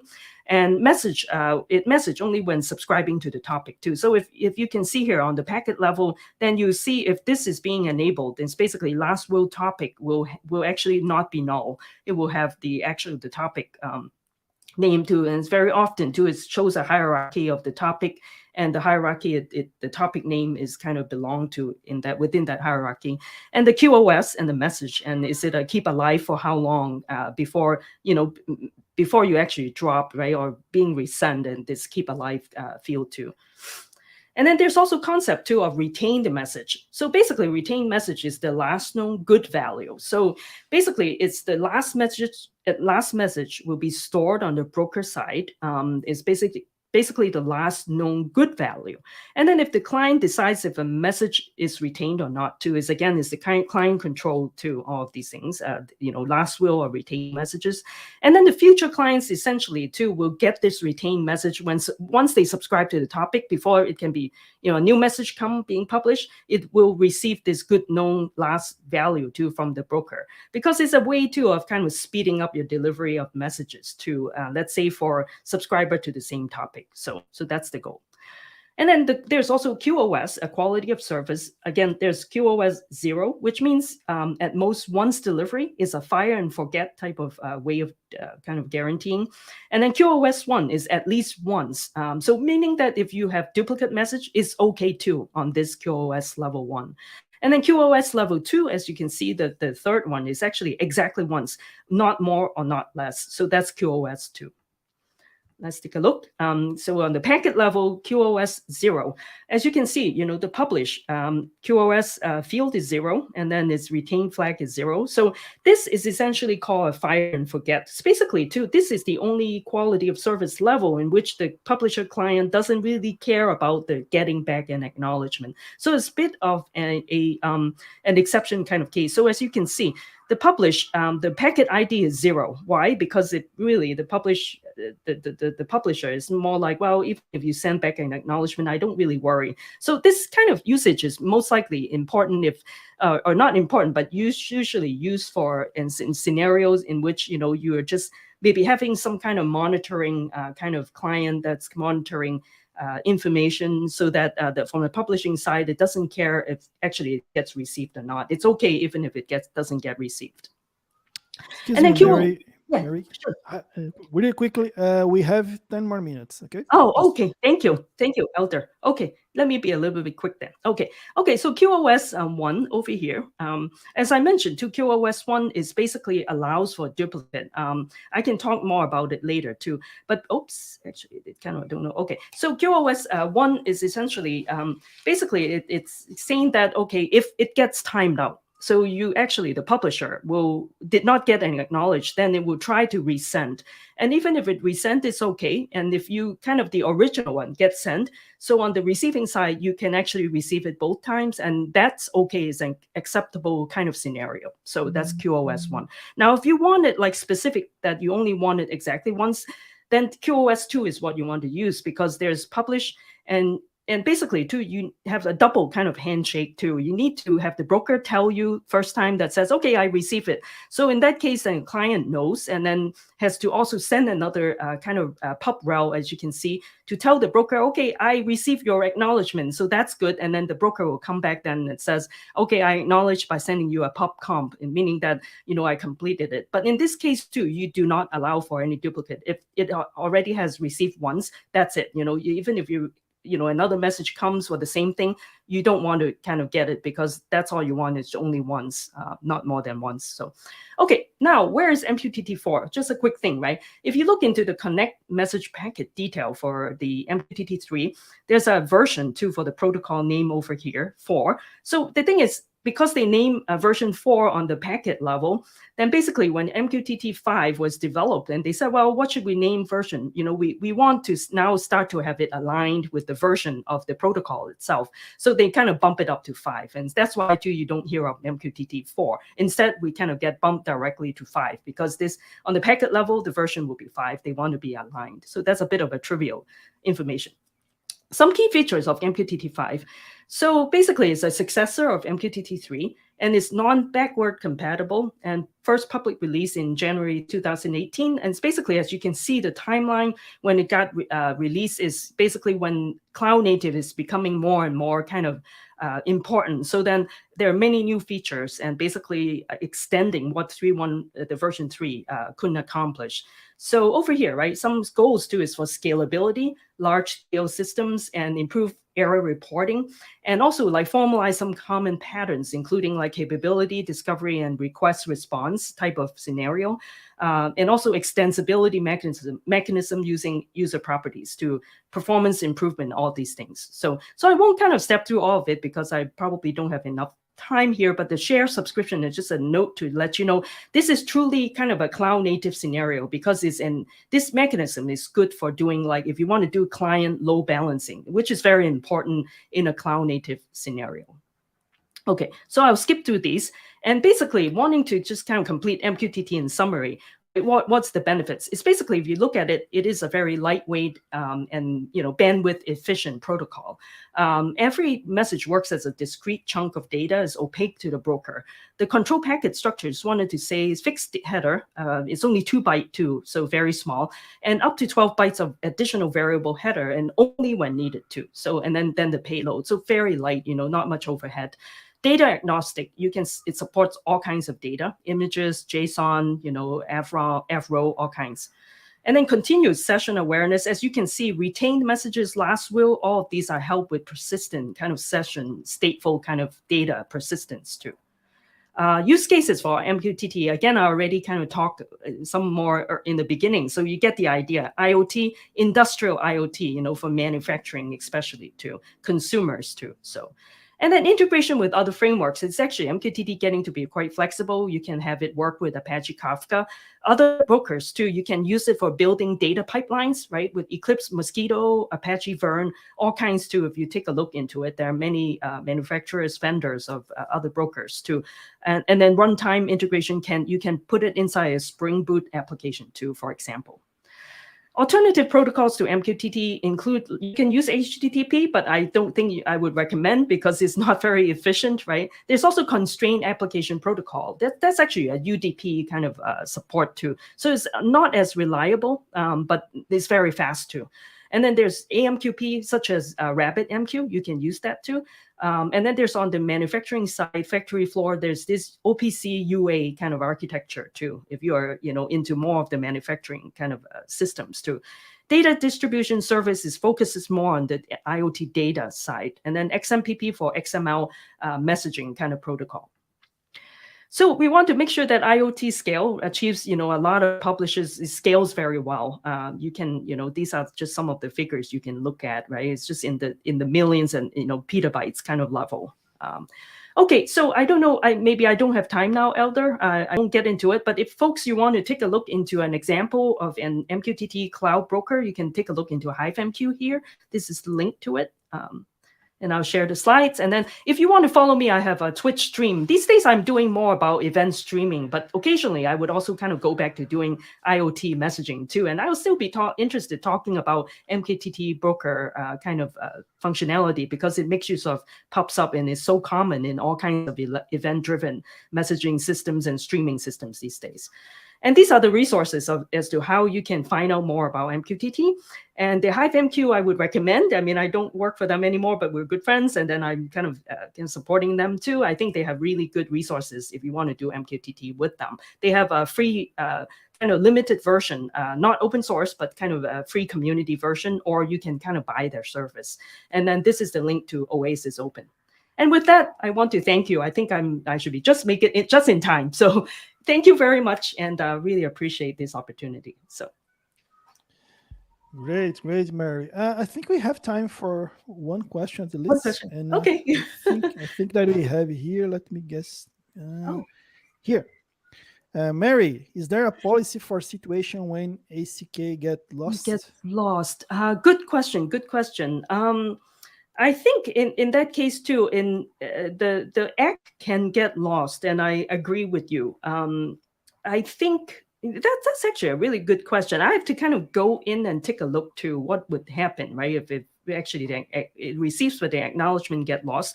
I think in that case, then yeah, that's I don't want to give you a wrong answer. Let me kind of go take a look and kind of address this for you, kind of behind the scenes. Yeah, so if you want to get a hold of me on Discord, I'll kind of address this for you. So yeah.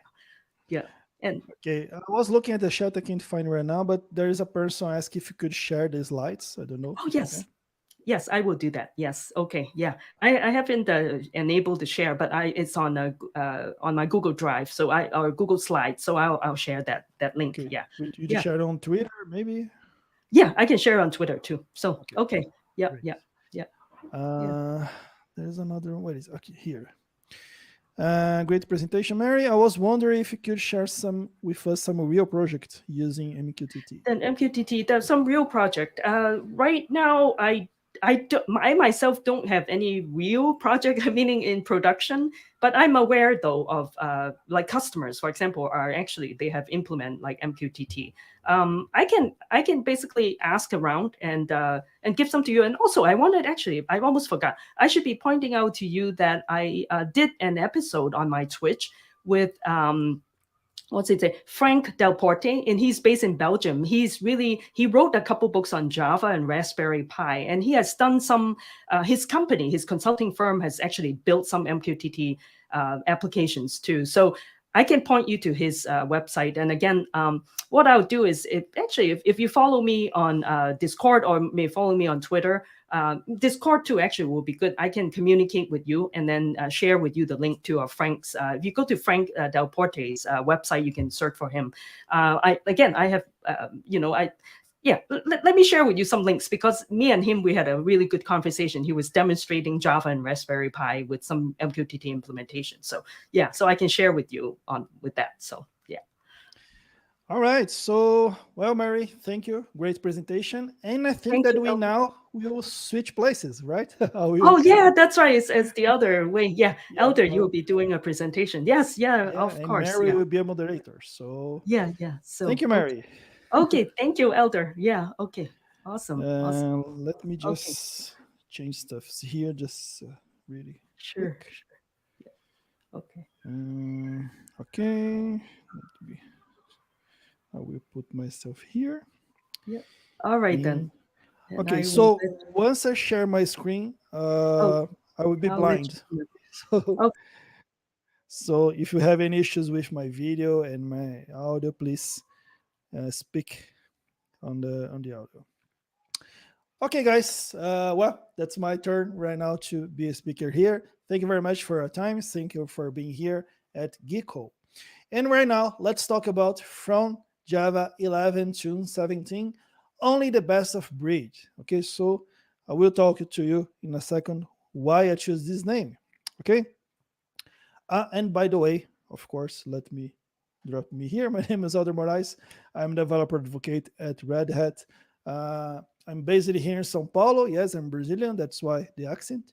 And I'm in front of the Red Hat developers for LATAM. So all the initiatives that we've been doing here with developers, I'm working with the team for that. Okay, so for that, this talk here, we have some premises. So the fundamentals that I use to build this talk. So the first one, the approach that the content that will be delivered to you today is built from the enterprise developer perspective. Why? First, because I am an enterprise developer, and two, because the enterprise developers are probably the main users of the Java LTS versions. Okay, so we have the long-term support versions and we have the feature versions. So that's why we are talking here today, and you'll know why in a second. So that's why we will cover only the version 11 and the version 17. Okay, so we will focus on the features that were released on the Java 11 and Java 17. So, Elder, we'll not talk about Java 18. No, because it's not LTS. Okay, nothing against Java 18 and other versions, but we'll focus on LTS versions. And if we do some comparatives here today, we'll be towards to Java 8. So if you are using older versions than Java 8, please upgrade. And if you are using Java 8, please upgrade as well, because it's already old. Also, I will not cover features that are preview because they might change. Okay, and here, guys, I'm talking about all the JCP flow of getting features inside the JVM. Okay, so we have features that are preview, that are experimental, that are deprecated, removal, and then release. So we are talking about it here today. So I will not cover features that are preview because they might change. I will not cover experimental features because they are only 25% done, so they might change as well. I will not cover incubators because they seems like experimental, but just in a slightly different way to distribution. I will not cover deprecate because you should prepare to stop and use it. And I will not cover removal features because I hope you did your homework because they are not available anymore. Sometimes I will mention, okay, some features that are deprecated, removal, so, but just to let you know. And also I have a kind of methodology to this presentation today. Because, you know, on JDK 11, we have 16 features, and on JDK 17, we have 13 features. So we have 29 features in total. And we can talk about 29 features in 35 minutes. That's what I have here. And by the way, let me turn my timer so I'm not... Okay. Yeah, we have just a few minutes, not hours. So based on the enterprise developer premise, we will only cover features that are really interesting for enterprise developers. Okay, so each feature of this version 11 and 17, I use this kind of identification. S for short is worth of learning. No for nope is only if you are curious about it. And C for comments. I'm using it as a tip. Okay, so I will suggest that maybe you take a look, you know what is this. Okay, and this is my complete table of all the features. I will not read each one. Oh, by the way, I can share the slides with you if you want. If that's the case, just ping me on Twitter here is my here is my Twitter, Elder Java. Okay, just ping me, send a DM. My DMs are open, and I can. My pleasure to send the slides for you. Okay, so here I have all the features on Java 11, and here the identification. Okay, nope, comment, sure, nope, sure, and so on. Okay, and here for Java 17. All right, all the features that we had released on Java 17. So the features that are short that we will cover here today, it's this one. I will not read because I will read on start of each one. Okay, so these are the short features, and here are the tips features. Okay, these features that you should take a look, but don't spend too much time on them. Okay, of course, it's a recommendation. You do what you prefer. And who is it for, this presentation? Okay, for people that are looking for a studying roadmap that is simple, practical, and straight to the point. Because through the course of years, we saw people talking that, well, Java takes too much time to update. And now we see people saying, well, Java updates too fast. Okay, so we can't keep up. And this presentation, this content here is a kind of roadmap for studying. So I kind of isolated a small set of features, really important, that you can study much more easier than it should just cover all the updates on JDK. And second, for people that are looking for arguments to persuade someone to upgrade Java version, because I know that people in the company sometimes have struggling to convince people to upgrade Java to whatever version it is, because there are risks and so on. So here we have a good set of contents to convince someone to upgrade the Java version, both for projects and both for business. Okay, so our first feature here is a tip. Okay, so it's the yellow, it's the color for tip. So let's talk about Epsilon, a no-op garbage collector.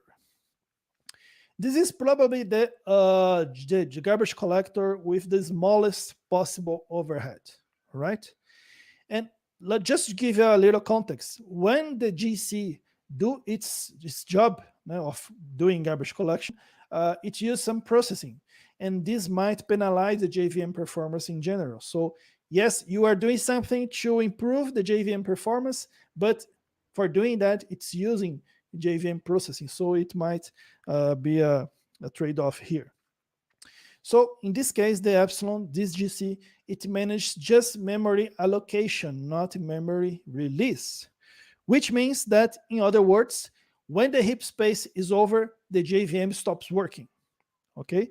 And maybe you are wondering why I'm using a garbage collector that doesn't collect garbage. It doesn't make any sense. Yes, it does, because we have some specific scenarios when using a GC like that is useful. So for example, for doing performance tests, because you need to really take a look on the performance of the application despite of the GC processing.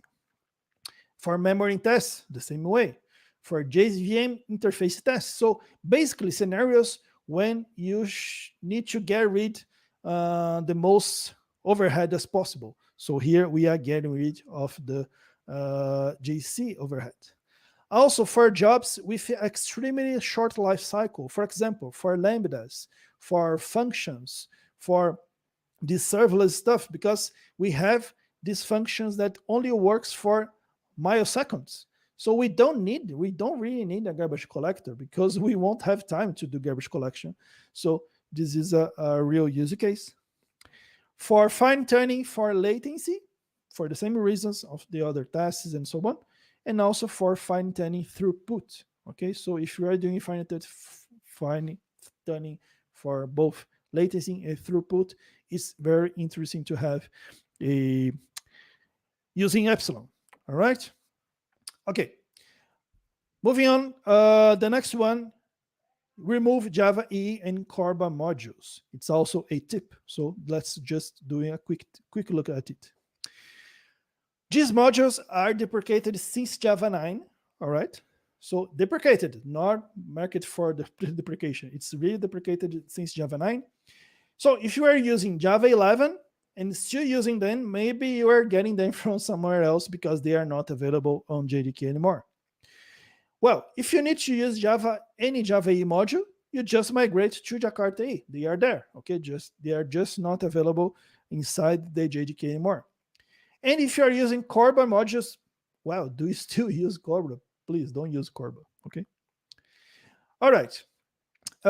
This is a green one, so this is a sure. This is a feature that you should pay attention, okay? 321 HTTP client.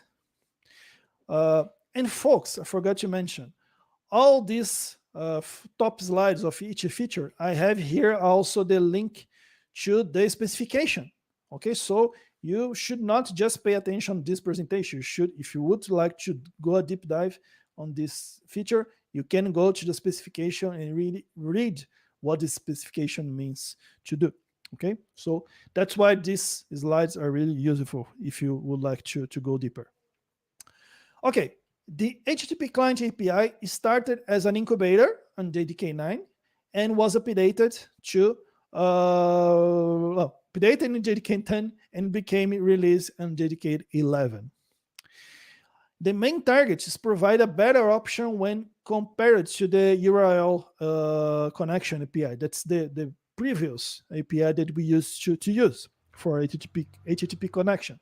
Because that API was based on some obsolete protocols like FTP and Gopher. It's older than HTTP 1. It's hard to use, hard to maintain, poorly documented, and only works with blocking mode. Okay, so you only have one thread for each request and response. And this new API, it uses completable features to manage the requests and the response in a non-blocking approach. Okay, so it's much more, the performance should be better, much better. And all the flow control and back pressure control are done using the flow, the API from React Streams. Okay, so here we have the link to the React Streams website. You can go take a look.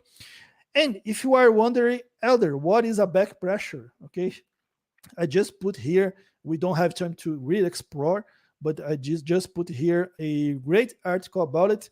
But basically, imagine that you have a huge amount of water going through a really small pipe. So we have a pressure here. So here we are talking about the data. So it's just like that. Go ahead and read the article and you have much more information about it. But that's the whole picture, the big picture. And the new API is easier to use, easier to maintain, more traceable, and has more usage possibilities, both with HTTP 1 and HTTP 2. Okay, so it's newer, but also compatible with older stuff. And both the package and the module is named Java Net HTTP. So here we have a quick example of using. For example, here I'm creating a client. Okay, so I'm instantiating the client here. All the arguments here. I won't not go into much details. Here I create a request. Okay, so how do I create requests using this new API? And if I would like to have a sync response, okay, I just use the client and send the request. And here we get both the code and the body. And here to use a async response. So we can do both sync and async with the same API. Just here, I use the send async, also sending the request, and I got the response here using completable features. All right, another green one. So this is sure, you should pay attention. Flight Recorder. It's a low overhead data collector framework. Okay, so if you would like to collect the data from your JVM, you should take a look on the Flight Recorder because it will have less than 1% of performance impact on your JVM in general. You can use it both for troubleshooting your application and the JVM. It provides API producing for both producing and consuming data as events, and also allows events configuration and filters. I'm sorry, and also provides events for operation system, for hotspot, and for JDK libraries. What it doesn't do, it doesn't provide that data visualization and analysis. So if you need to analyze your data or visualize your data, you need some other tool. Okay, you just collect the data for you. And also, it's not enabled by default. You need to enable manually because you need to say that you like to use it. Okay, and all the events are recorded in a file that allows you to do after the fact analysis. The flight recorder is based on another JEP, another Java specification. I forgot the P. Okay, but another specification that is the event-based JVM tracing. Okay, so basically the Java flight recorder is extending the capabilities of this another specification, but this another specification that 167 has only events for hotspot. Okay, and its backend is not that it doesn't have too much good performance. Okay, it only sends the events to std out. So what the JFR does is to replace this backend with another one with a higher performance, and works both for Java and hotspot, not only for hotspot. So you can use also to do troubleshooting for the application. Here is how to start a JFR. So it's very simple, just using Java and this flag. Okay, and if you have application already running, you can just get the process and use this GCMD to do start, dump, and stop. And also, you can create your own events. Just extend this class here, event, and do as it's mentioned here. Also, you can create your here to really create your events that you just created the event. In here, you are really sending events to your JVM. And here, how to extract the events in a data file. Okay, so here we have an example, and that's it. Okay, so how to read this file. Okay, guys, I'm really rushing because we don't have too much time. Here, another green one, so pay attention, is Assure. You should take a look at this one. Launch single file source code programs. What is that? The intention of this specification is to make the Java launcher capable of running a Java application that contains only one single Java file. Because this is really a common situation, both when you are learning, so in your first contact with the Java language, you are mostly doing just one class or something like that. And also when you write small utility programs, so that's programs that you use on command line and so on, it's very common that they only have just one Java file. In those cases, the people that wrote the specification says that make the programmer, make the developer to compile before running is just pure ceremony, okay? Because everything is just there. So this is a feature made to make your life easier, okay? In other words, by using this feature, you can just do this.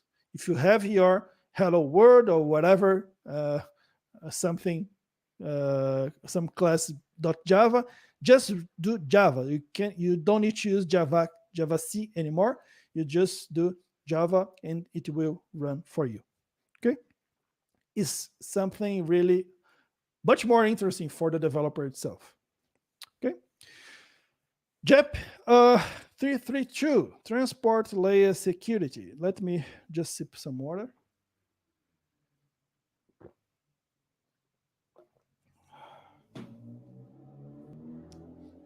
Okay, TLS 1.3. This is a straight to the point feature. Why? Because we have RFC 8446, What is a RFC? Is a request for comments of IETF, Internet Engineering Task Force. So basically, it's a standard for this kind of implementation. And the purpose of this JEP here is to implement this version 1.3 of TLS. It brings a huge review in terms of security and performance, okay? And if you are using Java, we have here a API called Java Security Socket Extension that already provides to you the framework and the Java implementation for TLS, SSL, and DTLS. So you don't need to implement to really use all the under the hood features. Okay, so it's already done for you. Just use the framework, use the API, and you are good to go. JEP 356 enhanced pseudo random number generators. What is that? A pseudo random number is a almost random number. Okay, it's not completely random because it's based on a starting number, and this that is a seed we know as a seed, and this number really can be random. Okay, so basically it's a new way to generate random numbers. So let's use the short way here, PRNGs. Okay, so this is the pseudo random number generators. This JEP will make it easier, or will not, it's already done. Okay, make it easier to use a number of different algorithms for generating random numbers. It improves the string support, so now you can use strings to create random numbers. And the good part is a lot of people still use random, and this API will keep the random behavior. Okay, this class Java U2 random, it will keep working. Okay, but this new interface will bring a random generator that provides a single API for both the old PRNGs and the new ones. So you can use one single API to use the two worlds, the old world, the old style, and the new style. Okay, and we have also a factory class to create the instantiation. So here we have an example. On the old style, we could use this way, random generator, new random. In the new style, random generator, here the factory. And this factory here, we can use to create, also to access the new algorithms. Okay, so you can keep using random if you need, and also access the new one. So that's the new way to create, better way to create random numbers. Another green one, okay, another sure you should pay attention. Strongly encapsulate JDK internals. This one is huge, guys. This is part of the project Jigsaw, okay, and if you think that Jigsaw is only about modules, it's not. Okay, so we have a lot of stuff inside this project Jigsaw, and this JEP is one of them. The main purpose is to discourage the use of JDK internals, okay? Because, you know, there are some internals on JDK that really gives you too much privilege, and I will show you an example in a second. So, since the JDK 9 and until JDK 16, the JDK maintainers was using the relaxed strong encapsulation. What is that? It means that it was still possible to use the internals that were available on JDK 8. Okay, if you are using some internals before JDK 8, they were not available. Okay, but since JDK 8 until 16 is a lot of years. Okay, you could still use those internals. Okay, mainly to let people work on the migration. Starting on JDK 17, okay, they switched to strong encapsulation. Or, in other words, all the non-public elements from exported package are not available anymore, and all elements from non-exported packages are unavailable anymore, okay, and unavailable as well. This change aims to improve both maintainability and security, because let me give you an example. We used to have some we still have some internals that were available and they aren't anymore, that, for example, could define a class in a specific class loader, or even access to cryptographic keys, like for example. So this is too much privilege to just let it open to anyone use. Okay, so this now is just part of the internals of the JDK. This encapsulation is done by using this flag, the illegal access. So this is done by purpose to really say that it's illegal to use it. And we have some options. So permit will allow you to use all the internals that exist since JDK 8. Warn, like the previous one, but gives a warning on each illegal access. Debug, just like warn, but also throws a stack trace. And deny will disable all illegal access. So you can't just do any illegal access. And the deny mode is the default since Java 17. Okay, and here we have a list of all packages that were affected by this change, and they are 457 packages. Okay, all those packages are internal, so they were all affected. Maybe you can take a look and see if that you are using is affected as well. We are going to the end. Well, select classes. Okay, this is a yellow one, so just take a look. It's a tip. Interfaces and classes using select type can restrict which classes or interfaces can extend or implement them. Okay, so it will provide you a more declarative way to restrict the usage of a superclass.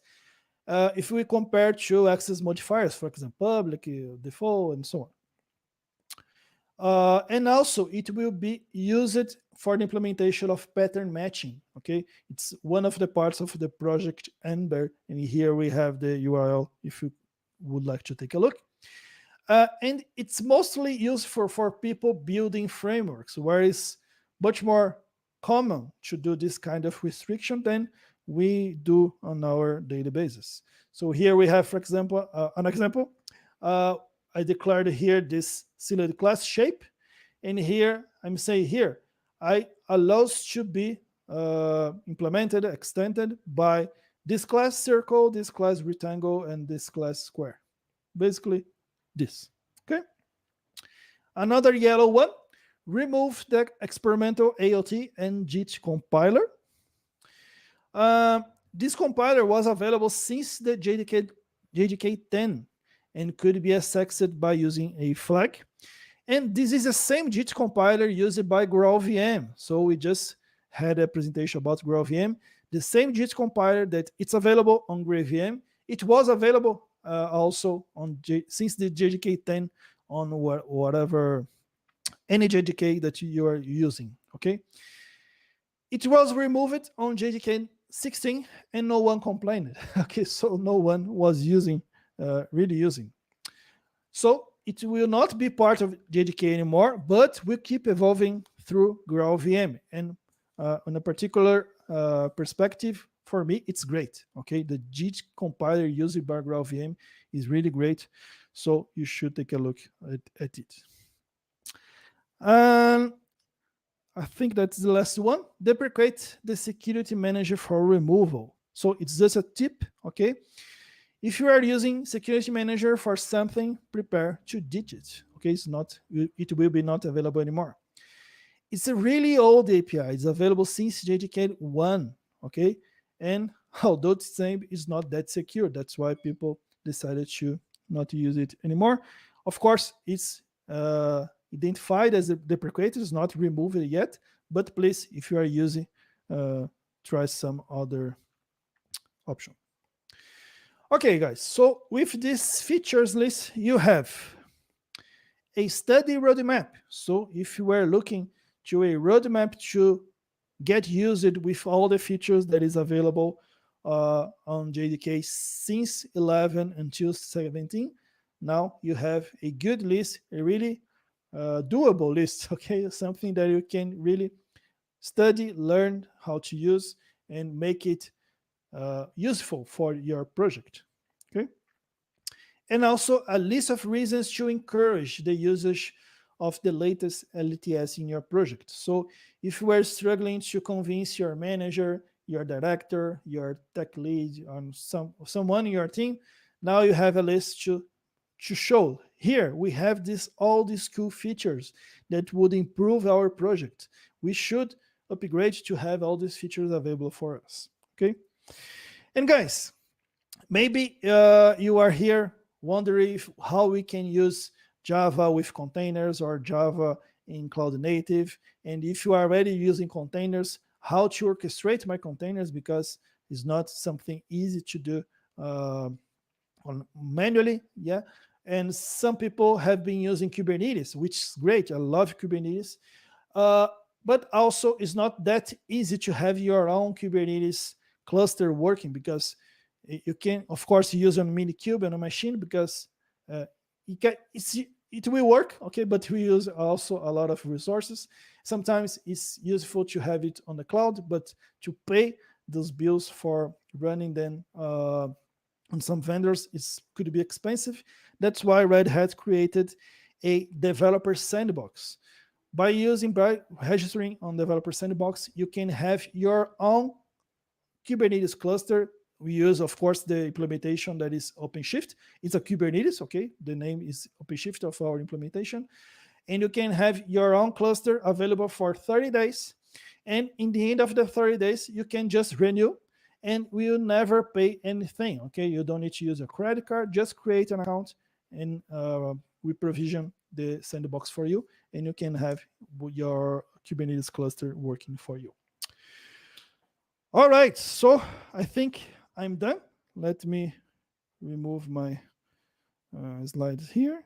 And Mary, if we had any questions. I'm back over here. Let me take a look. I currently do not see any questions. I guess it's on the comments, right? View. I don't see. And I'm also checking on our YouTube. I also don't see anything. So let me check on banners. Yeah, are you seeing? Yeah. Banners. Hey. Oh, okay, on banners. Oh, this is it. Yeah. Elder. Oh, okay, there's one. Okay, I just play that. Elder. Has Java EE been deprecated in favor of new namespace? So. No, actually, all the. Get you back. Okay. Oh.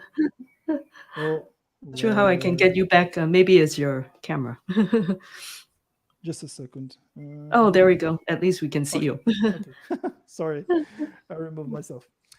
Well, actually, these modules, because let's go back in the very old days where everything was together. Okay, the Java EE APIs, the Java APIs, the J2EE was Java 2 Enterprise Edition. They were all together. And through the course of years, we decided to make different projects. So we had Java, we have Java EE, we have Java ME. But some APIs was still inside the JDK project. But it doesn't make any sense because we have a project Java EE here working with involving all those APIs, and they were still inside the JDK. So this was a time that maintainers gave to the people to migrate to really Java EE. Okay, so and there's nothing to do with the Jakarta EE to the namespace. That's just for the sake of organization of all those technologies. But yes, right now we have Jakarta EE, we have a new namespace, and if you are using some Java EE API and will switch to Jakarta EE, you will also use the namespace. Okay, but it's not a decision attached to each other. Okay. Great. Sounds good. I think I'm seeing one more, or actually two more questions. This one from Jose Miguel. What about Kotlin? Kotlin? I don't know. I don't use Kotlin. So yeah. Okay. But I heard that is great. I have a lot of friends using Kotlin and they enjoy it. Okay, but I never touch it. So I can't give my opinion. All right. Another one from Jose Miguel. Apropos sealed classes. What is apropos? Yeah, maybe Jose, if you want to expand on the question, would be helpful too. So yeah. Oh. Banner. Sorry. Okay. Oh, this question was on the Mohamed presentation. I don't know why it's back here, but I don't know any plan about data structures like graphs and BST. I don't know, Mary, if you are aware about it. This one I'm not familiar either. Okay. So yeah. Okay. Okay. And then with that, I think seems to okay. Well, thank you. Yeah. There's another question, I guess, from earlier or in between. Yeah, it was from your presentation. Yeah. The broker connect to the internet. How does it do that? I've worked with GSM and used a SIM card to connect to network. Oh, okay.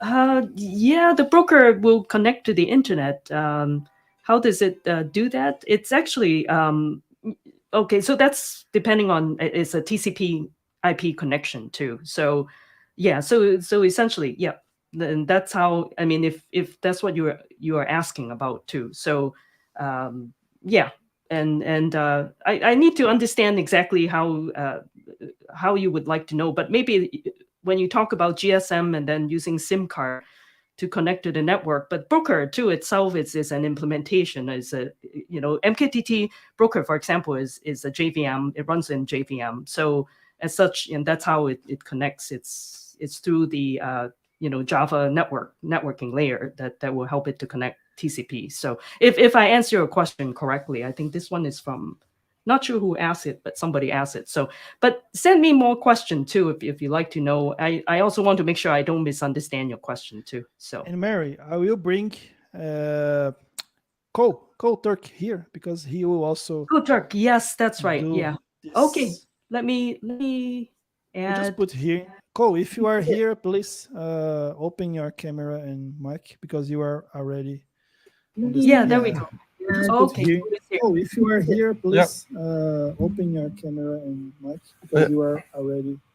And I'm there. We are listening a feedback. Maybe you, I don't know. Somebody. Yeah, it's open. I'm there. No, yeah, but we are listening feedback. We are listening ourselves on your microphone. Somebody. Oh, yeah, must be from yours, Psycho. Yeah. Just have to mute that, right? I'm there. Do you see me? Hear me? I can hear you. See you. Oh, yeah. Perfect. Nice. Okay, I muted it within Chrome. Sorry. Okay, no worries, man. Thank you. Okay, there we go. Okay. And well, guys, we are here for Q&A, so you can ask questions both from my session, from Ko's session, from Mary's session. If you didn't have time, you can do it right now. I have a question. Is it also allowed? Yeah. Sure. Yeah. Sure. It was to Elder. What is your favorite JEP? From these ones, let me choose.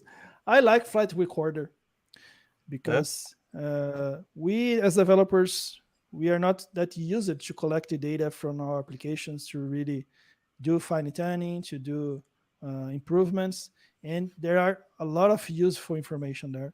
And I was looking to the roadmap, and they are evolving to have streams of data coming from the flight recorders. So it will improve a lot, especially when we can, for example, collect the data in a cluster where we have a lot of pods working the same application. We can have all this data being collected. So I really enjoy flight recorder.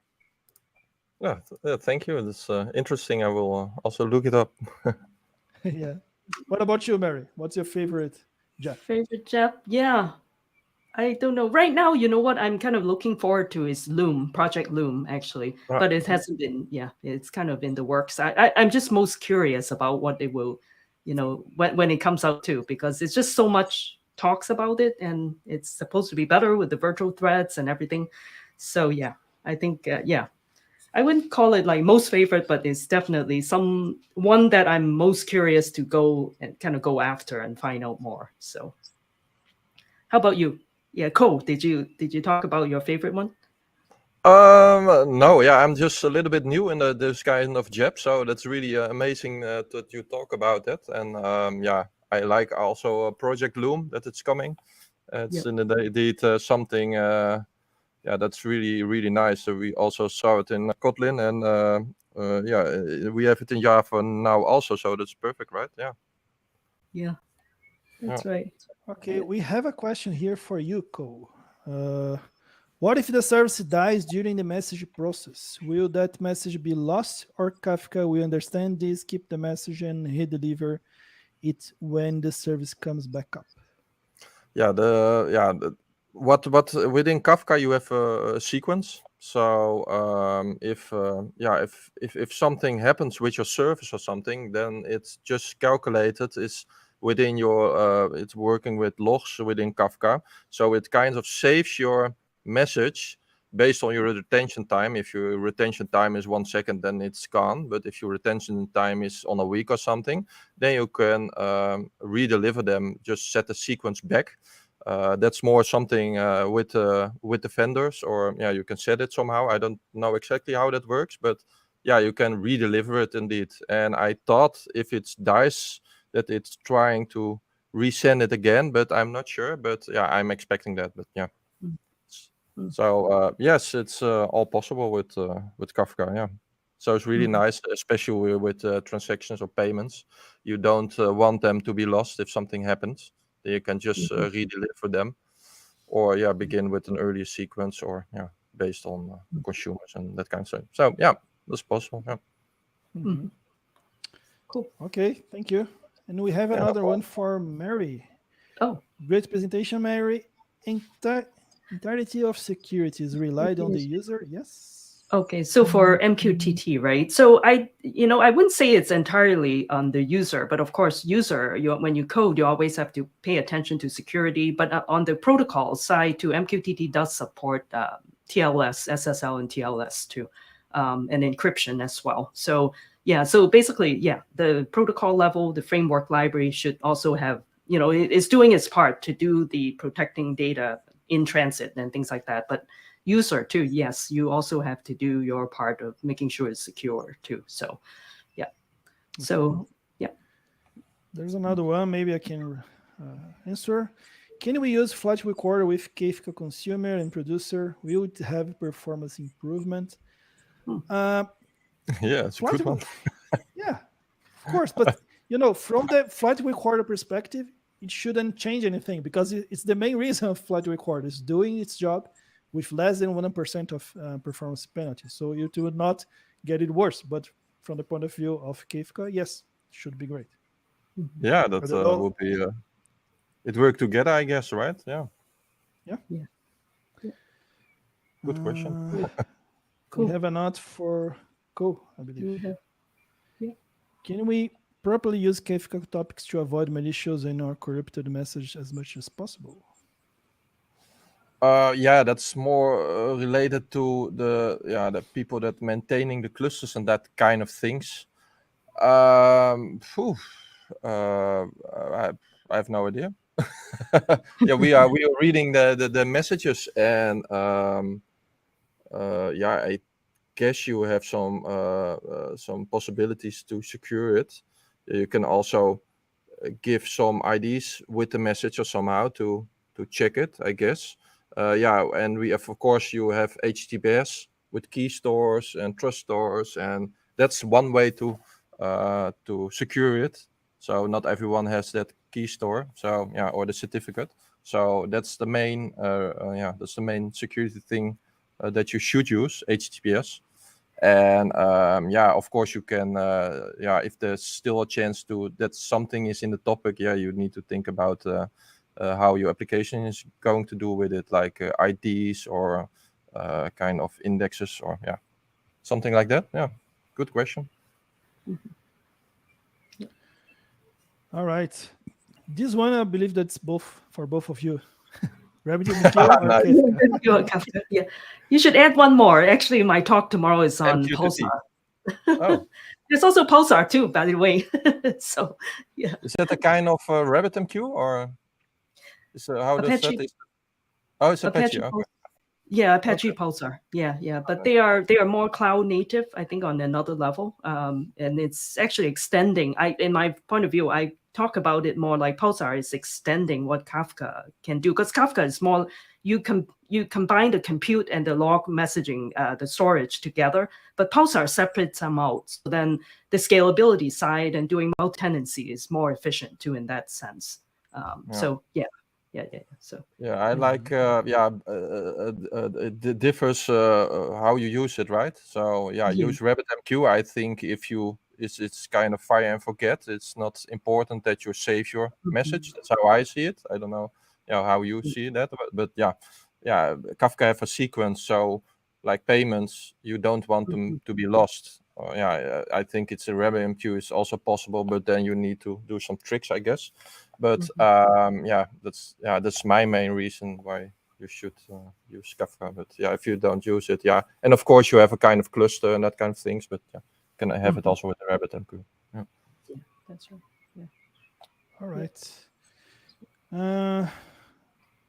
This one, Elder, does Flight record allow connections to remote JVM? Some ceremony required? To be honest, I never tried. I don't know, Mary, you know if it's possible? That's a good question too. I also have not tried like remote for JFR. Yeah. And yes, it would be great. But I need to check. But I really don't know. Yeah. But good question. We'll check it. We will keep the notes and check it. Yeah, I love all those questions that come in there. They are kind of challenging. Yeah. It's good to not know the answer. Because that's right. We need to figure it out. Yeah, that's right. Yeah. We have another question for Ko. Can you provide some rules if you receive in Kafka concurrent message in front, like some big pack of data is divided to approximately 10 smaller pieces? Oh, okay. Well, it's going on, but there's a header. Wow, tricky question. Yeah.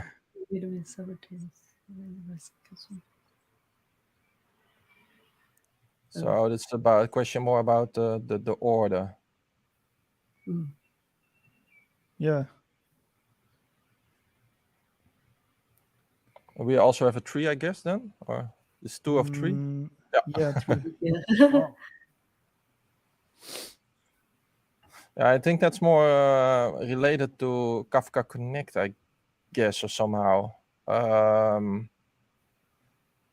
Or is it more like in the like databases, like a database, like you have an Oracle database or somehow, or does he mean the? Okay, yeah, it was another one.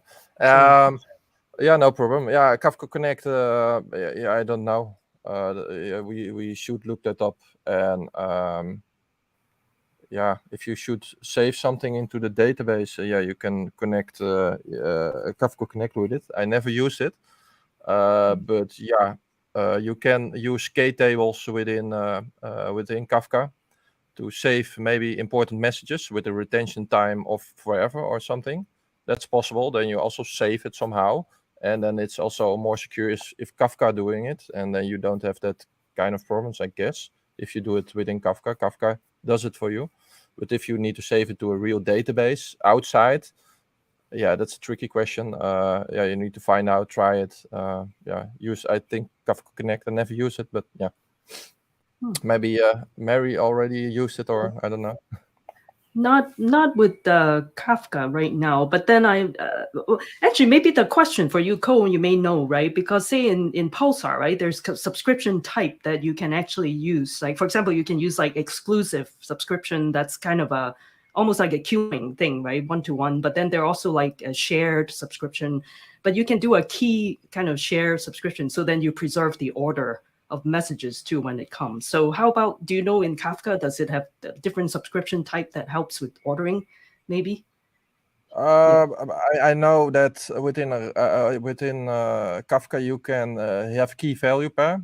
So your key can have a certain order or somehow, I guess, like you have an agreement ID or a processing ID, that kind of things.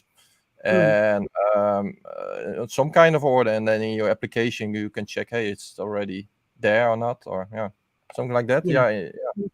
Maybe something could help with ordering. Yeah. So. Yeah, I think that's maybe in the config. You also have config settings, and you can also give the order there, like must deliver and that kind of things. You can also search there because within Actual Confluent you can also say something there, I guess. So that's right. Good question. Really nice. good question. Good question. Yeah. I believe that we are running out of time. We have a break right now until 20. Okay. And Mary, thank you very much. Ko. You're welcome. Thank you, Elder. Thank you, Ko. Thank you. It was a pleasure to meet you all. And same here. Very nice. I need to drop right now. I believe that Mary will keep. I'll stay. For the next session. So all right. Really good to see you here. I hope to see you guys in person very soon. That will be nice. Travel one or something. Okay. Oh wow, and that will be awesome. Audience. Okay. See all right all. then. Take care. Right. Okay. Bye bye. Have a nice Bye-bye. one. Hey, see you. See you. All right. So, all right then. All right. So I think at this point, we're going to have like a 10-minute break. And then after that, I will for now remove myself off screen. But I guess folks don't go away. We'll be back in 10 minutes. All right. See ya.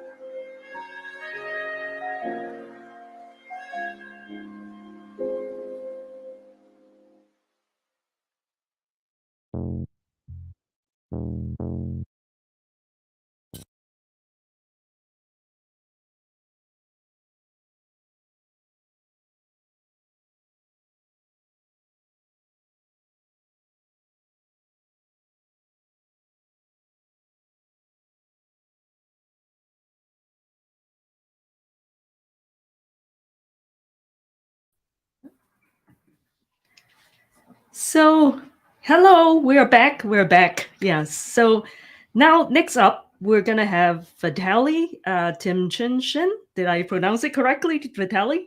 Oh, it's Yeah. great. Like actually, anytime I see new people, it's always a contest who pronounce my last name best because Oh, it's always challenging, and you did great. yeah. Okay. Thank you. Yeah. Okay. Mine's also just as challenging, but anyway. So, really happy to have Vitalii here now, and you're good. Vitalii is going to be talking about, for senior engineers especially, how can you position yourself, right, for essentially for advancing your career. So that's always a topic that I think a lot of folks too are interested to know. How can I transition? Because all of us are expecting to grow in wherever we are right now. So that's a really exciting topic. So with that, I should have you have the floor, and let me also add your presentation, and then I'll go into the backstage while you take over. Okay, yeah, thanks, Vitalii. I'll be back after you talk. Yeah. Perfect. And yes, originally I was planning to talk mostly senior and plus, but I saw that I'm in the junior stage. So I actually expanded my presentation to talk about the full career path. And first of all, why it's important? It's because it was a problem for myself. Like as of now, I'm a staff engineer in a big company. And it wasn't clear for me when I grow up to senior, what's next? Do I need to just become a manager? And I did not want to be a manager, and I did not become a manager. But what are other options? And what should I do? How should I train myself? What should I learn to go past the senior level? So these were the questions that I asked myself. I got some answers, and now I want to share these answers with you. So to structure this presentation a bit, I'll be talking about four main areas, four main skill areas you can advance. That's my own separation. It's not like anyone other, so it may be a bit naive. But I separate it into next four areas. First one is technical skills. This is a bare bone for any engineer. You do coding, you learn stuff, algorithms, things like that.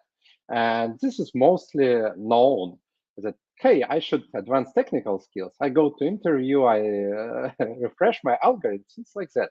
But what else? So next thing is communication.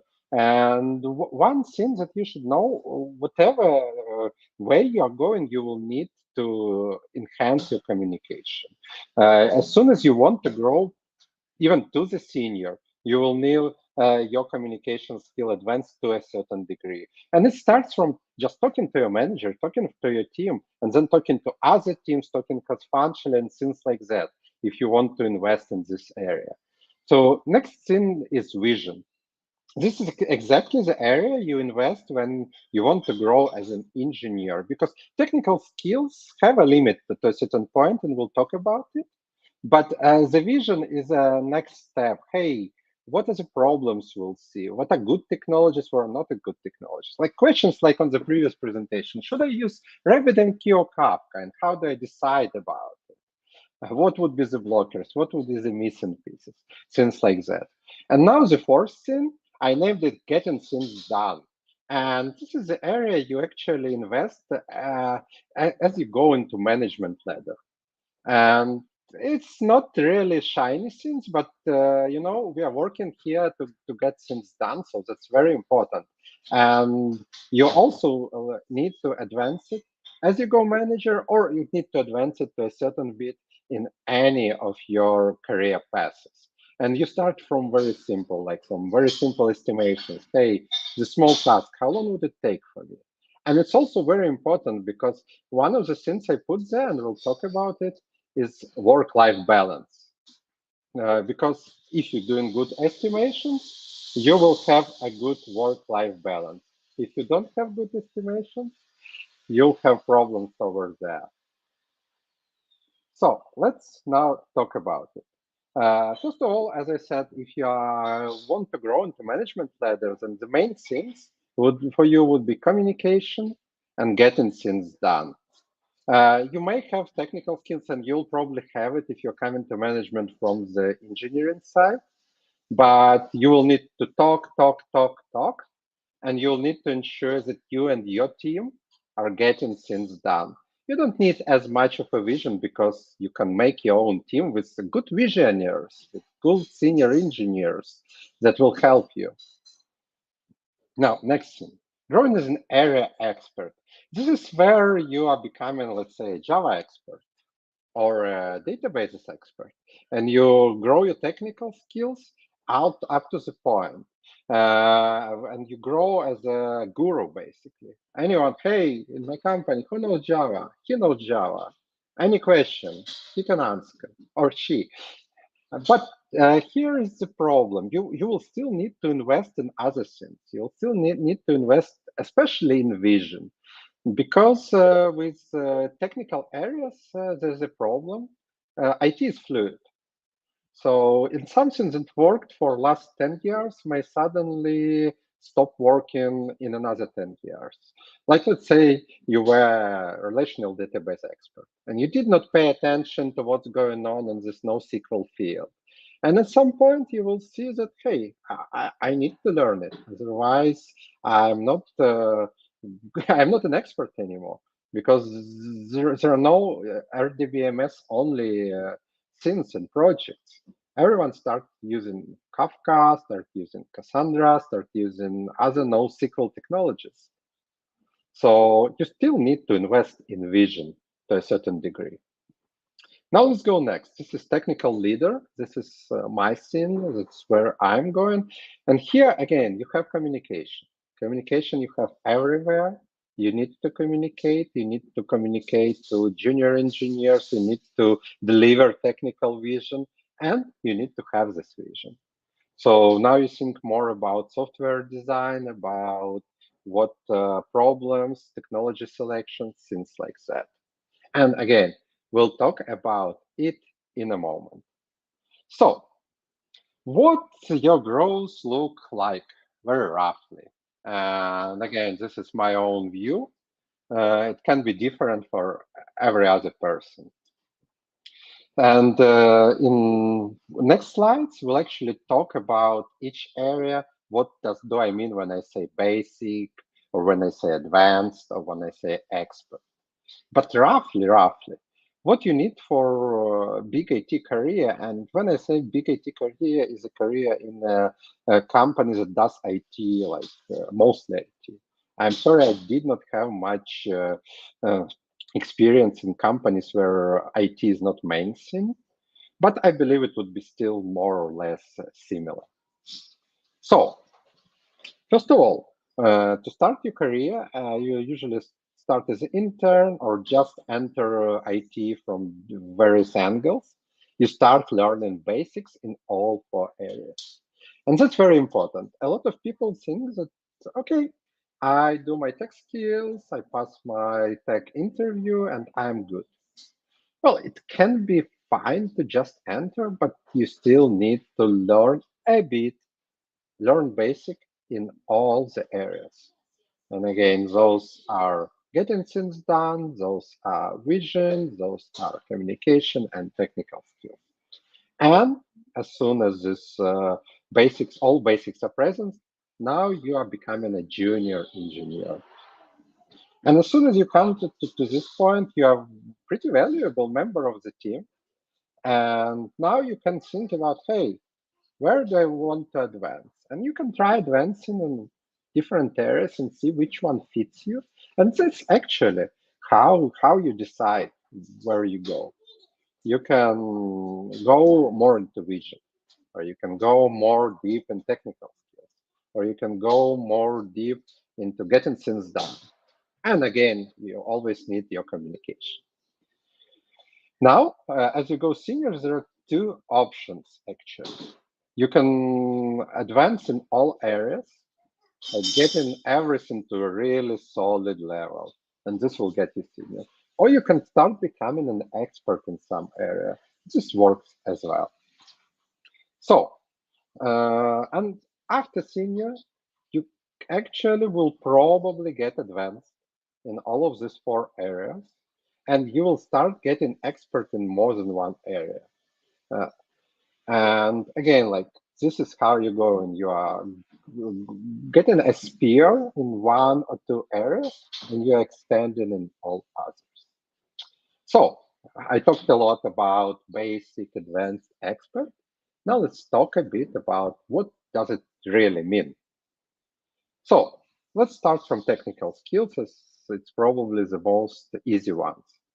And what do you need in technical skills? And I listed some that I value. There are all others, and feel free to put them in proper section as you seem fit. But for me, let's start from basics. First, you need to understand your code. I totally know, and that's totally fine, and it's appreciated when you go and find some examples, you find some Stack Overflow, and you start bringing it into your project. But you need to understand it. You need to understand how it works to a certain degree. You need to understand how it will influence how you're plugging it in. It's not about, hey, I download the script, run, it works, that's it. Well, look at it, try to understand how it works. And this is the basics that you need to. Then you need to write clean and simple.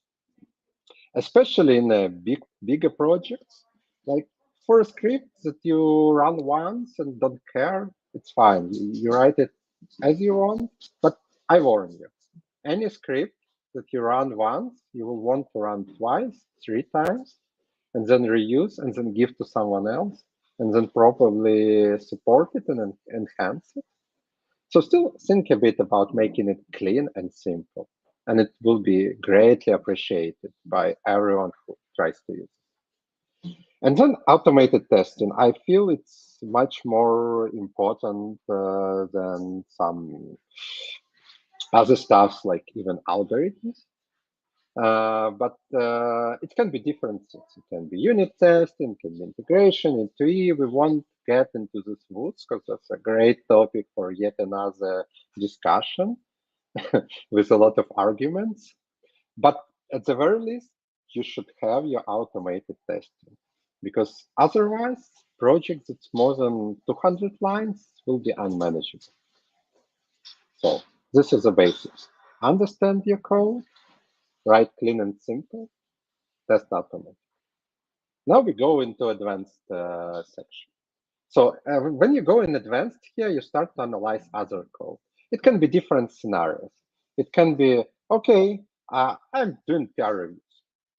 I'm reviewing other code before it gets into my product. It can be working with legacy code. And you know what? Any code you write become legacy code in a year. And you will need to look at it and remember, hey, what was it?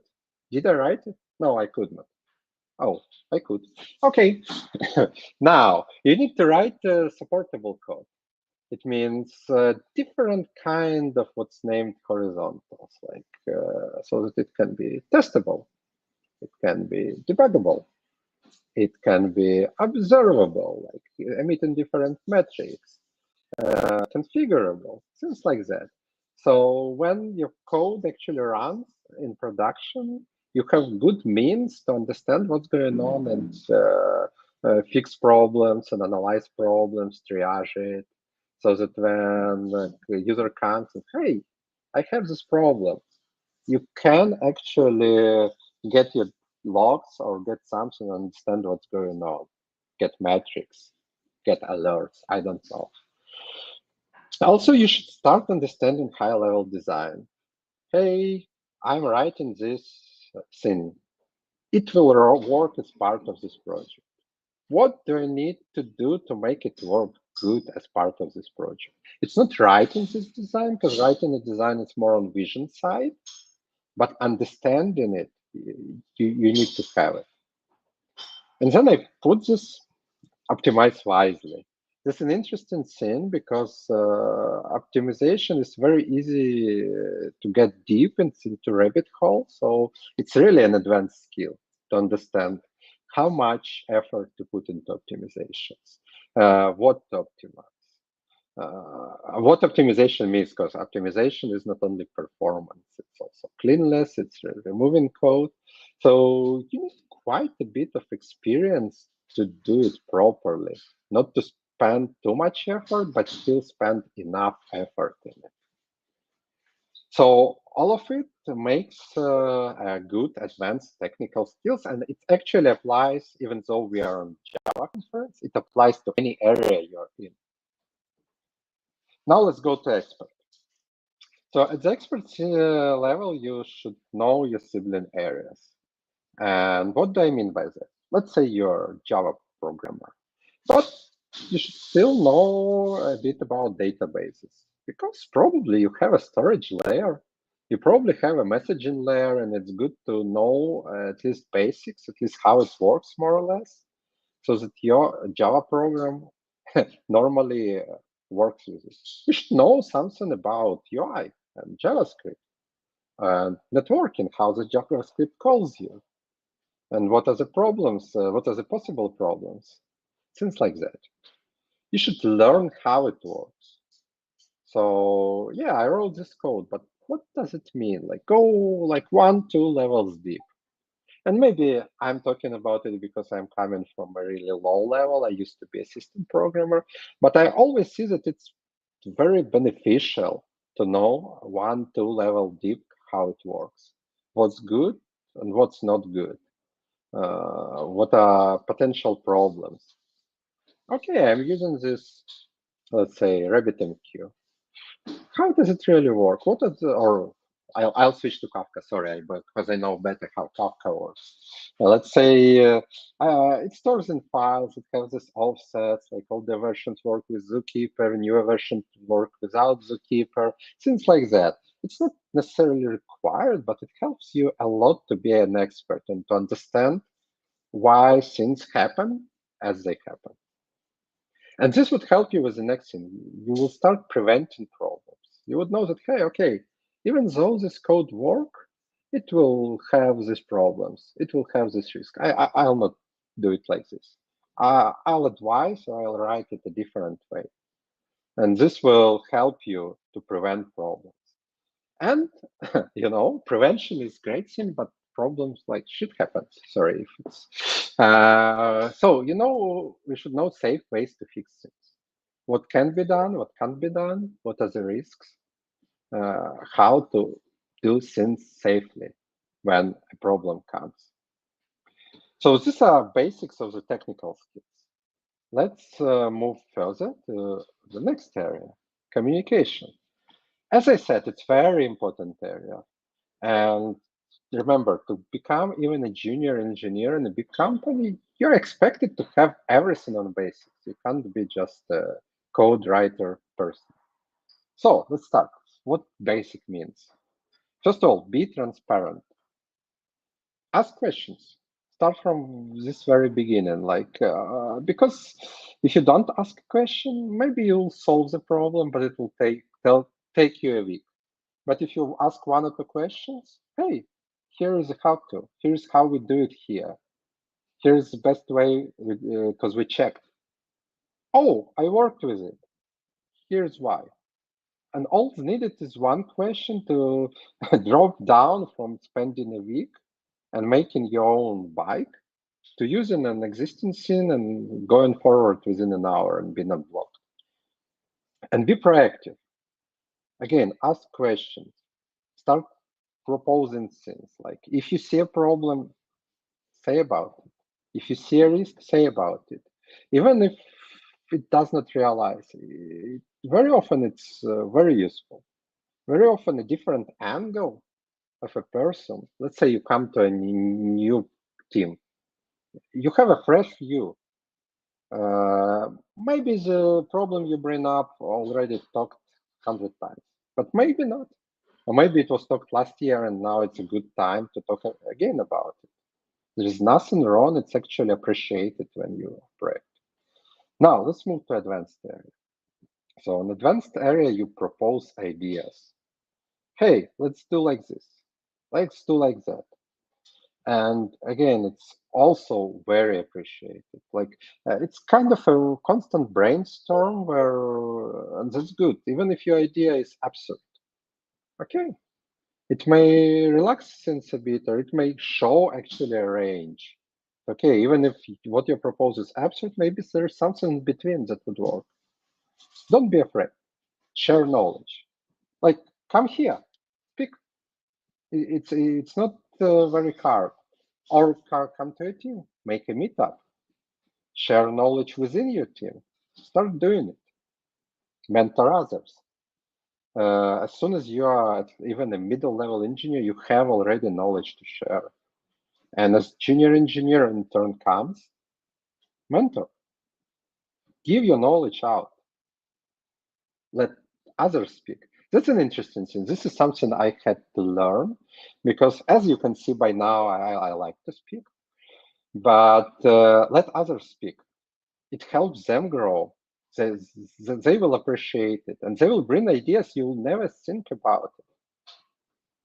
Be every person in the team part of this discussion.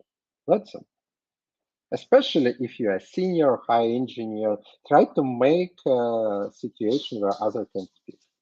Ask them to speak first, because there is a problem as you grow up as a senior or high engineer. If you express your opinion, maybe others will be shy to express theirs. Ask them to speak first. Ask them to make a presentation. Like, push them to speak up. And now let's go expert. What does it mean? You talk cross-team. Okay, for my project, I need this and this from other teams. I need to talk to them. Talk cross-functionally.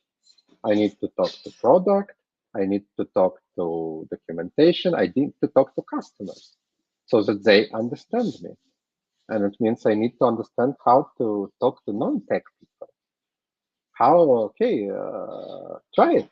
See if they understand this. And you'll start seeing their vision. You'll start talking other language. Like you'll start understanding, hey, this is domain expertise. This analyst or whoever your customer is, what are their needs? And you start representing your team and company. Like, again, doing presentations, talking to higher management, and talking to get something from that team and give something to them. Hey, let's make this feature. It will benefit both of us. And as an expert, organize communication. Organize meetups. Be a moderator. Send scenario. Like, take part in organizing communication more and more. That's communication. And this is something that's, again, needed for everyone. Maybe you don't go expert. But as you grow senior and up, please go to at least advanced level. Now let's talk about vision. And this is technical growth.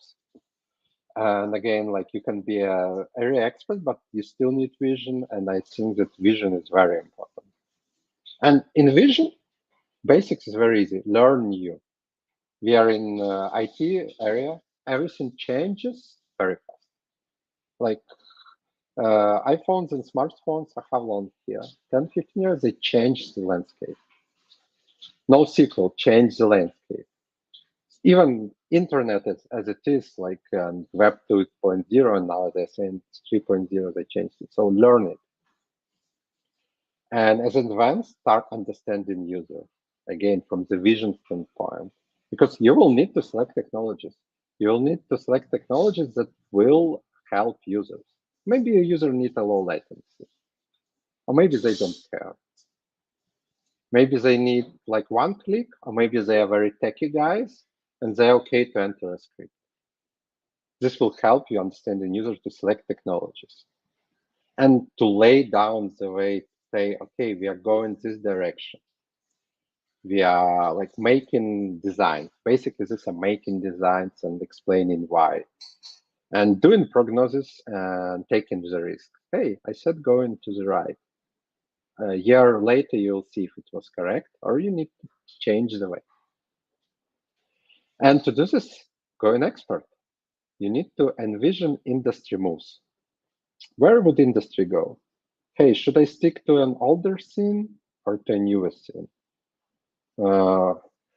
Is it feasible? Like, who do we have in our team? Do we have necessary expertise?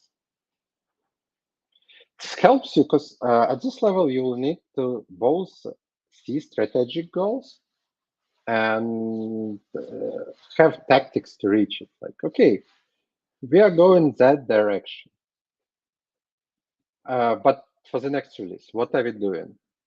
We are doing this and that, and it will help us to get some benefit to our customers, but also to make a step, smaller or bigger, towards the right direction. And remember, strategic goals almost never actually realize because they'll change a bit. Strategic goals are like 2 years, and probably after you did some small steps, you will see that your strategic goal moved, and that's fine.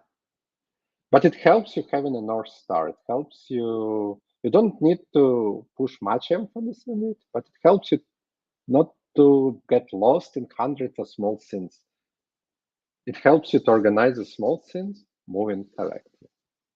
You should understand feasibility in the widest sense of it. Again, do we have expertise? Is it gonna live or die out? Would it take us half a year to adopt this technology? And based on this, make the decision. You need to differentiate POC and MVP. So POC is proof of concept, MVP is minimum viable product. So POCs is what engineers like, because it's like, okay, let's make a hackathon, let's hack something. And after that, it's very tempting to say, okay, we have it working, it's our MVP. Please don't. Ask user, ask product team, hey, maybe a small change is needed. Hey, we need this OAuth authentication, whatever horizontal, or we need this small button that will make our customer happy, that will make the use case full and much more usable. Remember about it. When you cut things, very often you had a big plans, and then, okay, we cannot do all. And you start cutting things technically. Okay, this is one thing we can do, this is a second, this is third. We'll cut third and second. But please check. Would this one thing still be an MVP? Or maybe you still need to leave a piece of certain or second. And this would make you an expert in vision, and this would make a good product, good and usable. And the other side is getting this product out. So again, let's start from basic. And basic is something that everyone should do. First of all, don't be shy to estimate. Don't tell yourself, hey, I'm junior engineer, my manager will do it, my tech lead will do it. Only you know how long would it take, or only you should start doing it. And this will get you necessary expertise. This will get you necessary experience to estimate better and better. The estimations only improve when you practice it. And remember about your work-life balance. Again, it's fine. Sometimes we have stretches, but the stretches should not go more than, let's say, a week. Don't stretch yourself over months. I saw such people. It's not good for it's not good for nobody. These people get tired. They don't actually do good things anymore. So if you're going for long stretch, see if you can estimate better, if you can talk to your manager, to your tech lead, if you can define when it stops, because it's not good for anybody. And it's just highly appreciated in the big companies I worked in. Don't stretch yourself. Now let's go advanced. So as you see, basics is more for yourself. Now, as you go advanced, it will becoming more at team level. So you start identifying risks. A bit for yourself, for your task.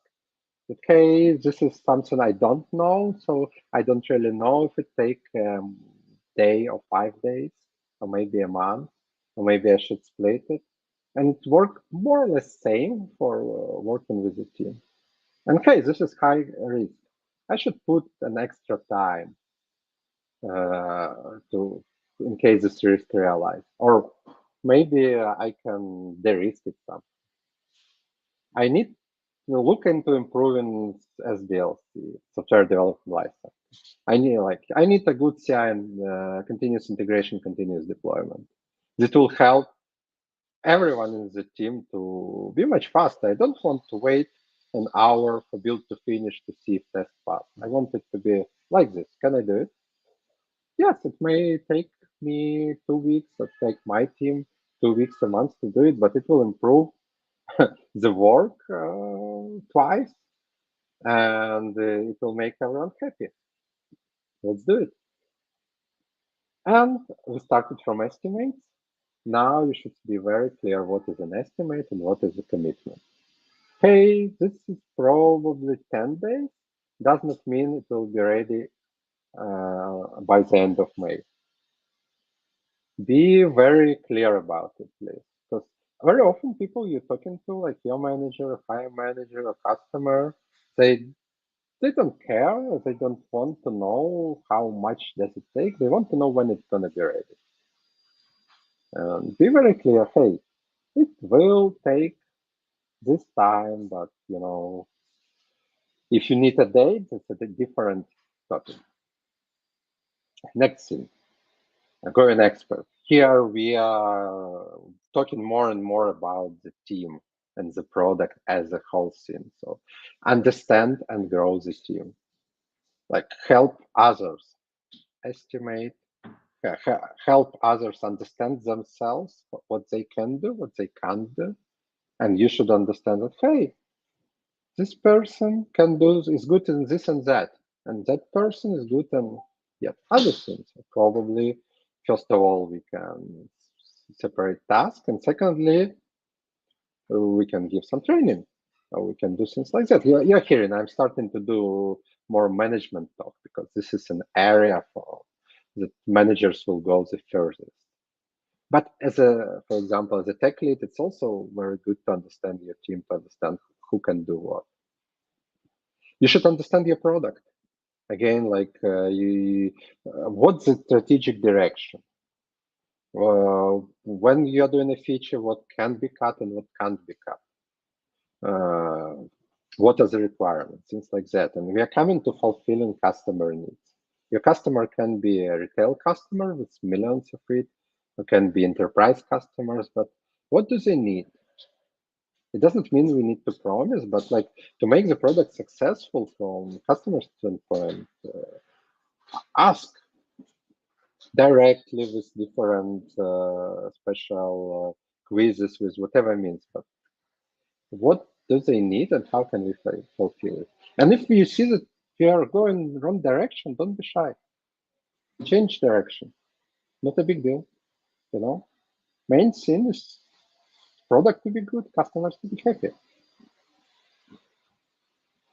So these are getting things done, and let's probably move into the summary. So what do you need to do? First, get the basics in all areas. Don't think that, hey, I can skip basics of communication, or I can skip of basics of getting things done. No, you need all of it. These are those soul skills that I talked about, and it's basically the things that you're a reliable person. You can talk to, you can reasonably estimate, you can raise up the concerns, not only do your code. And this is what makes you a good engineer. Now, next thing, try advanced areas. Which ones you like the most? Okay, maybe you want to go all the way in communication. Maybe you want to go all the way in tech. Again, you want to grow to senior and past senior, train communication skills. And start becoming an expert in the skill area that suits you. This is how you decide management or not management. Or alternatively, you can go jack of all trades and say, okay, I'll be advancing in all four. This is also greatly appreciated. Okay, I think I am right on time and I'm ready to answer the questions.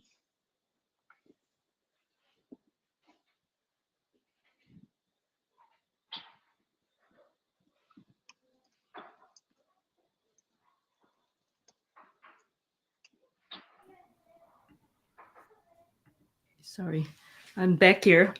Yeah, that was very nice, Vitalii. Let me take a look. I think there's one question. Let's kind of bring it on here in the bottom of the screen here. Vitalii, how do you deal if you have effort to write best clean code, but others don't care and write boilerplate, not clean code, functional, but complicated later to maintain or change? Bring it up, always it's about communications. It's about explaining things. One another thing that I probably did not touch base on, but that's very important in all the areas. Don't say do that. Say do that because, and always just prepare a bit. Hey, why it's good to write clean code? Because it's easier to maintain. It will save this and that. If there is a problem, it's much easier to.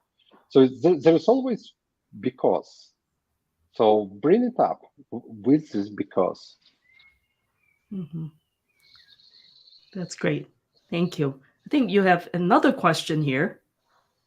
A very interesting topic. Is there any related literature you would recommend?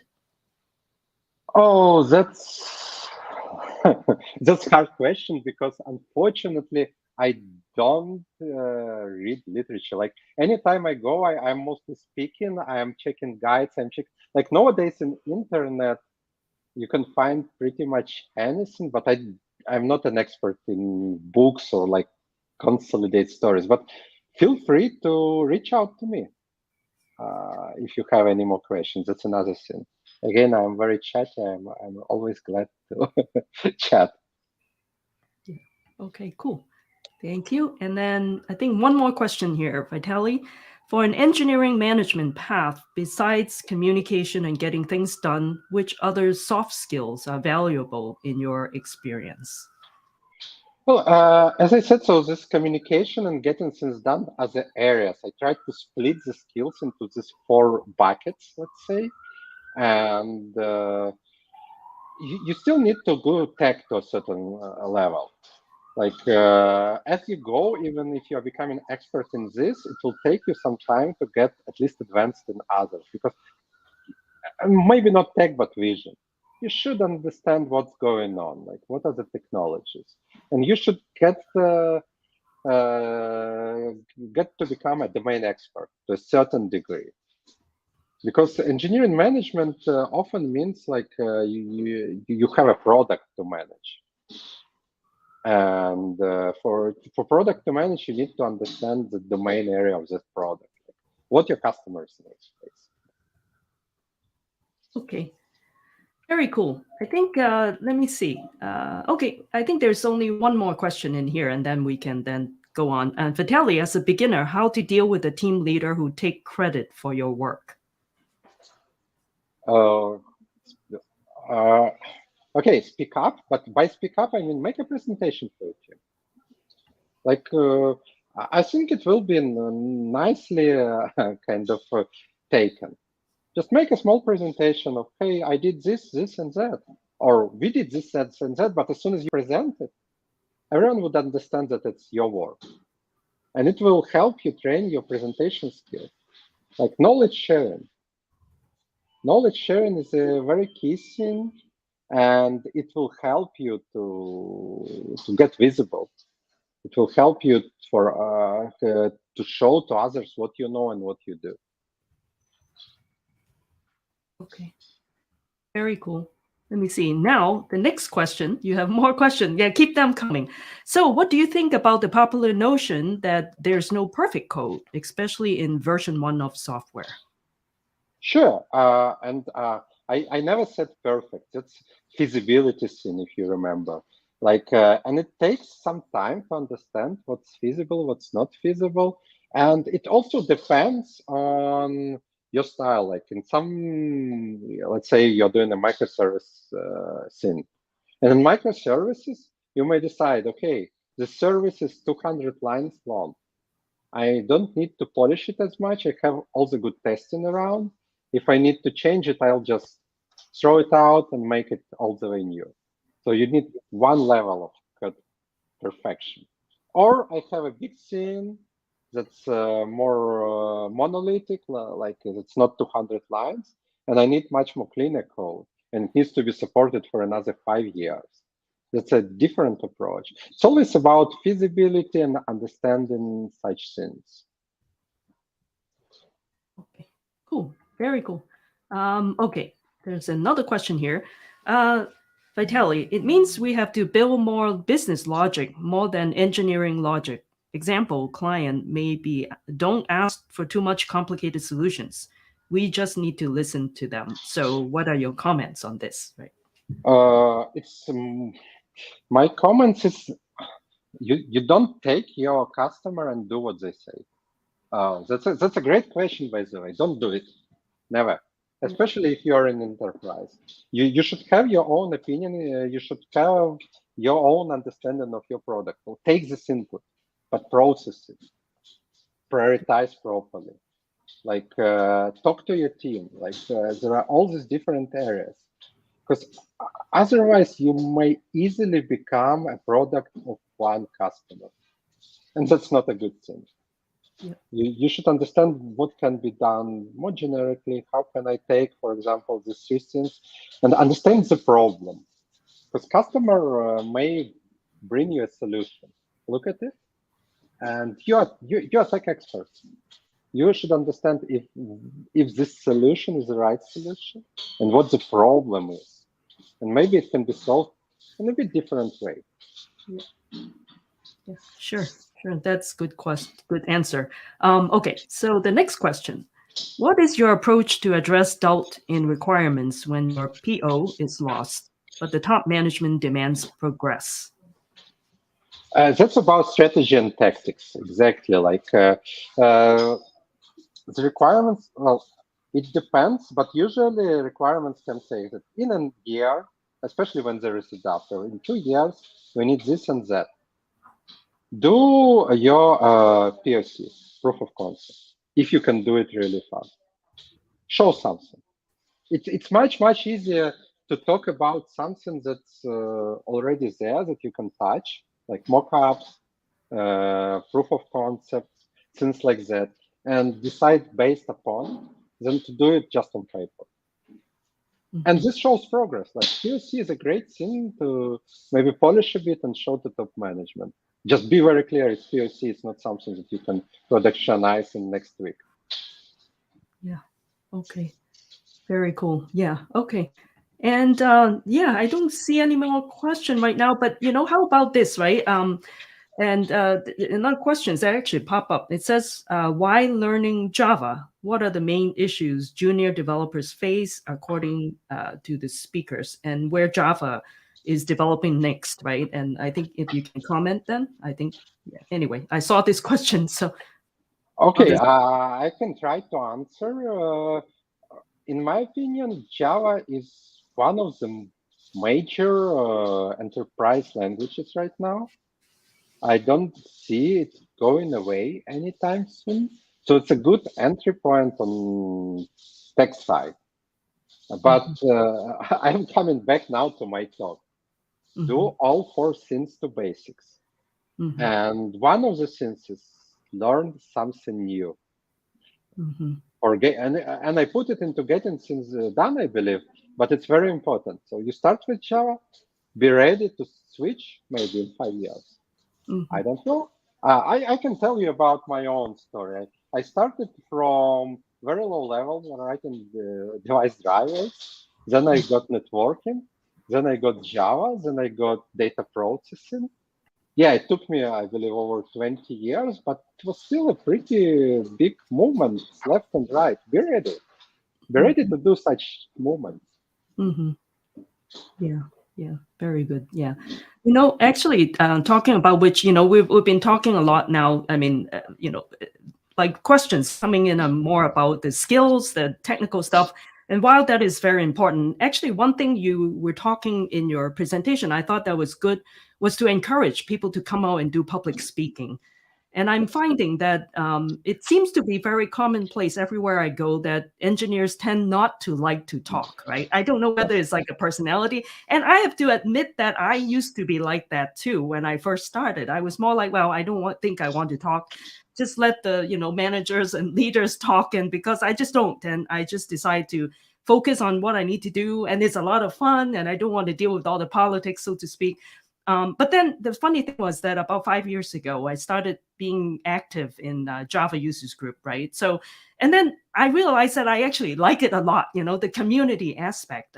I think maybe that's something that perhaps too right now as leaders, we should also be encouraging maybe folks that are new to the field or something to come and do public speaking, to not just like, kind of keep the knowledge to yourself, but the fact is, for me, I enjoy it so much because you're sharing what you know and what you have learned. And even though at first you're nervous about it, but we realize that people enjoy it too. And what are your thoughts, like Vitalii? What do you think? Yeah, I totally agree. And start from it's kind of sounds scary, public speaking. Start speaking to your team. Like there was this question, do a short presentation for your team, block 15 minutes, show, train your skills in that, try it if you like it. And then you can do a meetup where there is a room of 20 people that you don't know that are listening, that are asking you questions. And then as you grow, for example, you did something or your team did something. Make a presentation for your team where you speak and your team members speak. This will kind of help them. This will promote them, and they can try this skill as well if they like it. And then go public. Go to such conferences. That's and, right. Do speeches, do moderation, thanks, Maris.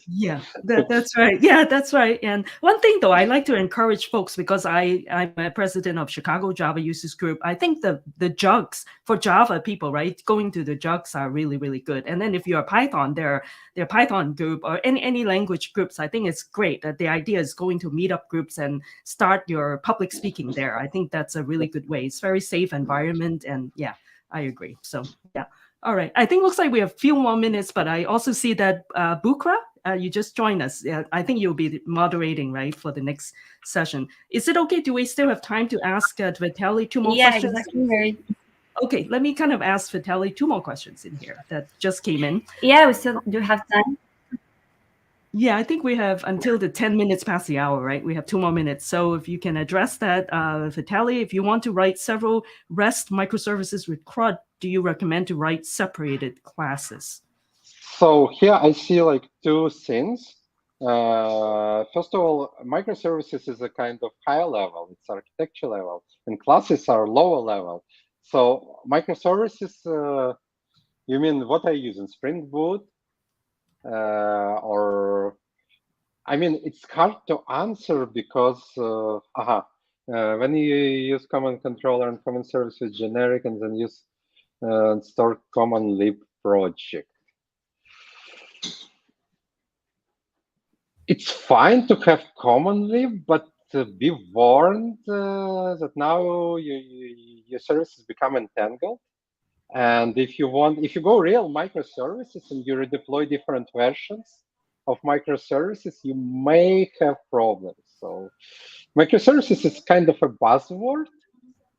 And I rarely seen real microservices where one microservice can be advanced fully independently of each other. So it highly depends on the architecture. Okay.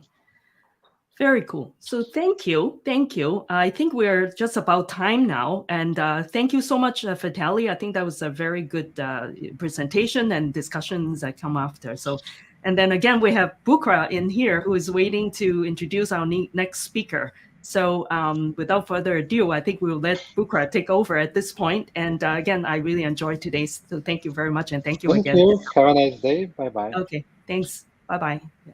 All right. Thank you, Mary. It's indeed a pleasure to be among you today. And hello, everyone. I'm pleased to extend greetings to all of you today in this online summit for Java Devs 2020. My name is Bushra, and I will be your moderator for the next couple of hours. And we are happy that so many of you choose to join us for this event from different parts of the world. And I want to extend a cheerful welcome to our amazing expert technology speakers who enriched our audience knowledge about Java and its latest updates. And with that said, let's call upon our first speaker, Jonas from China, Mr. Sanhong Li. He is a director, runtime, and compiler at Alibaba. He has been working on Java since 2004, where he began at Intel R&D Lab. And in 2020, Sanhong Li became a Java champion for services rendered to the Java ecosystem. And of course, you will discover more about him during his presentation, titled Eclipse Jifa, Tools for Troubleshooting Java Application in the Cloud. So now, dear audience, please join me in giving our speaker the most cordial of welcomes. Mr. Sanhong Li.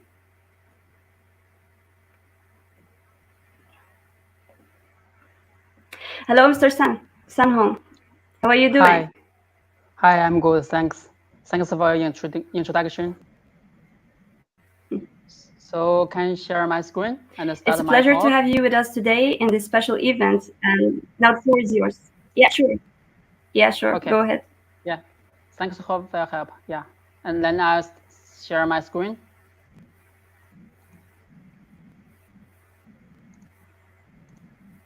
Yes, please. Can you see my presentation?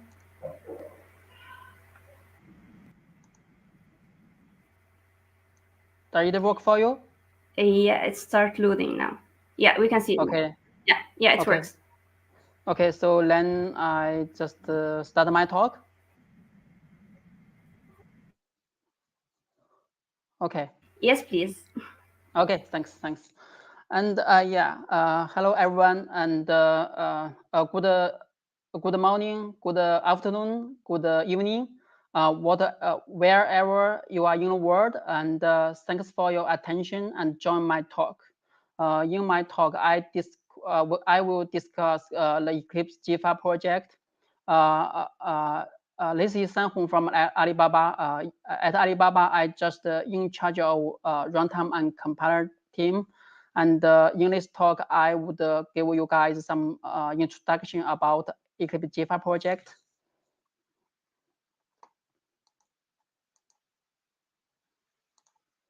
Okay, I think this is agenda for my talk. There are 4 parts.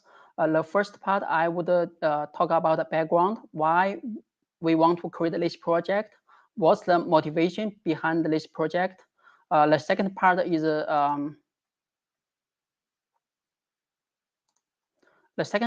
talk about the solution. Actually, it's about the implementation details about Jifa. And the third part is talk about I just give you guys some quick demo, and you can try Jifa in your environment. And the last part is about the summary. Okay.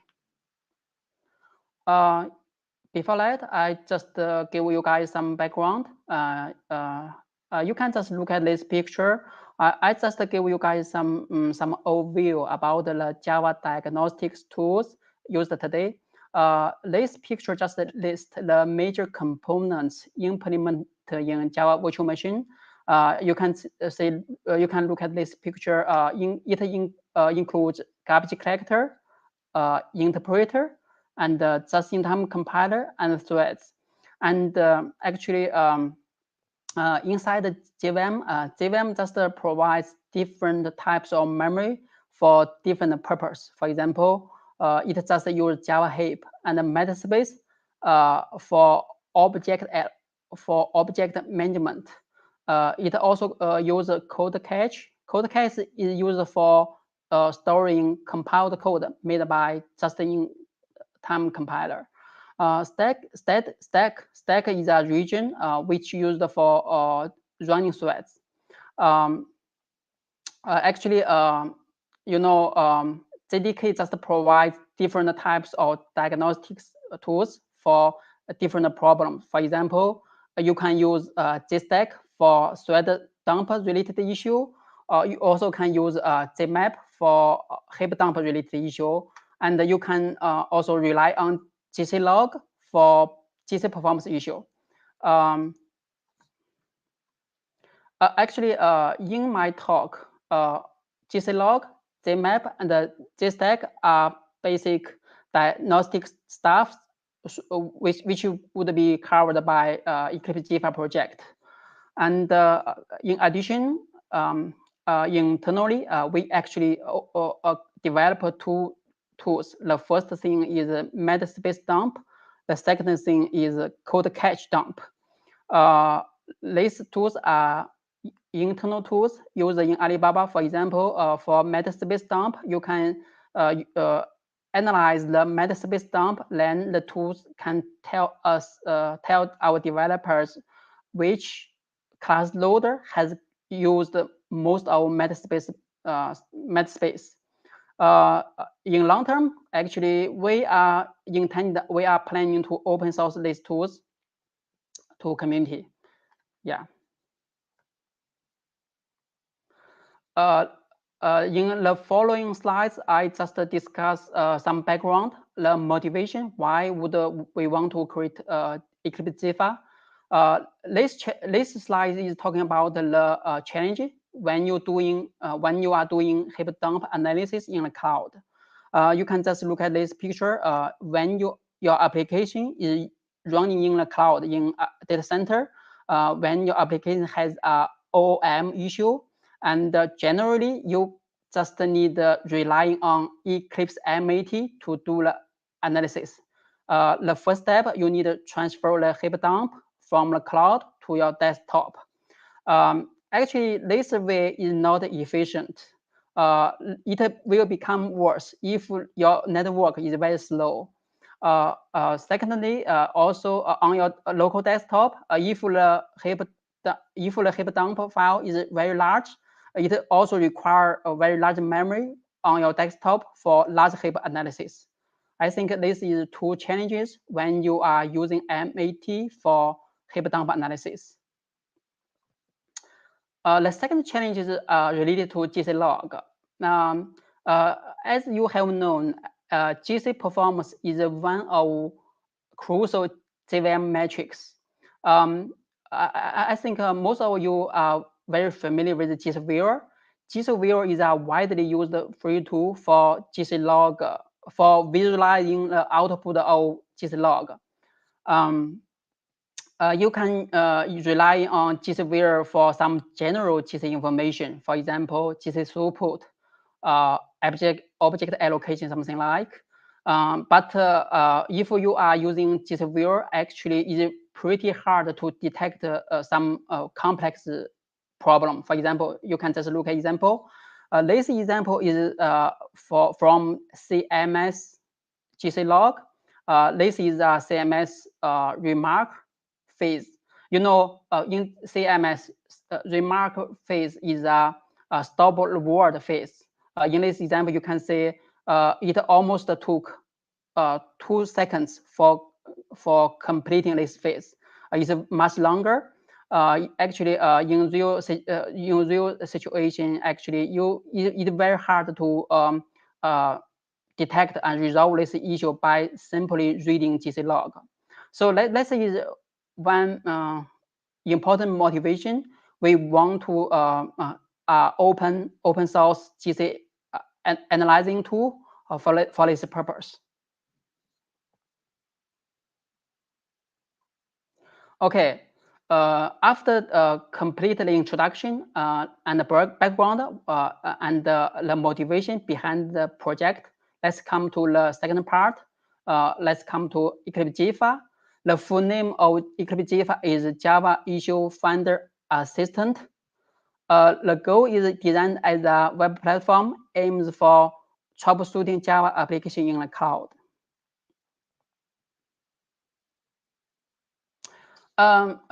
For this slide, I just give you guys some key feature roadmap implemented in Eclipse Jifa. Actually, 2 years ago, in March 2020, this project has been open sourced by Alibaba under Eclipse Foundation with the initial implementation of heap analysis support. In the succeeding development, we just co-work with the community and open source master work pattern and Kubernetes scheduling features, which are used for elastic deployment support. And I think just in this year, 3 months ago, GC log analysis and thread dump analysis are fully open sourced, has been open sourced as a part of Eclipse Jifa project.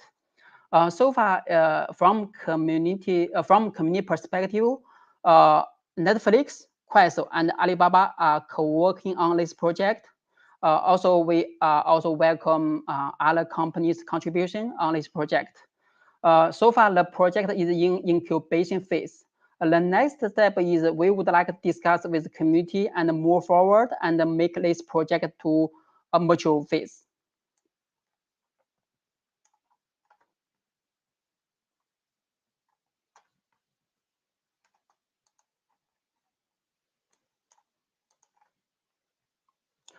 Yeah, I think I go to the next part, talk about the solution and the implementation details in Eclipse Jifa. This is an overview about Eclipse Jifa implementation. As I mentioned, it's a web application. It's implemented as a front-end and back-end separation architecture. The back-end is implemented by Wart.x. This is a project that is also under Eclipse Foundation. Wart.x is a reactive event application framework, which is running on top of Java virtual machine. The front end of Eclipse Jifa is using Vue. Vue is a front end JavaScript framework, which has been used by Jifa for building our user interface. Analysis engine is our core part of Eclipse Jifa. Eclipse Jifa just provides three different troubleshooting service. The first is we call the heap dump analyzer, which has been implemented based on Eclipse Jifa, based on Eclipse MAT library.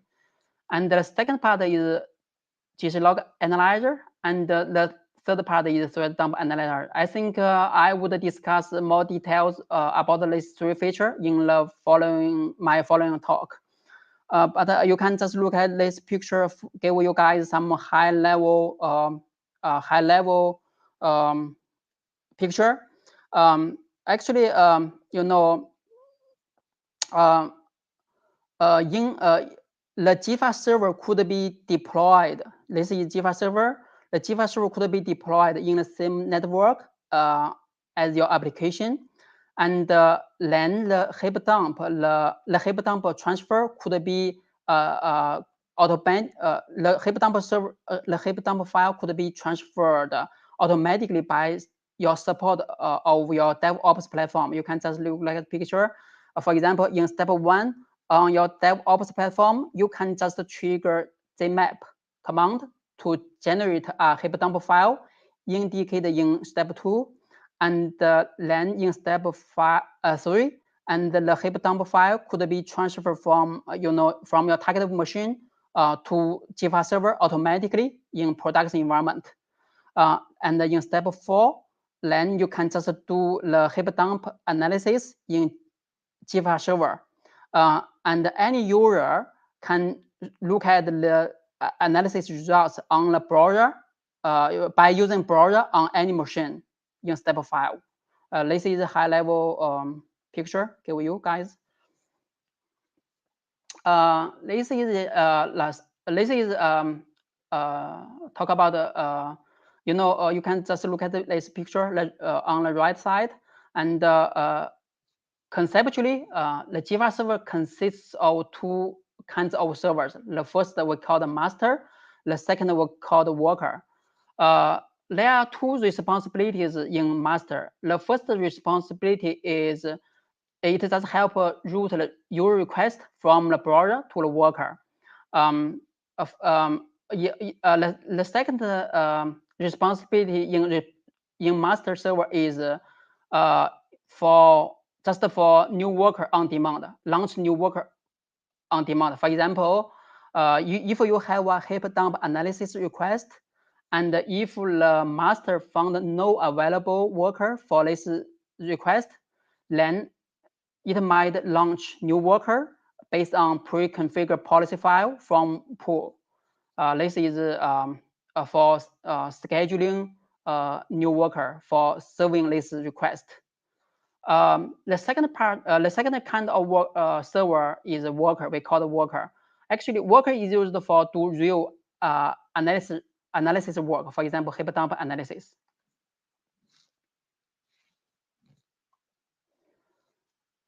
And this is worker scheduling.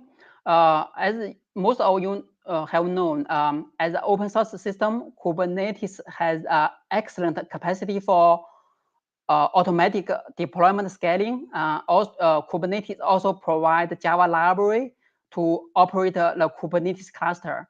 Actually, the Jifa server has implemented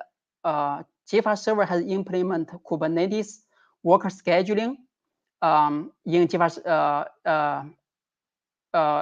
You can just look at this picture.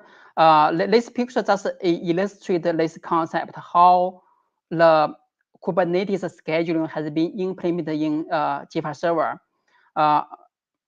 Actually, the pod or the worker could be created on demand per request. I just put the PR link in this slide. If anyone is interested in the implementation details, you can follow up this PR link offline and get more details about this.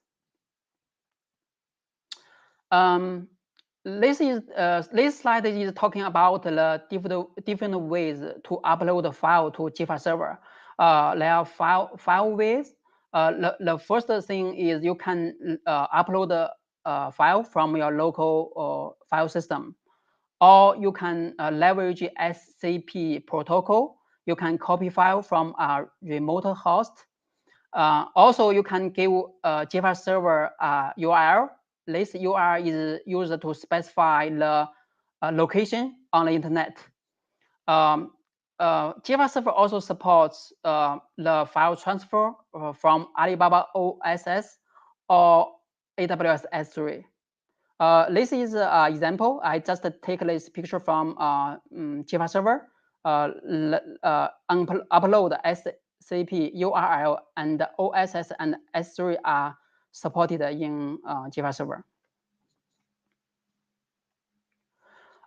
If you want to deploy, if you want to deploy Eclipse Jifa in your enterprise, you have a different choice. The first model is very simple. We call the worker-only model. You can just run Jifa server as a single worker, and then you can use this worker for example, for heap dump analysis. It's very simple and is very easy for using. The second deployment model is we call the master and worker model. As I have mentioned, it consists of one master and several workers. The master will kick off or launch workers from worker pool, pre-configured worker pool on demand. The third part is if your enterprise environment is Kubernetes based. I do suggest that you can deploy Jifa server as a Kubernetes model, so that the worker resource will be created and launched by relying on Kubernetes cluster managed capacity. This is a guide. Also, I put a link on this slide. If anybody want to know more details about this, you can follow this link to get more. In this slide, I just give you guys some example. This is an example about heap dump analysis. It's very similar with Eclipse MAT. You can just look at the take a look at this picture. On the left bar, Jifa just provides developers different views. For example, overview, GC roots, histogram, something so on. And in this example, this is GC root views. On the right side is report details per view. In this example, you can see we have 4 different GC roots, right? Unreachable, system class, GenAI global, and thread. When you click thread GC roots, then you can see the chain of objects which keep alive from GC root. In this example is from thread. I want to highlight Eclipse Jifa just provide very similar functionalities with Eclipse MAT. You can just use Eclipse Jifa by following a way you are using Eclipse MAT. I just put the guide to Eclipse MAT here. If you want to learn more usage about Eclipse MAT, you can follow this link.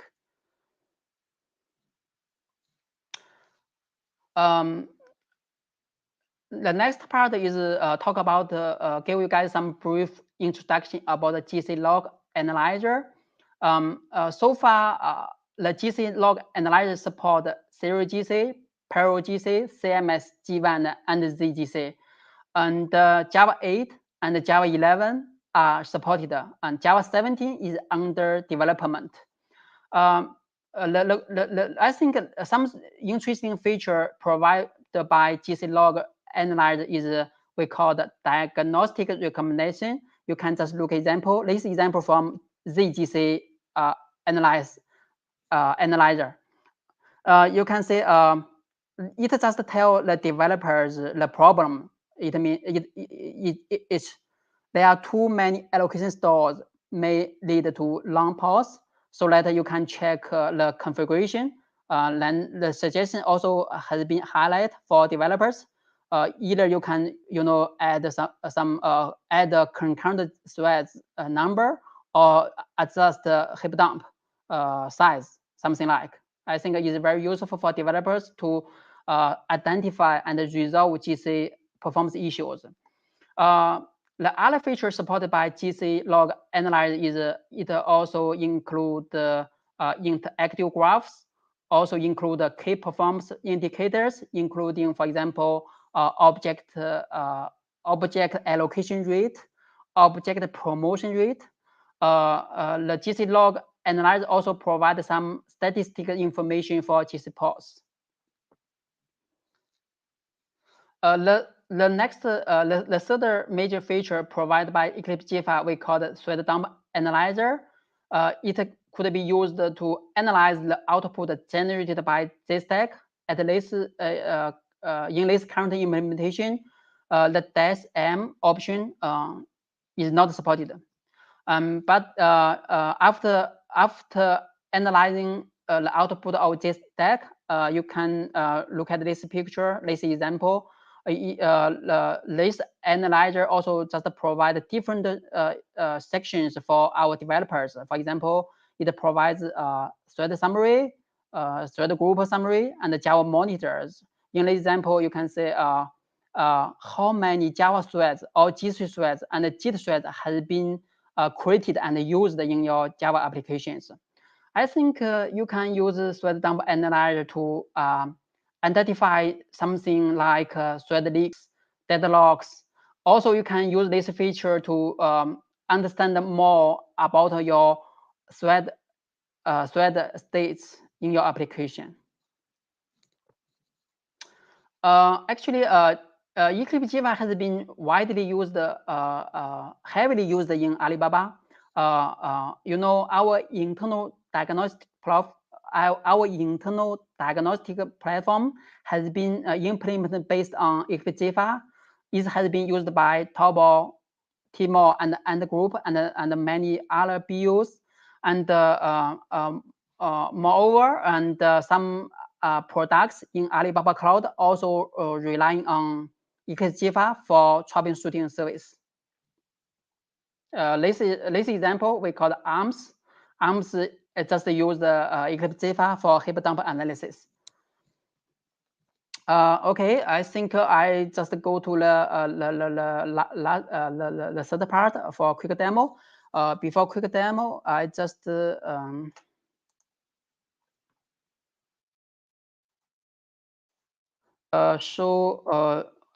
before demo, I just go to our Jifa GitHub, and you can go to our Jifa GitHub, and this is a guide doc. Tell you guys how to build the Jifa, how to run and deploy, and also some quick demo guide. If you anybody interested in Eclipse Jifa, you can follow this offline. I just did the demo by following this guide. On my desktop, I just can kick off a Jifa server.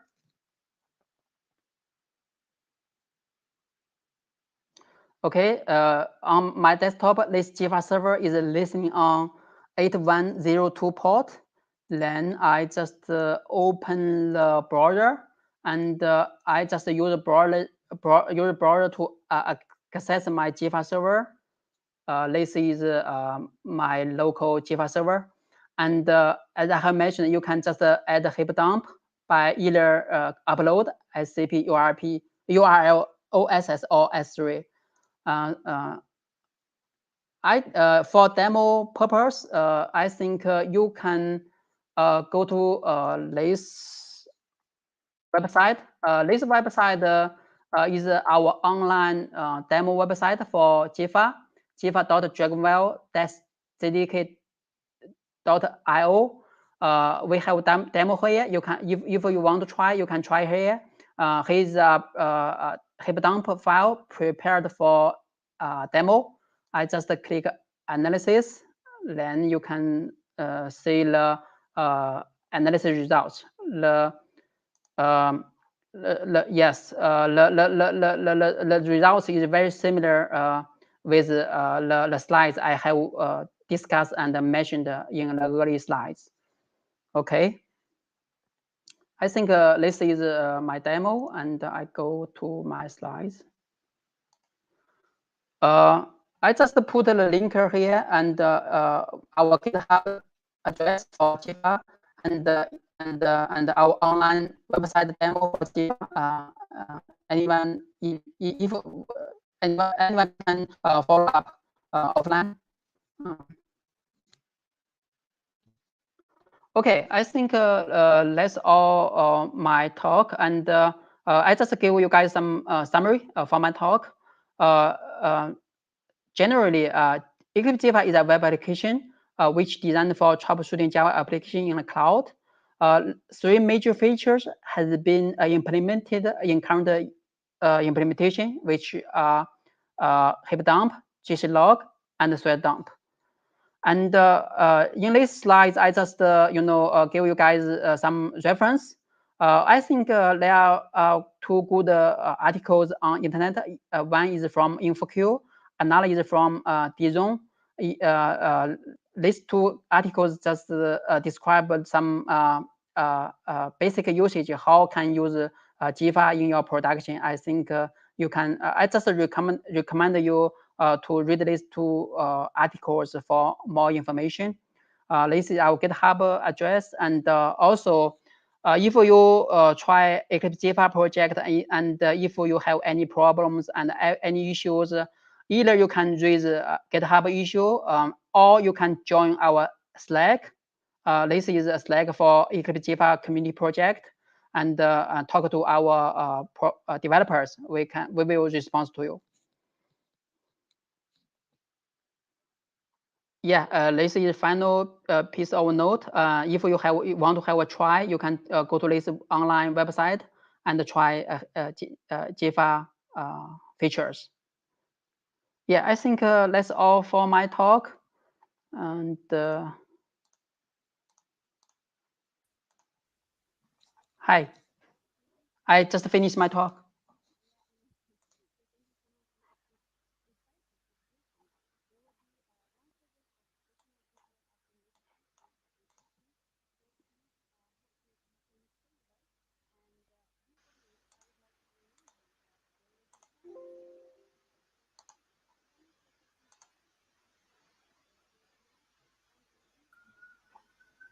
Hey, Bushra, thank you for moderation, but there is no sound of you.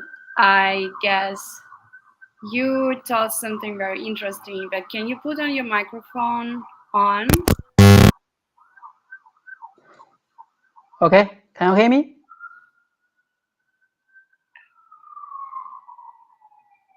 Hello? Right. Yes. Now I think it works, right? Right. Okay. We can hear. Thank you. Okay, great. So I just said thank you, Sanhong, for this insightful presentation. And there will be a roundtable of question and answer after next speaker's presentation. Okay. So hope you can stay with us. And Yeah, dear no problem. audience, I would like to remind you that there will be time for question and answer. So please submit your question via chat. So our speakers will gladly answer any of them at the roundtable. So thank you so much, sir. So now let's move to our next speaker, Mr. Reza Rahman. He is a principal program manager for Java on Azure at Microsoft. Reza has been an official Java technologist at Oracle. He is the author of the popular book, EGB Tree in Action. And of course, you will discover more about him during his talk about Jakarta NoSQL powered by Cosmos database on the cloud. So I asked that you gave your full attention to Reza and help me in welcoming him to the stage. All right, thanks. I'm going to go ahead and start sharing my screen. If you can't hear me or you can see my presentation, yes, do yell right now. But I suspect you probably do. But if you don't, let me know sooner rather than later. So let me open up my deck here and let's get started. I just was having a tiny bit of a hiccup with my machine, so I needed to shut down everything and make sure everything was okay. Okay, so hopefully you can see my screen right at this moment. I'm going to turn off closed captioning if it's okay. Let me know if somebody feels strongly about closed captioning, and I will turn that back on. But if not, we'll just save a bit of screen real estate and move forward. So I believe I have about half hour to deliver this talk and about 10 minutes to do Q&A. Normally, I like to do Q&A with the session, but in the interest of time, and since it's only a half hour, I probably won't be doing that. So do me a favor and sort of hold your questions and put your questions in the Q&A mechanism, and then after I deliver the talk in the next half hour or so, I will try and go back and try to do a bit of Q&A. So the title of the talk is Jakarta NoSQL powered by Cosmos DB on the cloud. So again, in my day job, I'm principal program manager for Java on Azure. I basically take care of all of the Java-related concerns on the Azure platform. So I work with a number of different teams, sometimes almost a dozen or more teams across Microsoft that all do a little bit of Java here and there. Today, I'm going to talk about the mashup of basically two interesting things. One is Jakarta NoSQL, and we'll talk in a moment what that is, but basically it's a standardization effort to standardize NoSQL access in Jakarta EE or Java applications. And on the other side of the mashup, there's going to be Cosmos DB, and very briefly, again, we'll talk about this in more detail, obviously, in a moment. But basically, Cosmos DB is a managed NoSQL database offering on Azure that is multi-language, so it supports multiple interfaces. One of the key interfaces being MongoDB and Cassandra, amongst others. And basically, I'm going to be talking about how you use these two technologies together in an effective way. Okay, so without further ado, let's move forward. First and foremost, a brief introduction to Jakarta NoSQL. So this is a incubating specification as part of the Jakarta EE umbrella. Hopefully you guys all know this, but Java EE, the technology that used to be understood as Enterprise Java or Java EE, has moved to the Eclipse Foundation. And it's actually there's going to be already a few iterations of that has happened. Jakarta E8, Jakarta E9, 9.1, and Jakarta E10 is going to be happening very soon. And basically, Jakarta NoSQL is one of those specifications that is still in incubation mode. As part of that initiative, it aims to standardize NoSQL access for Jakarta EE and Java applications in general. Basically, the idea here is that you should be able to access a wide variety of NoSQL databases using a unified interface, much like JPA or JDBC does for relational databases. The difference, of course, is that it's not quite that. It's not quite as uniform as JPA and JDBC, because ultimately JPA and JDBC are depending on SQL as a unifying standard. So every single database, relational database out there, implement the SQL standard and hence already have a uniform interface. So as you can imagine, that's not quite the case for NoSQL. So it's an interesting challenge as to how you bridge the gap of all these diverse NoSQL databases that don't really have a common language that they speak, and you try to create some kind of unified API. So the way that Jakarta NoSQL has done this is actually quite novel. So basically, the way this is done is by having a uniform interface at the higher levels. So having different levels of abstraction, and at the highest level of abstraction, things in fact do look fairly uniform. But also building in flexibility by having those levels of abstraction, and at the lower levels of abstraction, actually recognizing that these NoSQL databases are sufficiently different from each other. So the three levels of abstraction really are a communication API, and this is very similar to what you might think of as JDBC. So very low-level sort of interactions of put a bit of data, get the data back, and so on. The next level of abstraction is very similar to JPA. So this is basically a mapping or templating capability. It allows you to take a Java object and say, hey, please map it to an underlying SQL store, basically using metadata or annotations, and having some kind of template-like capability that does CRUD. So create, read, update, query, and the like. Again, very similar to, if you will, the JPA entity manager concept. Now, above that, and this is really the abstraction layer where things really do look very, very uniform, is also a repository API. So this is similar to Spring Data JPA or and not so much Spring Data NoSQL, by the way, but more along the lines of Spring Data Data JPA, as well as Delta Spike data. So this is really one uniform interface that under the hood can talk to multiple different NoSQL databases using those underlying abstraction layers like the templating API or the communication API. So I actually won't show you the repository API today, just to build a bit of familiarity. When I show you the code examples, I'll actually stick to the mapping and templating API, because you can just use the mapping and templating API and not necessarily use the repository API, although in most cases you probably would want to. So it's definitely worth a look, although I won't be covering it in this talk in particular. Now, speaking about the things that are common and versus the things that are different, at the communication API layer and the mapping and template API layer, NoSQL definitely has, Jakarta NoSQL definitely has a different set of APIs targeting different predominant classes or variants of NoSQL taxonomy. So one being key value, the other being column family, and the other being document and graph. So if you haven't looked at these before, I don't want to spend too much time talking about this since we only have half hour, but briefly I'll describe the distinction between these classes of NoSQL databases. And if you really look at all of the, at this point, hundreds of databases, NoSQL databases out there, they all actually generally fall very cleanly in this taxonomy. They follow these particular characteristics.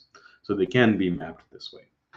So one is a key value pair, and this is very simple. Basically, you have a key identifying every bit of data that's in the database, and then you have a value, and the value tends to be sort of blobs, or in some cases JSON or BSON, binary JSON objects, so some kind of structured or unstructured data that's sort of meaningful to the consuming application. But ultimately, this is just from a database perspective, it's just a value, and that has a key in it, and you always do the lookup by the key, and that's really about all you have with regards to being able to retrieve something only by key.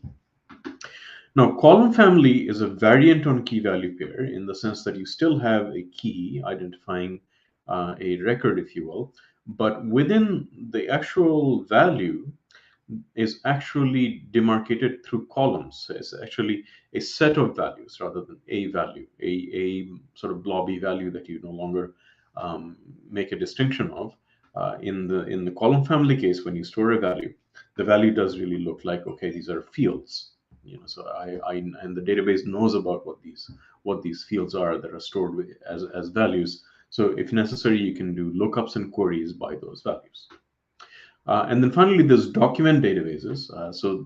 In columns, really you just have sets of values, and that's about it. Right? So you have a key or sets of values. In a document database, what you have actually is a whole structure. So the document, the database itself recognizes the internal structure of what's stored in the value, and it is stored as a document. Typically, this is going to be JSON or XML or something of that nature, something that is traversable and looks like an object structure of sorts. So these are by far the most popular databases. We'll get into the sort of popularity of NoSQL databases in a moment, but these are really the most popular type of NoSQL database because they give you the most amount of capability, the best bang for the buck, if you will. And then there's graph databases, and these are relatively specialized and probably the least used type of NoSQL database, but they specialize in a very specific use case, and that use case is when you want to model relationships, graphs of objects. And so you have a domain where a relationship between objects is very, very important. LinkedIn, Twitter, social media networks, certain type of scientific fields where you're perhaps looking at things like genealogy and things like that. Those are all cases where object interrelationships or object graphs are very important. And basically, those type of databases specialize in those cases. So Jakarta NoSQL, aside from just dealing with data mapping concerns, also is concerned with a few other things to bring some of the niceties of the Jakarta platform into the standard. So everything is CDI capable in Jakarta NoSQL to begin with. In addition to that, you can also add bean validation. I'll show you a bit of that in a moment. So just like in the JPA case, you can use bean validation to validate the state of data to some extent. And if you're familiar with microprofile configuration, Jakarta NoSQL actually also supports that notion of very compact declarative externalized configuration using typically properties files. And I'll show you an example of that in the code. So this is in fact the reason why Jakarta NoSQL is still in incubation, because it has a dependency on microprofile configuration, and microprofile configuration is actually being re-standardized as Jakarta configuration. And once that happens, that means that Jakarta NoSQL can also finalize its standardization. But other than that, Jakarta NoSQL is actually fairly mature. If you look at the APIs, it's already very usable. There's a few people that are using it in production already. So it's definitely production ready, even though it's an incubation specification. Okay, so the primary implementation for Jakarta NoSQL is something called JNoSQL. So JNoSQL is so far the only available way that you can do Jakarta NoSQL in terms of actually getting it working. And Jakarta NoSQL, or rather JNoSQL, actually as an implementation supports quite a bit of databases. Pretty much all of the major databases that you can imagine out there. I'll share a link to the JNoSQL site later. You can take a look at the exact set of databases that it supports. But I think in terms of Java solutions, unified Java solutions, it may actually support the most amount of NoSQL databases. So here are some key ones. Obviously, things like MongoDB, Cassandra, but even farther along the lines of niche sort of NoSQL solutions, things like ArangoDB and Ryak. All of those things are supported, and certainly things like Neo4j, which is a graph, probably the most well-known graph database implementation, that's also supported. So pretty much all of the ones you would expect. The key value type things that are basically many of us probably think of as just as distributed caches, those are also supported. So most popular one probably being Redis, but then again things like InfiniSpan and Hazelcast, all of those things are also supported through the Jakarta NoSQL or JNoSQL implementation in particular of Jakarta NoSQL. Okay. So we should talk a bit about sort of the general applicability of NoSQL. So I think I'm old enough to remember when there were sort of bold claims about how NoSQL was going to replace relational databases and so on. And this is basically not turned out to be true, right? So it didn't wind up replacing relational databases at all. But basically, what it has done is sort of complement the relational database landscape, and we'll look at that in a moment also. So let's take a look at the trend graph of these NoSQL databases. I didn't map all of them. Okay, so I've mapped basically the ones that are most significant. If I try to map all of them, there will be a really thick line at the very bottom that will almost be a straight horizontal line without much variation in it. But basically, you can see what has been happening. So NoSQL databases basically came into the scene sometime around 2010. And they did see relatively rapid rise in popularity for a bit. So I would say sometime around 2015 or so, especially if you look at something like MongoDB or more specifically things like Redis. But Redis is not really NoSQL, to be honest. But regardless, you saw sort of a rapid rise in popularity in the time frame, about a five-year time frame, but then a sort of a leveling off. And you can see definitely the more niche databases are definitely leveling off. Right? But even the more popular ones like MongoDB, they've sort of reached a plateau and they're not really moving very much beyond that. Taking a look at it from another perspective, you can there's a website out there that is called DB Engines Ranking. So DB Engines Ranking sort of tells you, what are the most popular databases, including both relational and non-relational databases, and you can very much see that it's the relational databases that are most popular. So Oracle SQL Server, Microsoft SQL Server, MySQL, Postgres, these are by far the most popular. These are at the top level, top of the band, as you can see above the 1K threshold. And then below that, you have things like MongoDB and Redis. And then below that, you have all of the various NoSQL databases. So they're quite low in terms of the usage as compared with sort of the relational database world, which is relatively stable and definitely is in general more popular than the NoSQL databases. So NoSQL basically complements the relational database rather than trying to replace it. So let's talk a bit about Cosmos DB before we jump into a code example. So basically, Azure Cosmos DB is a managed database. It's a PaaS-based offering. You don't set up anything yourself. You just go in the Azure portal and you set things up, and basically things are up and running for you. This is a globally distributed database. It's one of the very few that are. So once you get a Cosmos DB instance up and running, you can say, hey, my data is going to be available across the whole world.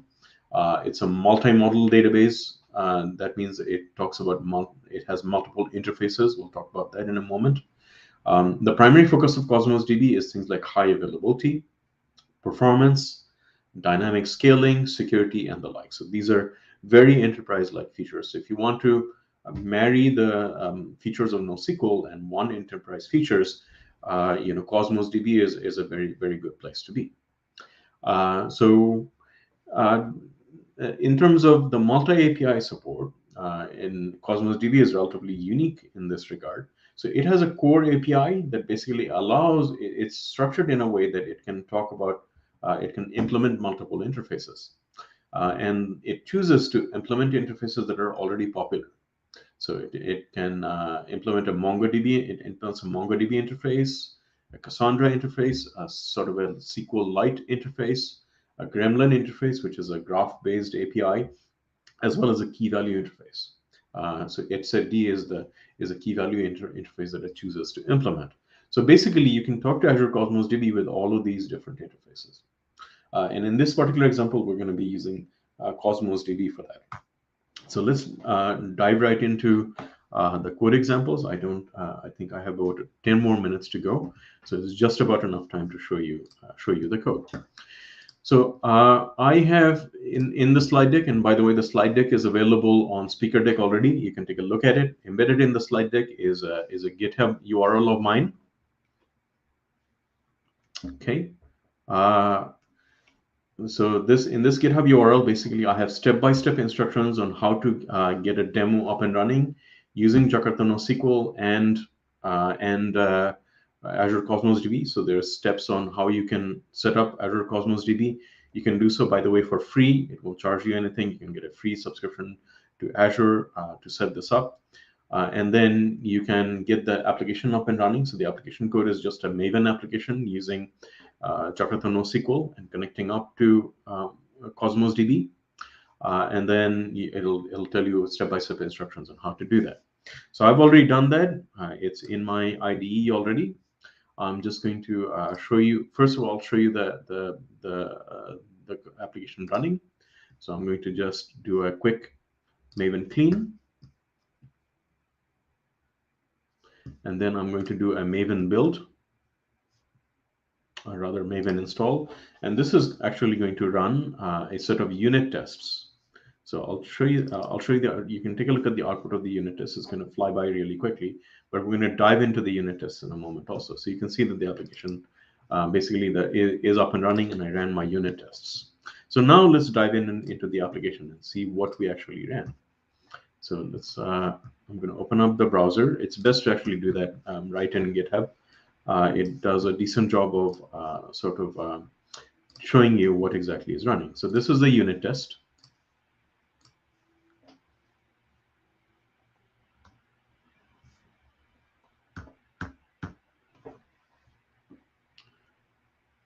Okay, so here it is. All right. So this is a JUnit test that I'm running. So I'm ordering it by name. You'll see that there are several fields in here. So the one is the SSC container.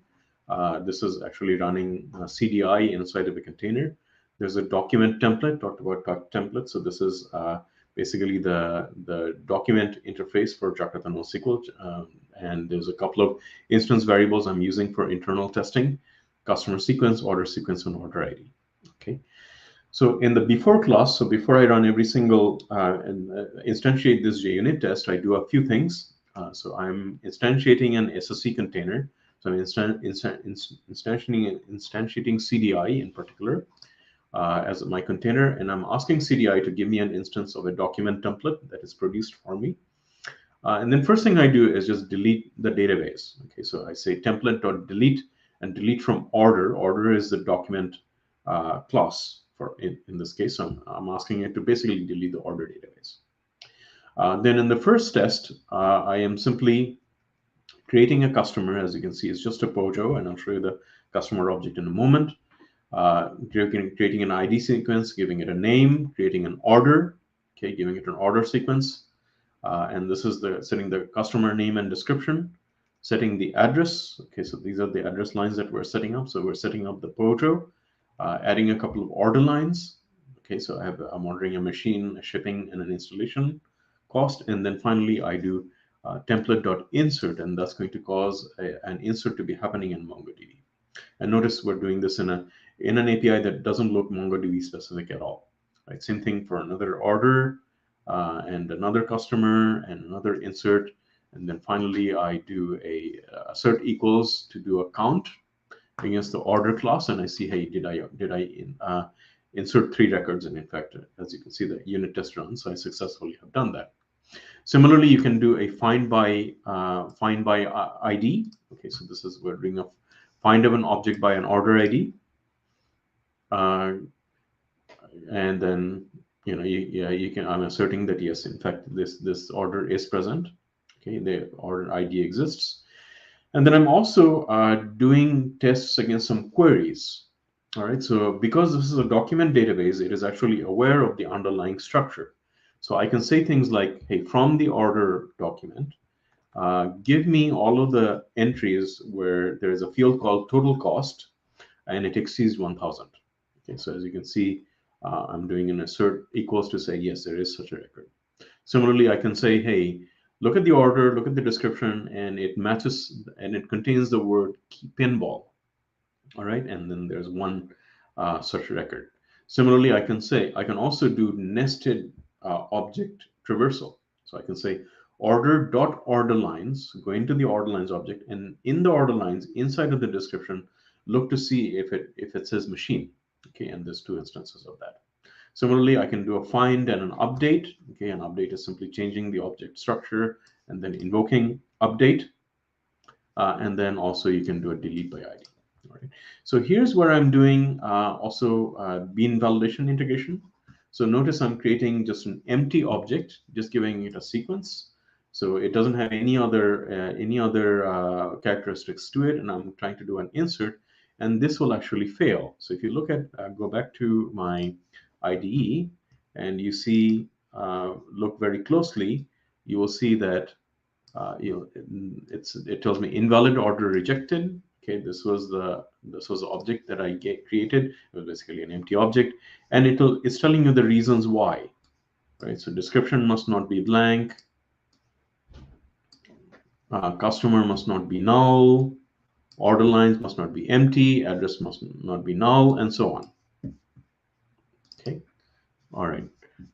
So let's take a look at some of the objects real quick. I won't show you all of them because we don't have that much time. We just have about 5 more minutes. I'm just going to really quickly show you some of the salient features of the code.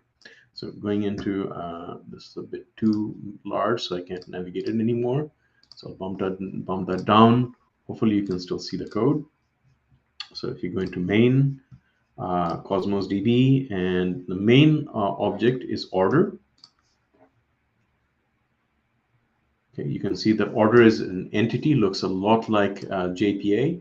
but it's not actually JPA. So this is a different set of annotations. As you can see from the imports, Jakarta NoSQL mapping entity. But it's an entity. It has an ID attached to it. There's several fairly straightforward fields, things like total cost and description. There's my bean validation annotations, and these are in fact bean validation annotations, as you can see from the imports that we're using to validate the record. And then there's also nested objects called order lines. Okay, so order lines is another object that that is out there, but we can reference it. Same thing with customer and address. These are embedded objects in this document. Similarly, if you look at, for example, customer, you'll see a similar type of story. If a customer is also an entity and it has all these fields. Okay, so basically it looks very much like JPA. And of course, you saw the templating API that looks very much like JPA Entity Manager. Also, this is a CDI producer, okay, where we're doing the injection. This is what is producing the object. You can take a look at the details of this later, but basically it is just asking Jakarta NoSQL to give us a pre-constructed instance of a document collection manager. That's all. That's all you need to do. And in the meta-inf resources, there is a configuration properties, and this is where you specify what you're connecting to. Okay, so giving it a name, and this is the key thing is going to be that you're providing a MongoDB provider. So the provider, in this case, you're specifying it to be MongoDB. Okay, and then you need to provide your URL, which I already have. So very quickly, let's go into the Azure portal.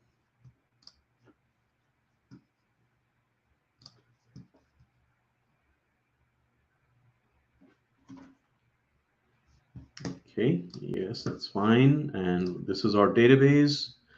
This is our database instance, by the way. So if you look at some of the application insights,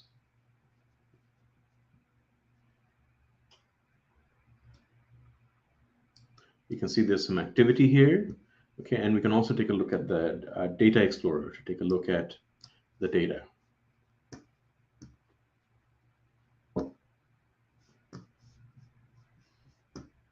So Cosmos DB order, these are the documents. And if I look at the structure of this, this is structured as JSON. So let me see if I can show you this to you in a meaningful way. Let's increase the font just a tiny bit here.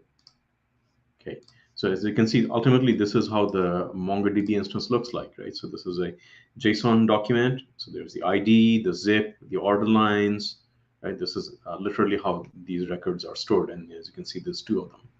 Okay, so basically, this is my JUnit test inserting those records into the Cosmos DB instance. Okay, so let me hop back to the presentation. I think that's all I want to show in terms of the code in the time that we have, and I think we're really almost out of time at this point. So here is and as I said, this slide deck is already available on Speaker Deck. Here's the URL. Okay, so to summarize this, Jakarta NoSQL is a new standard for accessing non-relational databases. I'd say in the Java world, probably one of the better interfaces because it's uniform and very well designed. And as you can see in terms of Jakarta NoSQL, access a ton, allows you access to a ton of NoSQL in NoSQL databases. It's a really good fit for Cosmos DB, as I've showed you, in action. This works very nicely. And Cosmos DB, of course, is a very good option in order to use a NoSQL database, and that also provides a level of abstraction. You can swap different data sources if you like, and the primary ones that it supports is MongoDB, Cassandra, and Gremlin. And of course, hopefully the demo and the source code that I gave you is a really good starting point for you to begin exploring. And if you want to go beyond that, there are some resources for you. Obviously, if you want to find out more about Cosmos DB, one of the best places to do that is the official Cosmos DB documentation on azure.com, as well as the more detailed developer documentation on docs.microsoft.com. Similarly, if you want to find out more about Jakarta NoSQL, a really good place to start, frankly, is jnosql.org. So again, this is the implementation. And then if you want to read the spec itself, that's available in jnosql.org/spec. Okay, so you can take a look at the specification, and it'll tell you in much more detail the mappings, the abstraction layers, all of the document template APIs, and even the repository interface that I didn't really show you this time. All right, so that is all the time that I have. So I believe I'm right about on time. I was yeah, exactly. Half hour of time to deliver my talk, so I think we're good yeah, there. It was good.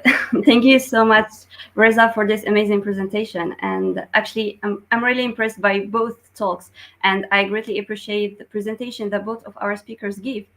It was nothing short of incredible, informative, and interesting.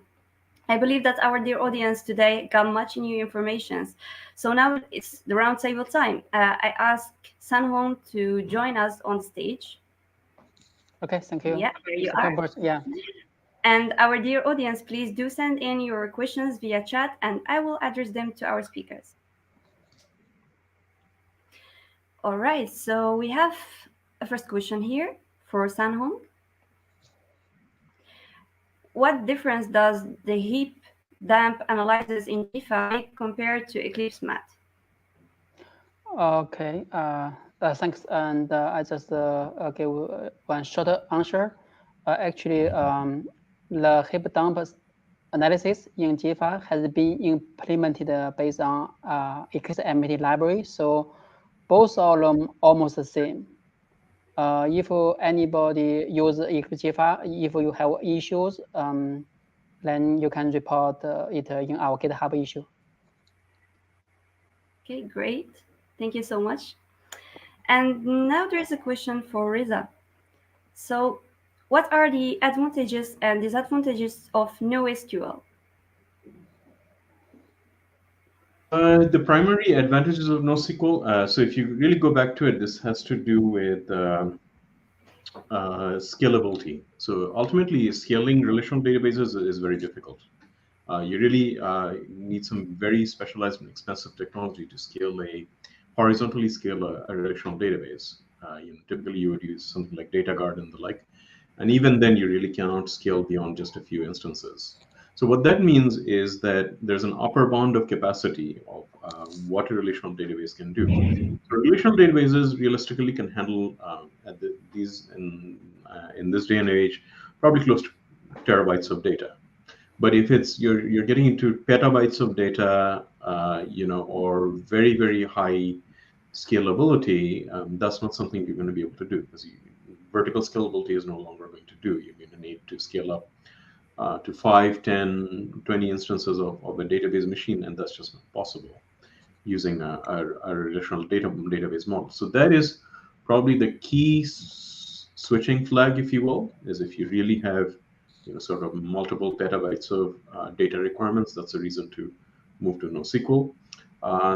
The other one, you can sort of argue back and forth whether it's really that important, is global distribution, right? So if you really need a globally distributed database, similarly, you can't really do that with a few localized physical instances.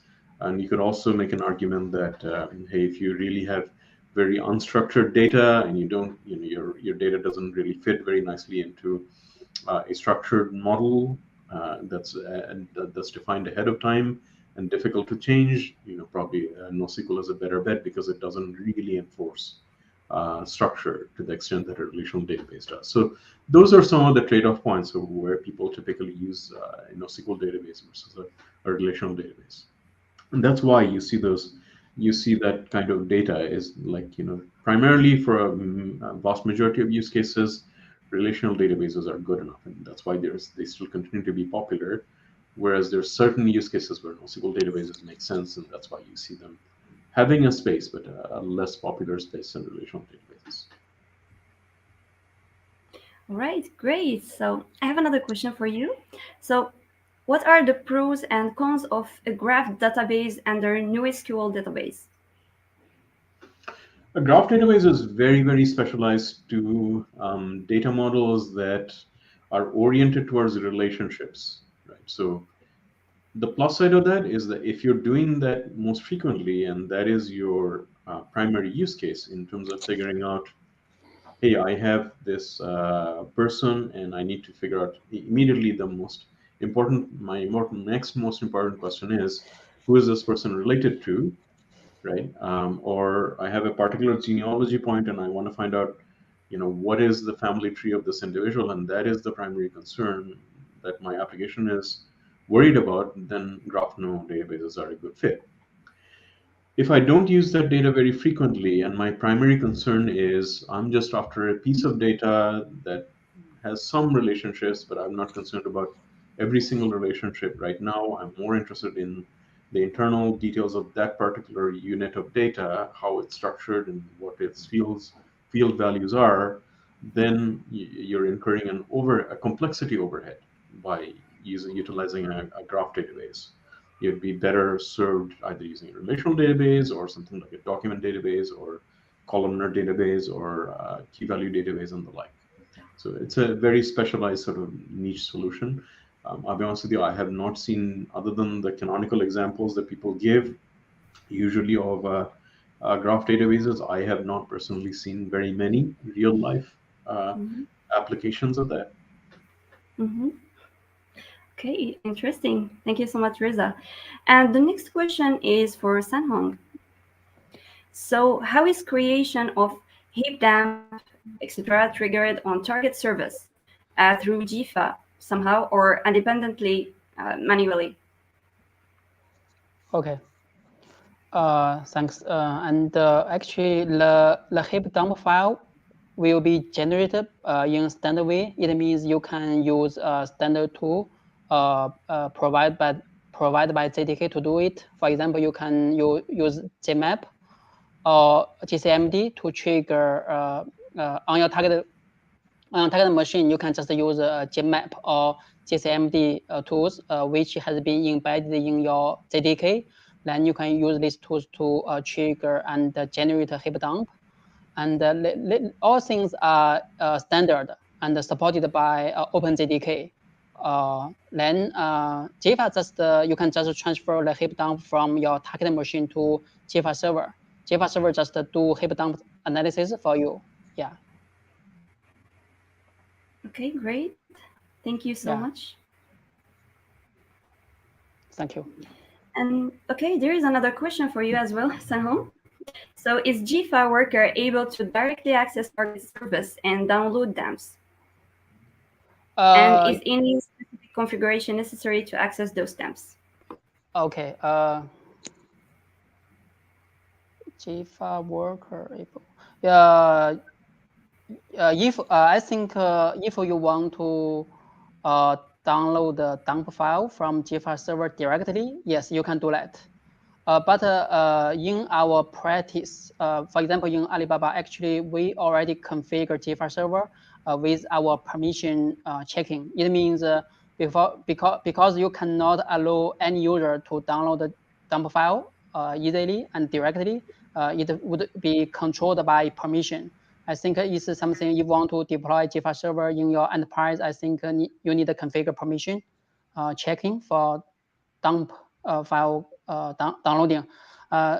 Just from functionality perspective, yes, we can support that. You can just download them directly. Yeah.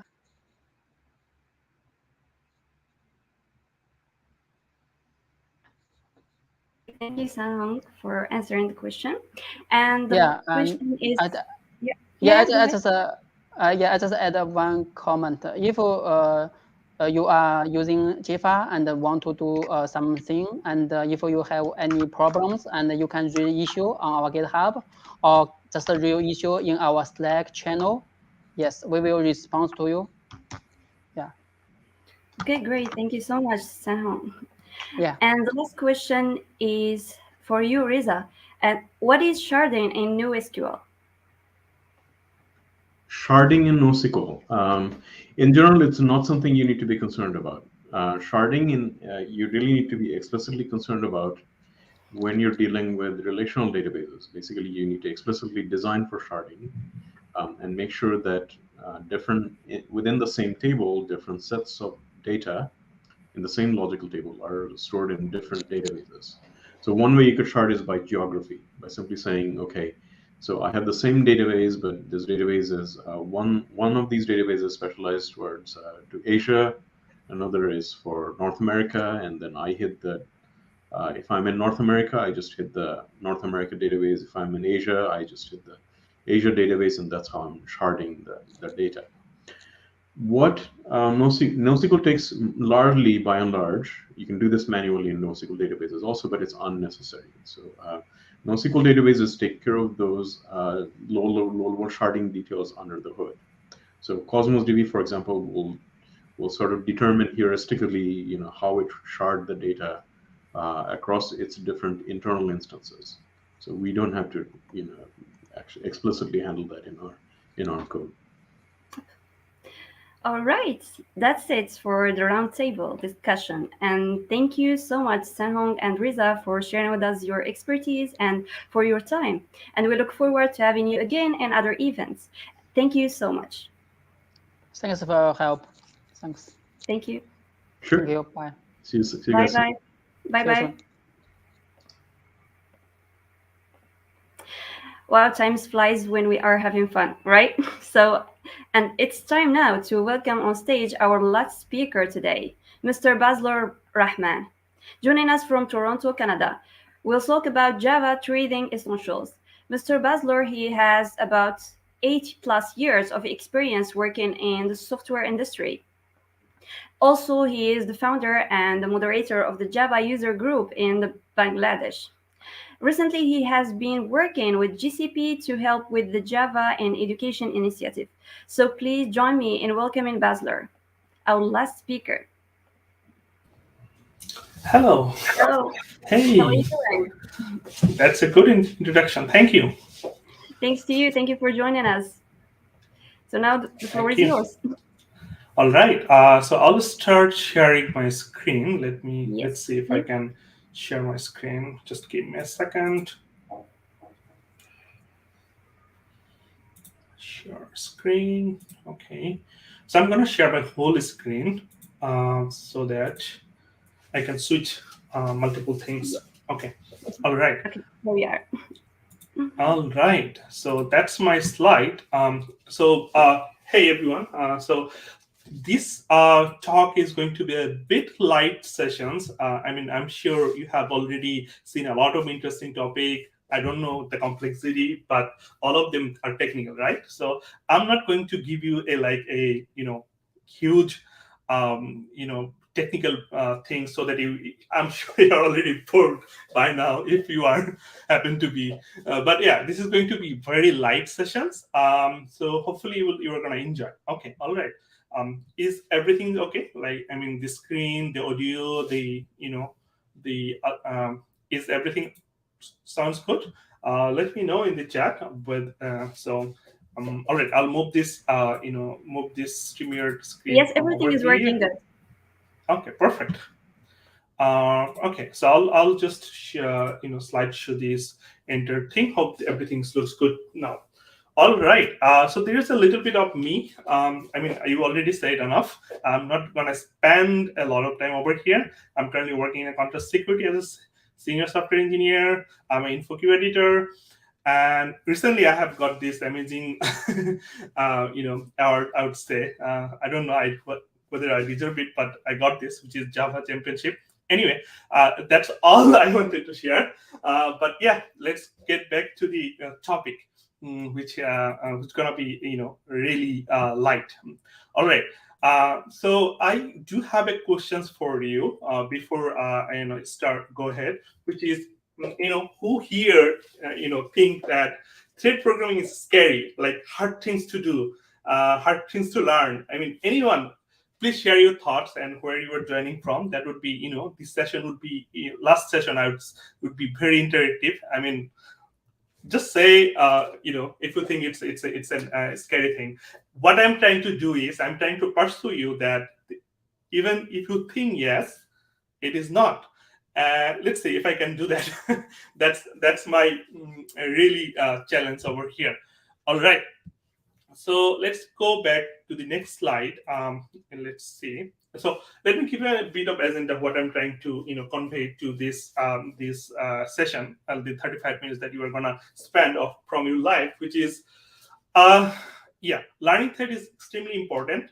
If you're a Java developer, if you're a programmer, it's extremely important. And I'm gonna go through the very few basics. I mean, the thing is, after listening this entire topic, you will remember a few things, and I want to keep I want you to remember some precious things that that you can build on top of that. So that's the idea.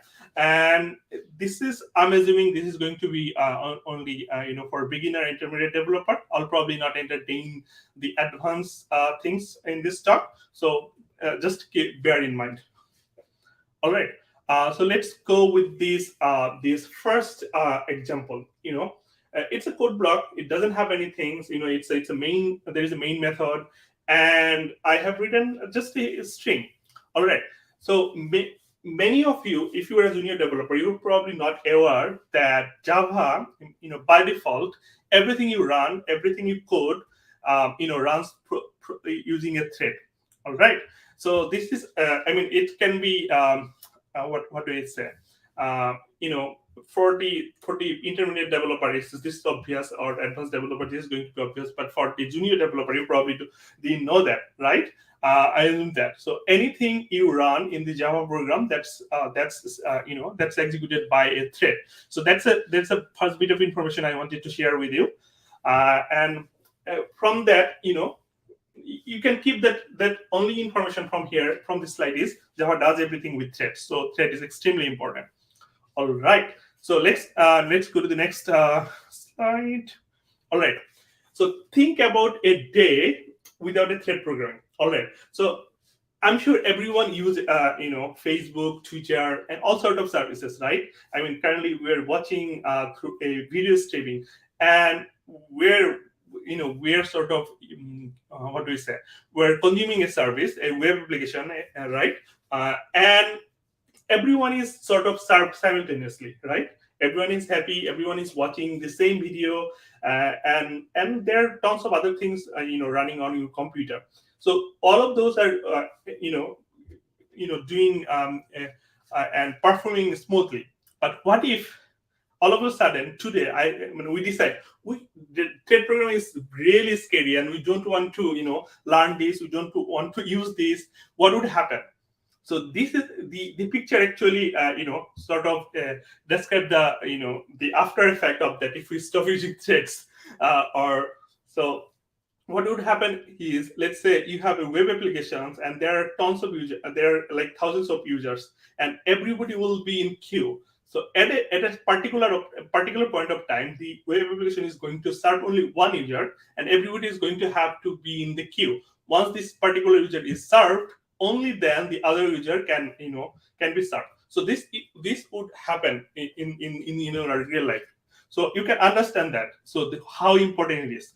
Modern applications, like all the web applications, are internally used threads. Even though as a Java developer, you probably didn't write a many concurrent code. That's okay. But your application server definitely run using threading. I'm going to use the thread and concurrency. I'm going to mean the same thing. Okay. So all right. So this would happen. I hope you already assumed that how important it is. Okay, so let me give you an idea how a program works, right? Let's say as a developer, I write a code, and then it's instruction one by one, right? And then the computer basically executes this instruction, and we get output. So nice, simple. And we get an execution environment, right, where we can execute the code. So it starts from top and ends from the bottom. That's what it does. And in a plain, simple way, all our program should be something like that. That easy to understand, easy to reason about.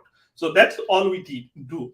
However, when we think about concurrency, or concurrent program like thread programming, multi-threaded programming, it immediately becomes like this. The idea is let's say you have running 20 threads in a particular program.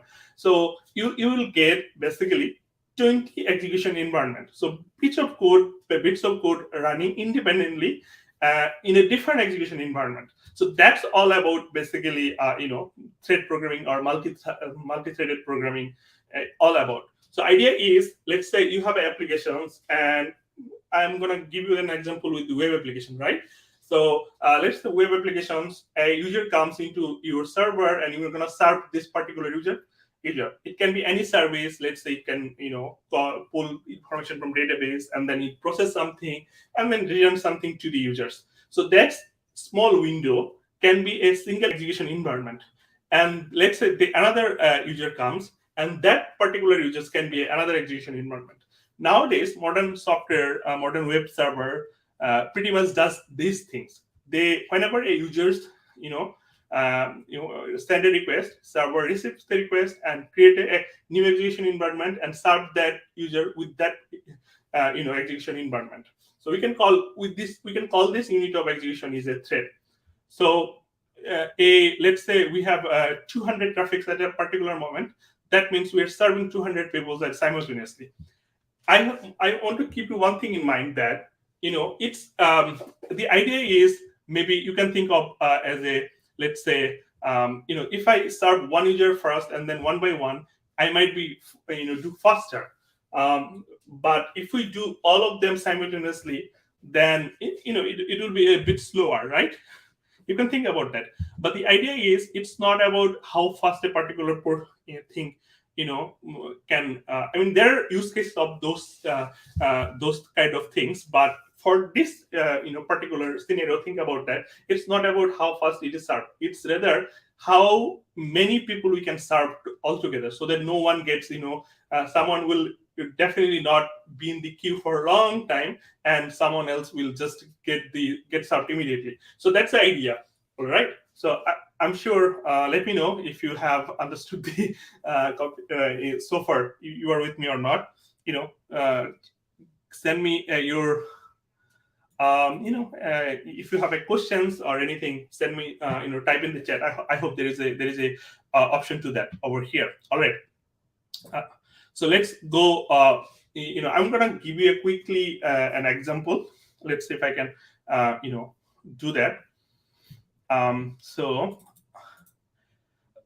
this is a quick demo. I'm gonna give you, which is it's a simple web server. It doesn't do a lot of things. It's pretty simple. It receives a request from a user, and then the idea is it receives a text, and whatever text it receives, it just convert into an uppercase letter and send it back to the users, right? So yeah. So now let's say I have this server.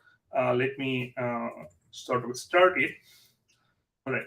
So let me start this server over here, and let's explain a little bit about here. So server socket is basically responsible for creating a server, and then it waits for the client to get a request. When it gets a request, it just handle the request. It hand over this request to this method, and this method, what it does is it keep listening from the users, and whatever user receives, it just send back. So I'll definitely share this code base with you, all of you, in a GitHub. So don't worry about that. Just remember simple things. It receives something and it returns back. That's all. All right. Let me run this program. Okay. So looks like this application is running, and now I'm using a telnet over here to connect this server. So let me clear that. So it's running on a port 808. So let me start that. Now whatever I'm writing over here, as you can see, it send back. It's a ping pong, something like that, right? So hello world. If I write in a lowercase, it's going to return in a uppercase letter. That's all it does. All right.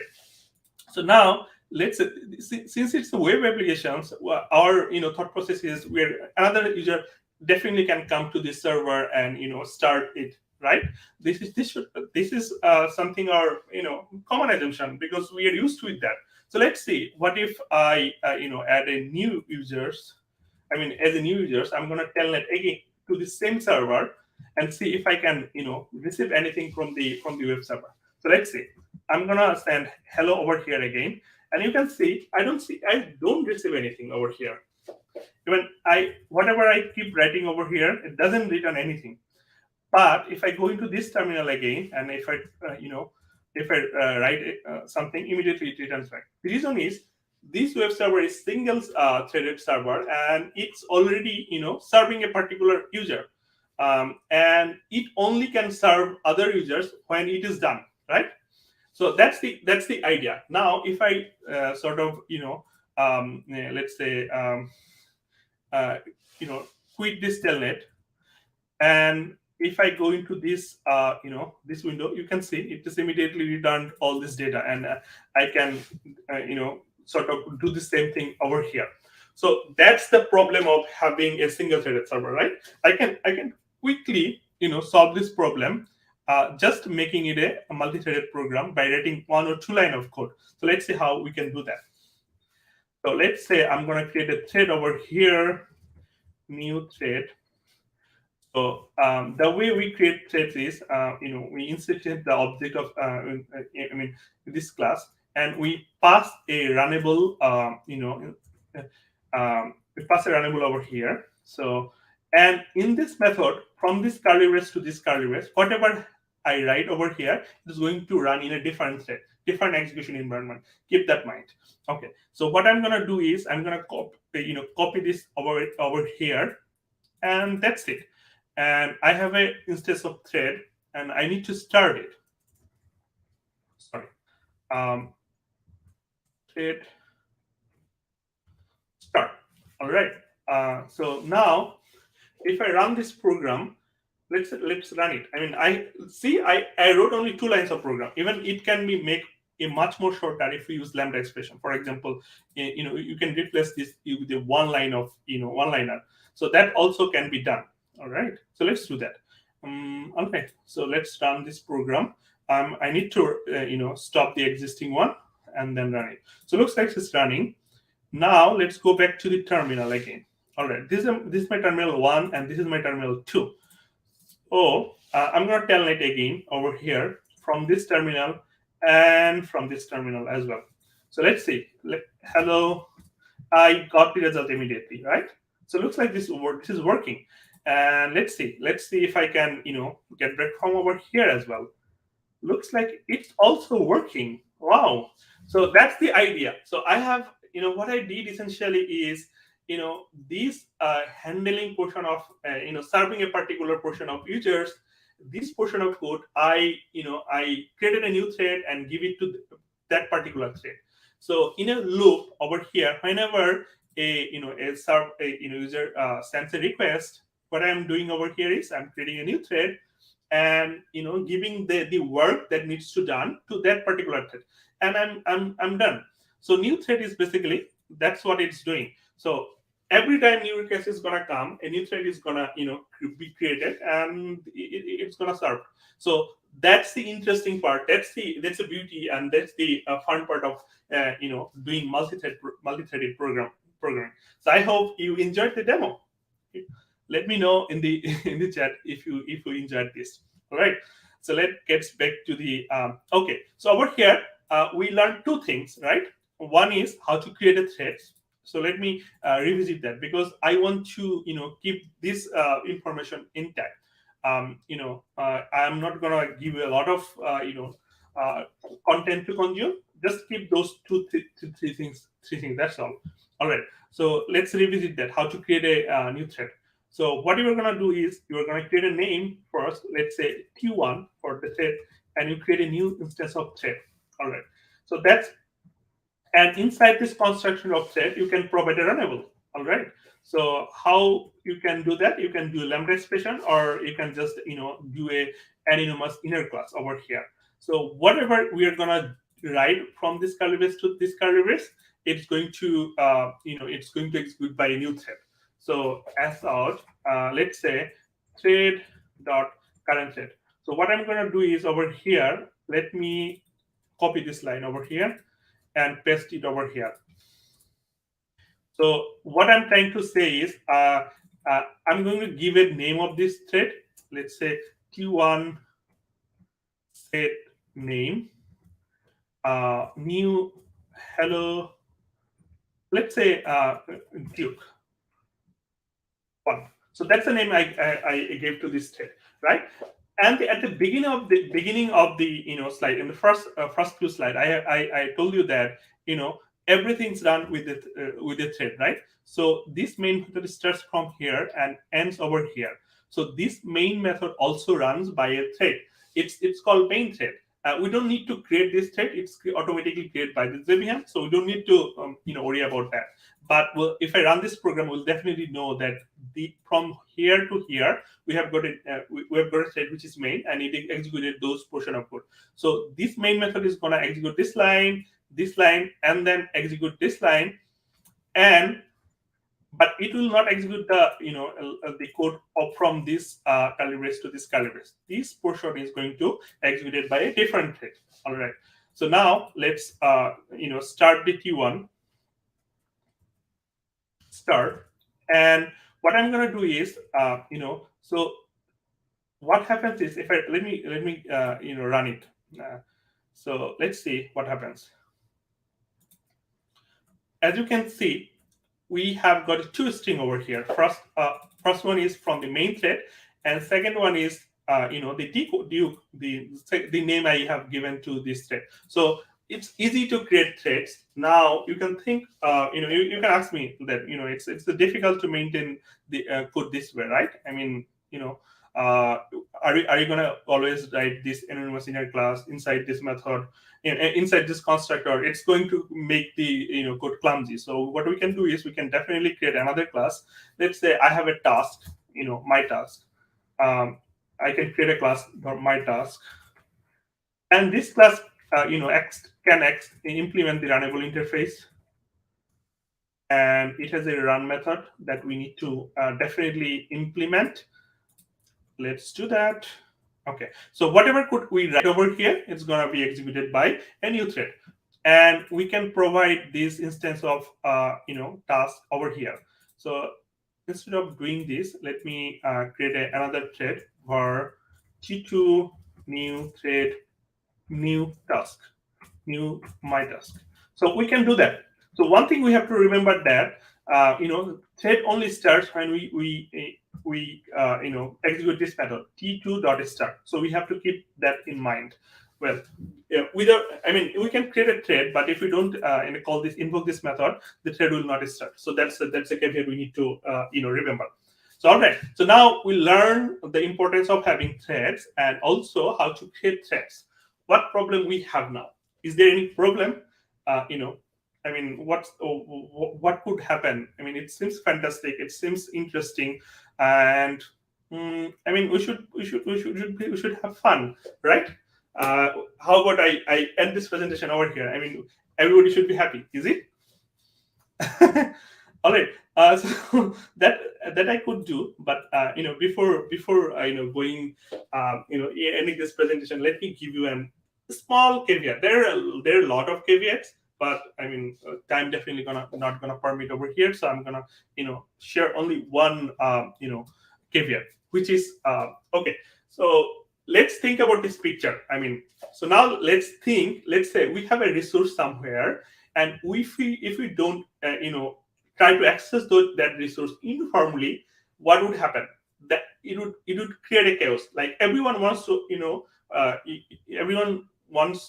access a particular resources, but if we don't create a uniformity area around it, it's bound to create threats, right? Creates chaos, right? So this is what happens when we have lots of threads and we have one shared memory, shared data that everyone wants to sort of access and writes into that particular area, and that creates problem. So let me give you an example of that. Let's say we have a class over here called encounter, right? So basically, what it happens is it's a counter. It increment and then give us the result, right? So let's see if we can use that in counter over here. So I'm going to comment everything over here from now, so that I can use this in counter. All right. Sorry about that. So let's create an instance of encounter over here for counter. New encounter. All right, so we have got a 2 encounter. Now what I'm going to do is I'm going to create two threads and increment this counter from 2 places. I mean, 2 execution environment, they're going to compete each other.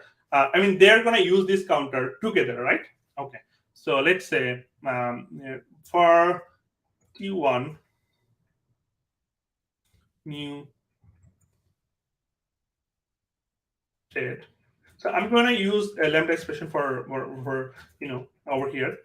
I'm sure you have understood, right? You can turn an anonymous inner class or which has a single method to a lambda expression. So that's what I'm going to do over here. So I'm going to write a for loop over here for I, and this for loop going to run like 1,000 times.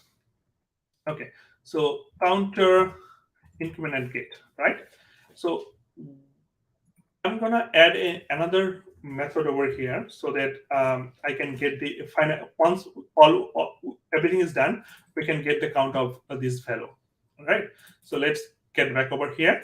So that's T1, and I'm gonna get another thread, which is T2. T2 is going to do the same thing. It's going to create, increment and get this, this counter 1,000 times. So mathematically, I mean, if I run this T1 start, T2 start, so what would happen? Ideally, so what would happen is, we should get, so let's say T1, counter dot get count, right? So if I want to print this value, I should be getting 2,000. That's pretty much accurate, right? I mean, if I'm not, if I don't, if I can't do this basic calculation, right? I mean, 1,000 and 1,000 should be 2,000, right? So what I'm gonna do over here, I'm gonna, wait over here, T2, so that these 2 threads finish, right? Otherwise, otherwise, if I want these 2 for loop is going to run in 2 different execution environment, and my main thread is going to start from this curly brace to this curly brace. And if I don't do this, what would happen is, let's say, let me run that and let me show you what would happen. So you can see we got 255 only. I mean, the reason is this portion of code is executing by another thread, and this portion of code is executing by another thread, right, from over here. And then main thread doesn't have anything. Main thread has only this 2 line of code, and it prints and it exits. That's what happened. So what we want is we want the main thread to wait until they finish. So that's what we do with the join method. Okay, so I'm gonna add exception to this signature. And now if I run this program, we have got 2,000, right? So let's see, let's run it again. First time we were sort of right, but now all of a sudden it's a different result. How about I run it again? It's a surprise. I mean, we are getting, we're getting correct sometimes, and we get a different result, different time. Let's run it for a few times. Okay. We have got a different result. So how could how can this happen? I mean, it's a basic arithmetic, right? Plus, right? So what happened over here is interesting. Let me go into this code base. So now this method is basically accessed by two execution environment, right?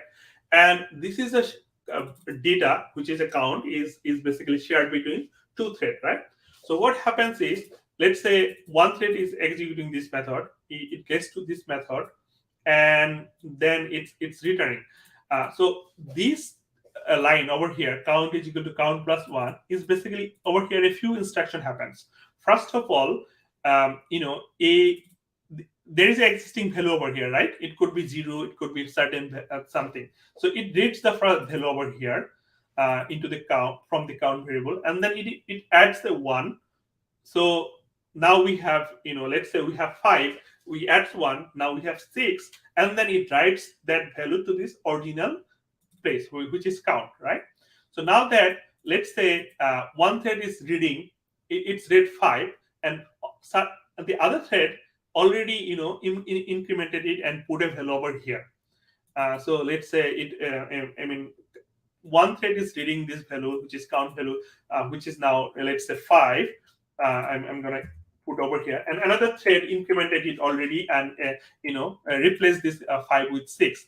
But this the other thread still have the old value, which is 5, and then it incremented it 1. So now 2 threads basically going to write the same value, which is 6 and 6, right? That's the kind of problem it happens. So how can we sort of solve this? So there is one way to make this uniform, remove this chaos, which is we when we're going to write a particular value to and when we have a shared data, and we're gonna change value from 2 different thread or multiple thread, we can introduce a new thing which is called guard. So let's say we introduce a guard, private object, object.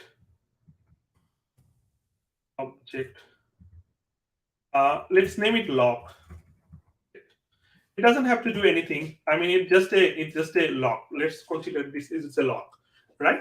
So what we're gonna do is we were gonna synchronize. This is a new keyword. Don't worry about that. I'll explain what it is. So let's go over here and remove this enter code and put over here.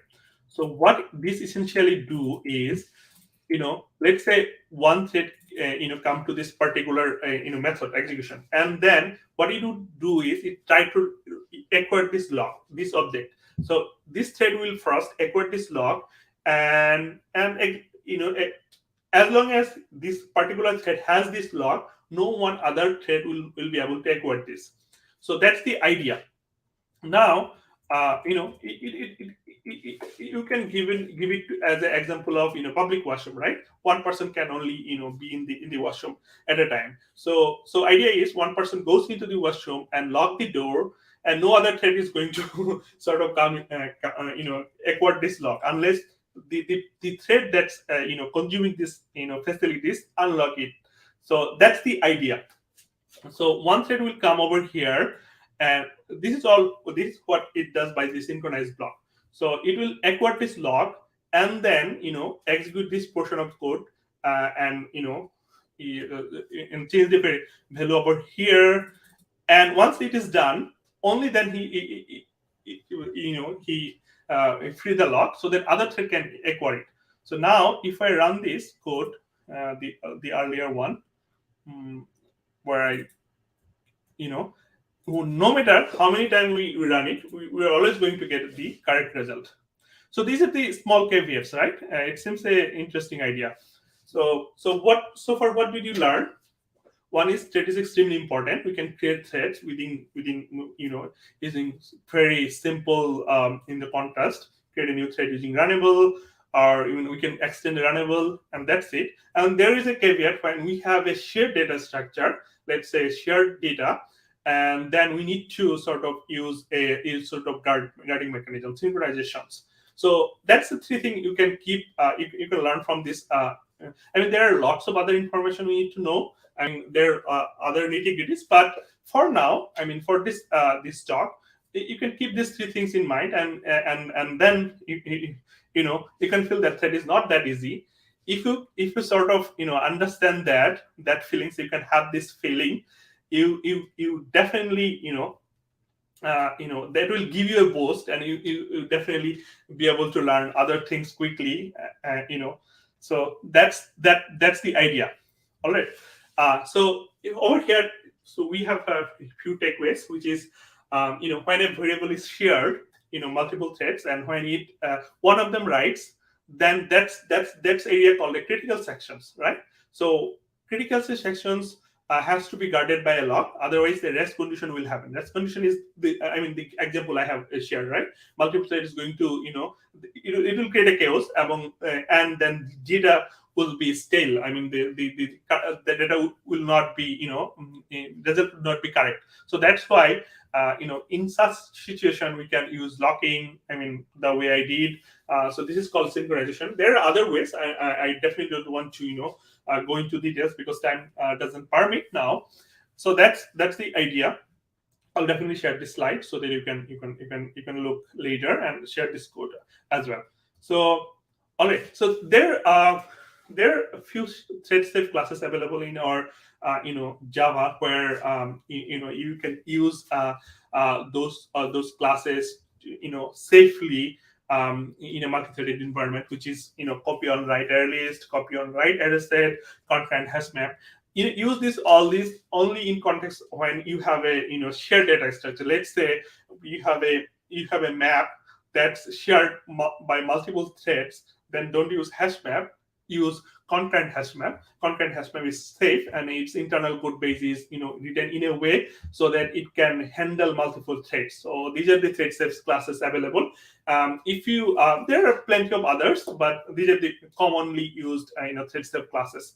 So from this, what we can see, we can derive this is there is a portion of code we can call thread safe if it can run in a multiple thread environment safely. So you often you are gonna sort of ask this question: what is thread safety? So thread safety is basically the idea is if a portion of code, if a class, it can be anything, can be run in a multiple multi-threaded environment and it's produced the same result, the correct result, accurate result, then this portion of code or this class or this particular whatever is a thread safe. So that's another takeaway. All right. So I don't know if I am going over the time, but this is all I had so far. Let me give you some. I have some resources to share. Which I'll share definitely. All right, so that's all I had for this small presentation. I hope you enjoyed. It was great indeed. Thank you so much, Bazlur, for this enlightening and interactive presentation. And now it's time for questions. And we have some questions here for you. And the first question is how to handle concurrency if there is more than one thread run together. So basically, okay, let me define the concurrency first, right? The idea of concurrency is multiple things can run simultaneously. That's basically is concurrent, right? So how do we achieve concurrency in Java? We use multiple threads. So let's say I have a portion of code and I want to see if I need to use concurrency. For example, web application is definitely a great example of concurrency because multiple users try to access this portion of this service, right? So I have to identify that there are particular code that can run independently, and we can compose it this way. So if we have a use case where I need to run code independently, then independently and simultaneously, that's a use case of concurrency, right? So how can we achieve that? We can definitely use threading, and there are advanced there are many advanced way to do that. There are finer things, finer way of doing that. So I'm not gonna go into those details because I wanted to give you simple ideas so that you don't get overwhelmed by a lot of things. So yeah, that's the answer. That's great, especially that our audience is most of them are juniors, so do not complicate things for them. That's super. We have another question for you here. Could you please tell us what's going on with the project Loom? All right. So this, this project Loom is, sort of, new things, and we're all super excited about it. All right. So I'll give you a brief idea. It's I didn't want to overcomplicate these things, but the idea is, like I shared, the demo. The demo over here, you saw that whenever a new request come, we create a new thread, right? So let's say we have thousands requests coming simultaneously, so we can create thousands thread. But there is a limitation, right? In our we cannot have we cannot have like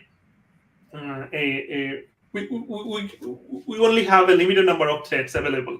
So let's say it could be 4,000, it could be 2,000, and that after that we will not be able to create new threads. So there are many new techniques that have been introduced for that, for sort of accommodate the idea of accommodate multiple users, multiple concurrent users. Well, one of them is threadful and other things.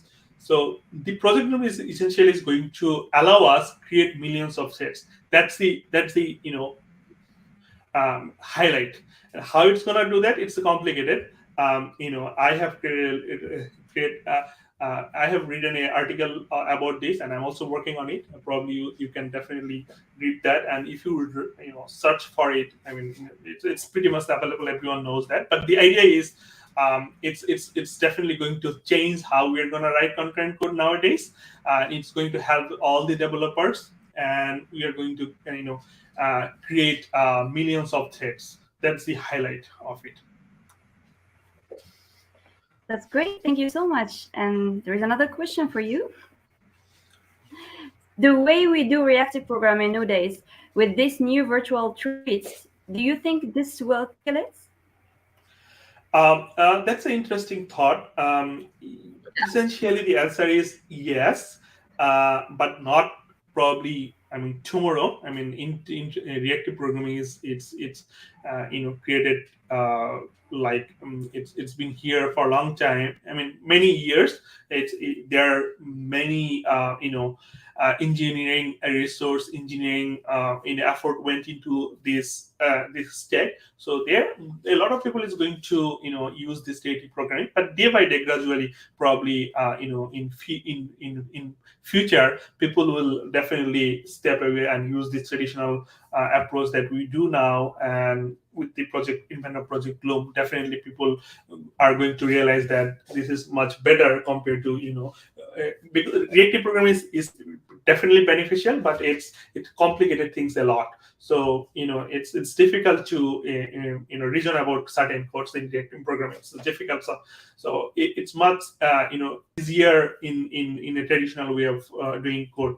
So Project Loom is definitely help a lot to the developers in that way. So yeah, we certainly certainly that's probably gonna happen. Hey, great. And there is so many other questions coming in the chat box. So next question is, what is your opinion on using completable future? Do you use it often? Yeah, I do use, in fact, computable future often. I mean, the idea is, computable future is over here. Again, I don't want to overcomplicate things for this beginner users, right? But the idea is, if we let's say I have a method, right, and it consumes two microservices from two different places. So what I can do is we can call one method and then call another method and then call another method, right? Let's say I have to calculate 3 services, and then let's say each of them takes like 200 milliseconds. So the execution time of this whole block is going to be 600 milliseconds. Alternatively, what I can do is I can execute these 3 services simultaneously, and each of them takes, let's say, 200 milliseconds. So ultimately, since they are all being executed simultaneously, so we can get the result faster. 200 milliseconds is enough for that, right? So I can sort of do this quickly, easily with the computable features. It's so elegant API. So I do use computable features often. Okay, super question because we are running out of time. What is the difference between currency and parallelism? All right. So yeah, all right. So concurrency is about like I said, multiple things doing simultaneously and achieving multiple things at a rate. Let's say I have 5 things and I want to progress 5 things together, not one by one, right? So that's the idea of concurrency, handling multiple things and doing multiple things simultaneously. So concurrency is about composing code in a way so that we can achieve great throughput. And parallelism is basically, let's say I have to do a huge calculations, and the portion of calculation can be done parallel. Let's say I want to calculate I have a huge array. I want to do a sum. All this value. So what I can do is I can subdivide this array into 5 chunks, and I can give modern computer have a multiple processor, right? I can give this 5 chunk into 5 processor, and I can get result faster.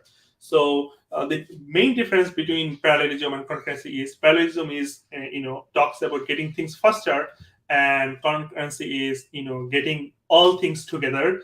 So yeah, that's the idea. Wow, it was really impressive. Thank you so much for your presentation and for your answers to all those questions. It was really indeed enlightening and interesting presentation. Thank you so much, sir, for your time and for being here with us today. All right, so I want to share a bit of resource finally, which is sure. Yes. Can you share my slides again? Yeah. Okay.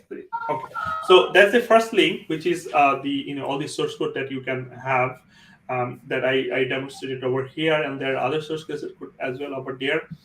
And the second thing is my Twitter account. You can definitely follow there. I constantly share a lot of information about concurrency, a lot of learning resources, and a lot of content. So you can definitely, if you want to get updated things, you can check my Twitters. So that will definitely gonna help you. And the other things that I'm gonna share over here, which is I have started writing a series on concurrency over here in this site called fuzzy.io. If you are a beginner student and you want to learn concurrency, you can start with this my series, which is Java thread programming. You're going to start with the first one, and then there are plenty of others. So you can definitely it will keep you busy for a long time. So go ahead and do that. So that's all I have. Thank you. Thank you so much. That's so interesting. Thank you for sharing with us these resources and also for sharing with us your expertise as well. Thank you so much, sir. Thank you very much. Thank you, everyone. Who bye-bye. Passion. Bye-bye. Bye. So I'm afraid I'm going to have to wrap up this lively event now. Thanks a lot to all the great speakers and audience for being part of this live event. I hope you enjoyed it as much as I did. I believe that our dear participant today got the motivation to create more projects using Java. And now I would like to call Hussein, Nick, and Karim. Hey. Hey, thank you so much for your moderation. Even with this in network issues, your moderation were very, very, very nice. Thank you so much, and really sorry about these issues. Thank you very much, our dear attendees. I am Corinne. I'm the events manager, organizer of the Java Summit. This time is the 3rd time we're doing this. Tomorrow is the 2nd day. Thank you, Nick, very much for your technical support, for helping, leading, and helping with the program also. I want to thank all of our committee members who helped us to form this event. They actually helped us to choose the topics, to choose the speakers, and they voted for the abstracts. And of course, I want to thank all of our speakers. Actually, I want to make it maybe like, I don't know, kind of Oscar presentation or whatever. So I want to thank Otavio Santana, Mario Fusco, Mohamed, Taman, Ko Turk, Álvaro Sánchez-Mariscal, Mary, Elder Moraes, Vitalii, Sanhong, Reza, Rahman, Bazlur, Rahman. Sorry that I didn't call all of the surnames because I was like a bit nervous to say not correctly. And of course, Bushra and Leo, who were moderating and helping to moderate this today. Please comment how do you feel, our dear attendees, today or tomorrow, depending on your time zone. You will get the feedback form. Please fill it in because it's very important for us. If you want to get more content from us, we want to understand how do you appreciate, like how do you estimate what you got today? What do you think about this event?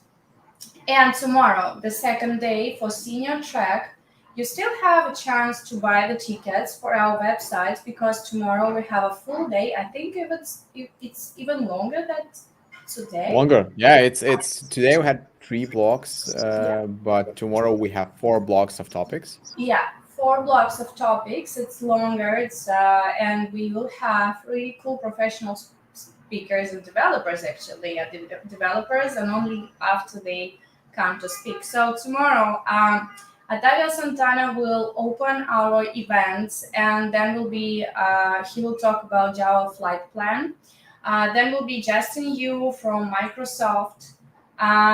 Then will be Roberto Cortes, Pierre Peterson, and many other speakers like Rafael Ternera, Mohamed, Taman, Deepu, Kshantian, Werner Kell, again Marie, Dieter Johnson, Torben Janssen. So there will be 4 blocks of speakers for tomorrow, and amazing moderators too. So thank you. Yeah, thank you. I just want to add that we actually, like, if you're interested, if you we actually have more than this event. We are like on a marathon. We have a month full of events. We actually have next week we have a Node.js Global Summit. So if you're interested in checking that out, we have junior track free. Feel free to join. So events.geekle.us/Node.js. We have UGS event 2 weeks from now. So also consider checking that out. And we have Flutter Global Summit at the beginning of June. So pretty nice schedule from Geekle. And I know like this is different technologies, but that's what we are doing. We're doing online events on many different topics, many about development of different stuff. And also we have a couple of events we are doing for the first time. So we have our very first Android development summit by the end of June. This is going to be the first time we're trying this topic, but it should be we have a good lineup of topics already, and we are wrapping up like the first half of the year season with our very first data science event. So by the very end of June, we decided to finish with a very first data science event.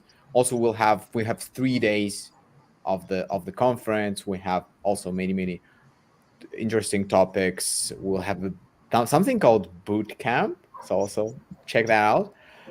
So yeah, if you're interested in checking out what's new topics in data science, you definitely should also check them out. And after that, of course, we'll be doing many more events, many more events at the second half of the 2022, like so many. I haven't even counted them. But as for now, this is the end of the junior track of the Java Global Summit. Online summit for Java devs. And tomorrow we have a senior track, and that's it for now. Thank you everyone for watching, for staying with us this day, these 8 hours already. Thank you very much. Thank you, Geekle, for this opportunity. See you tomorrow. See ya.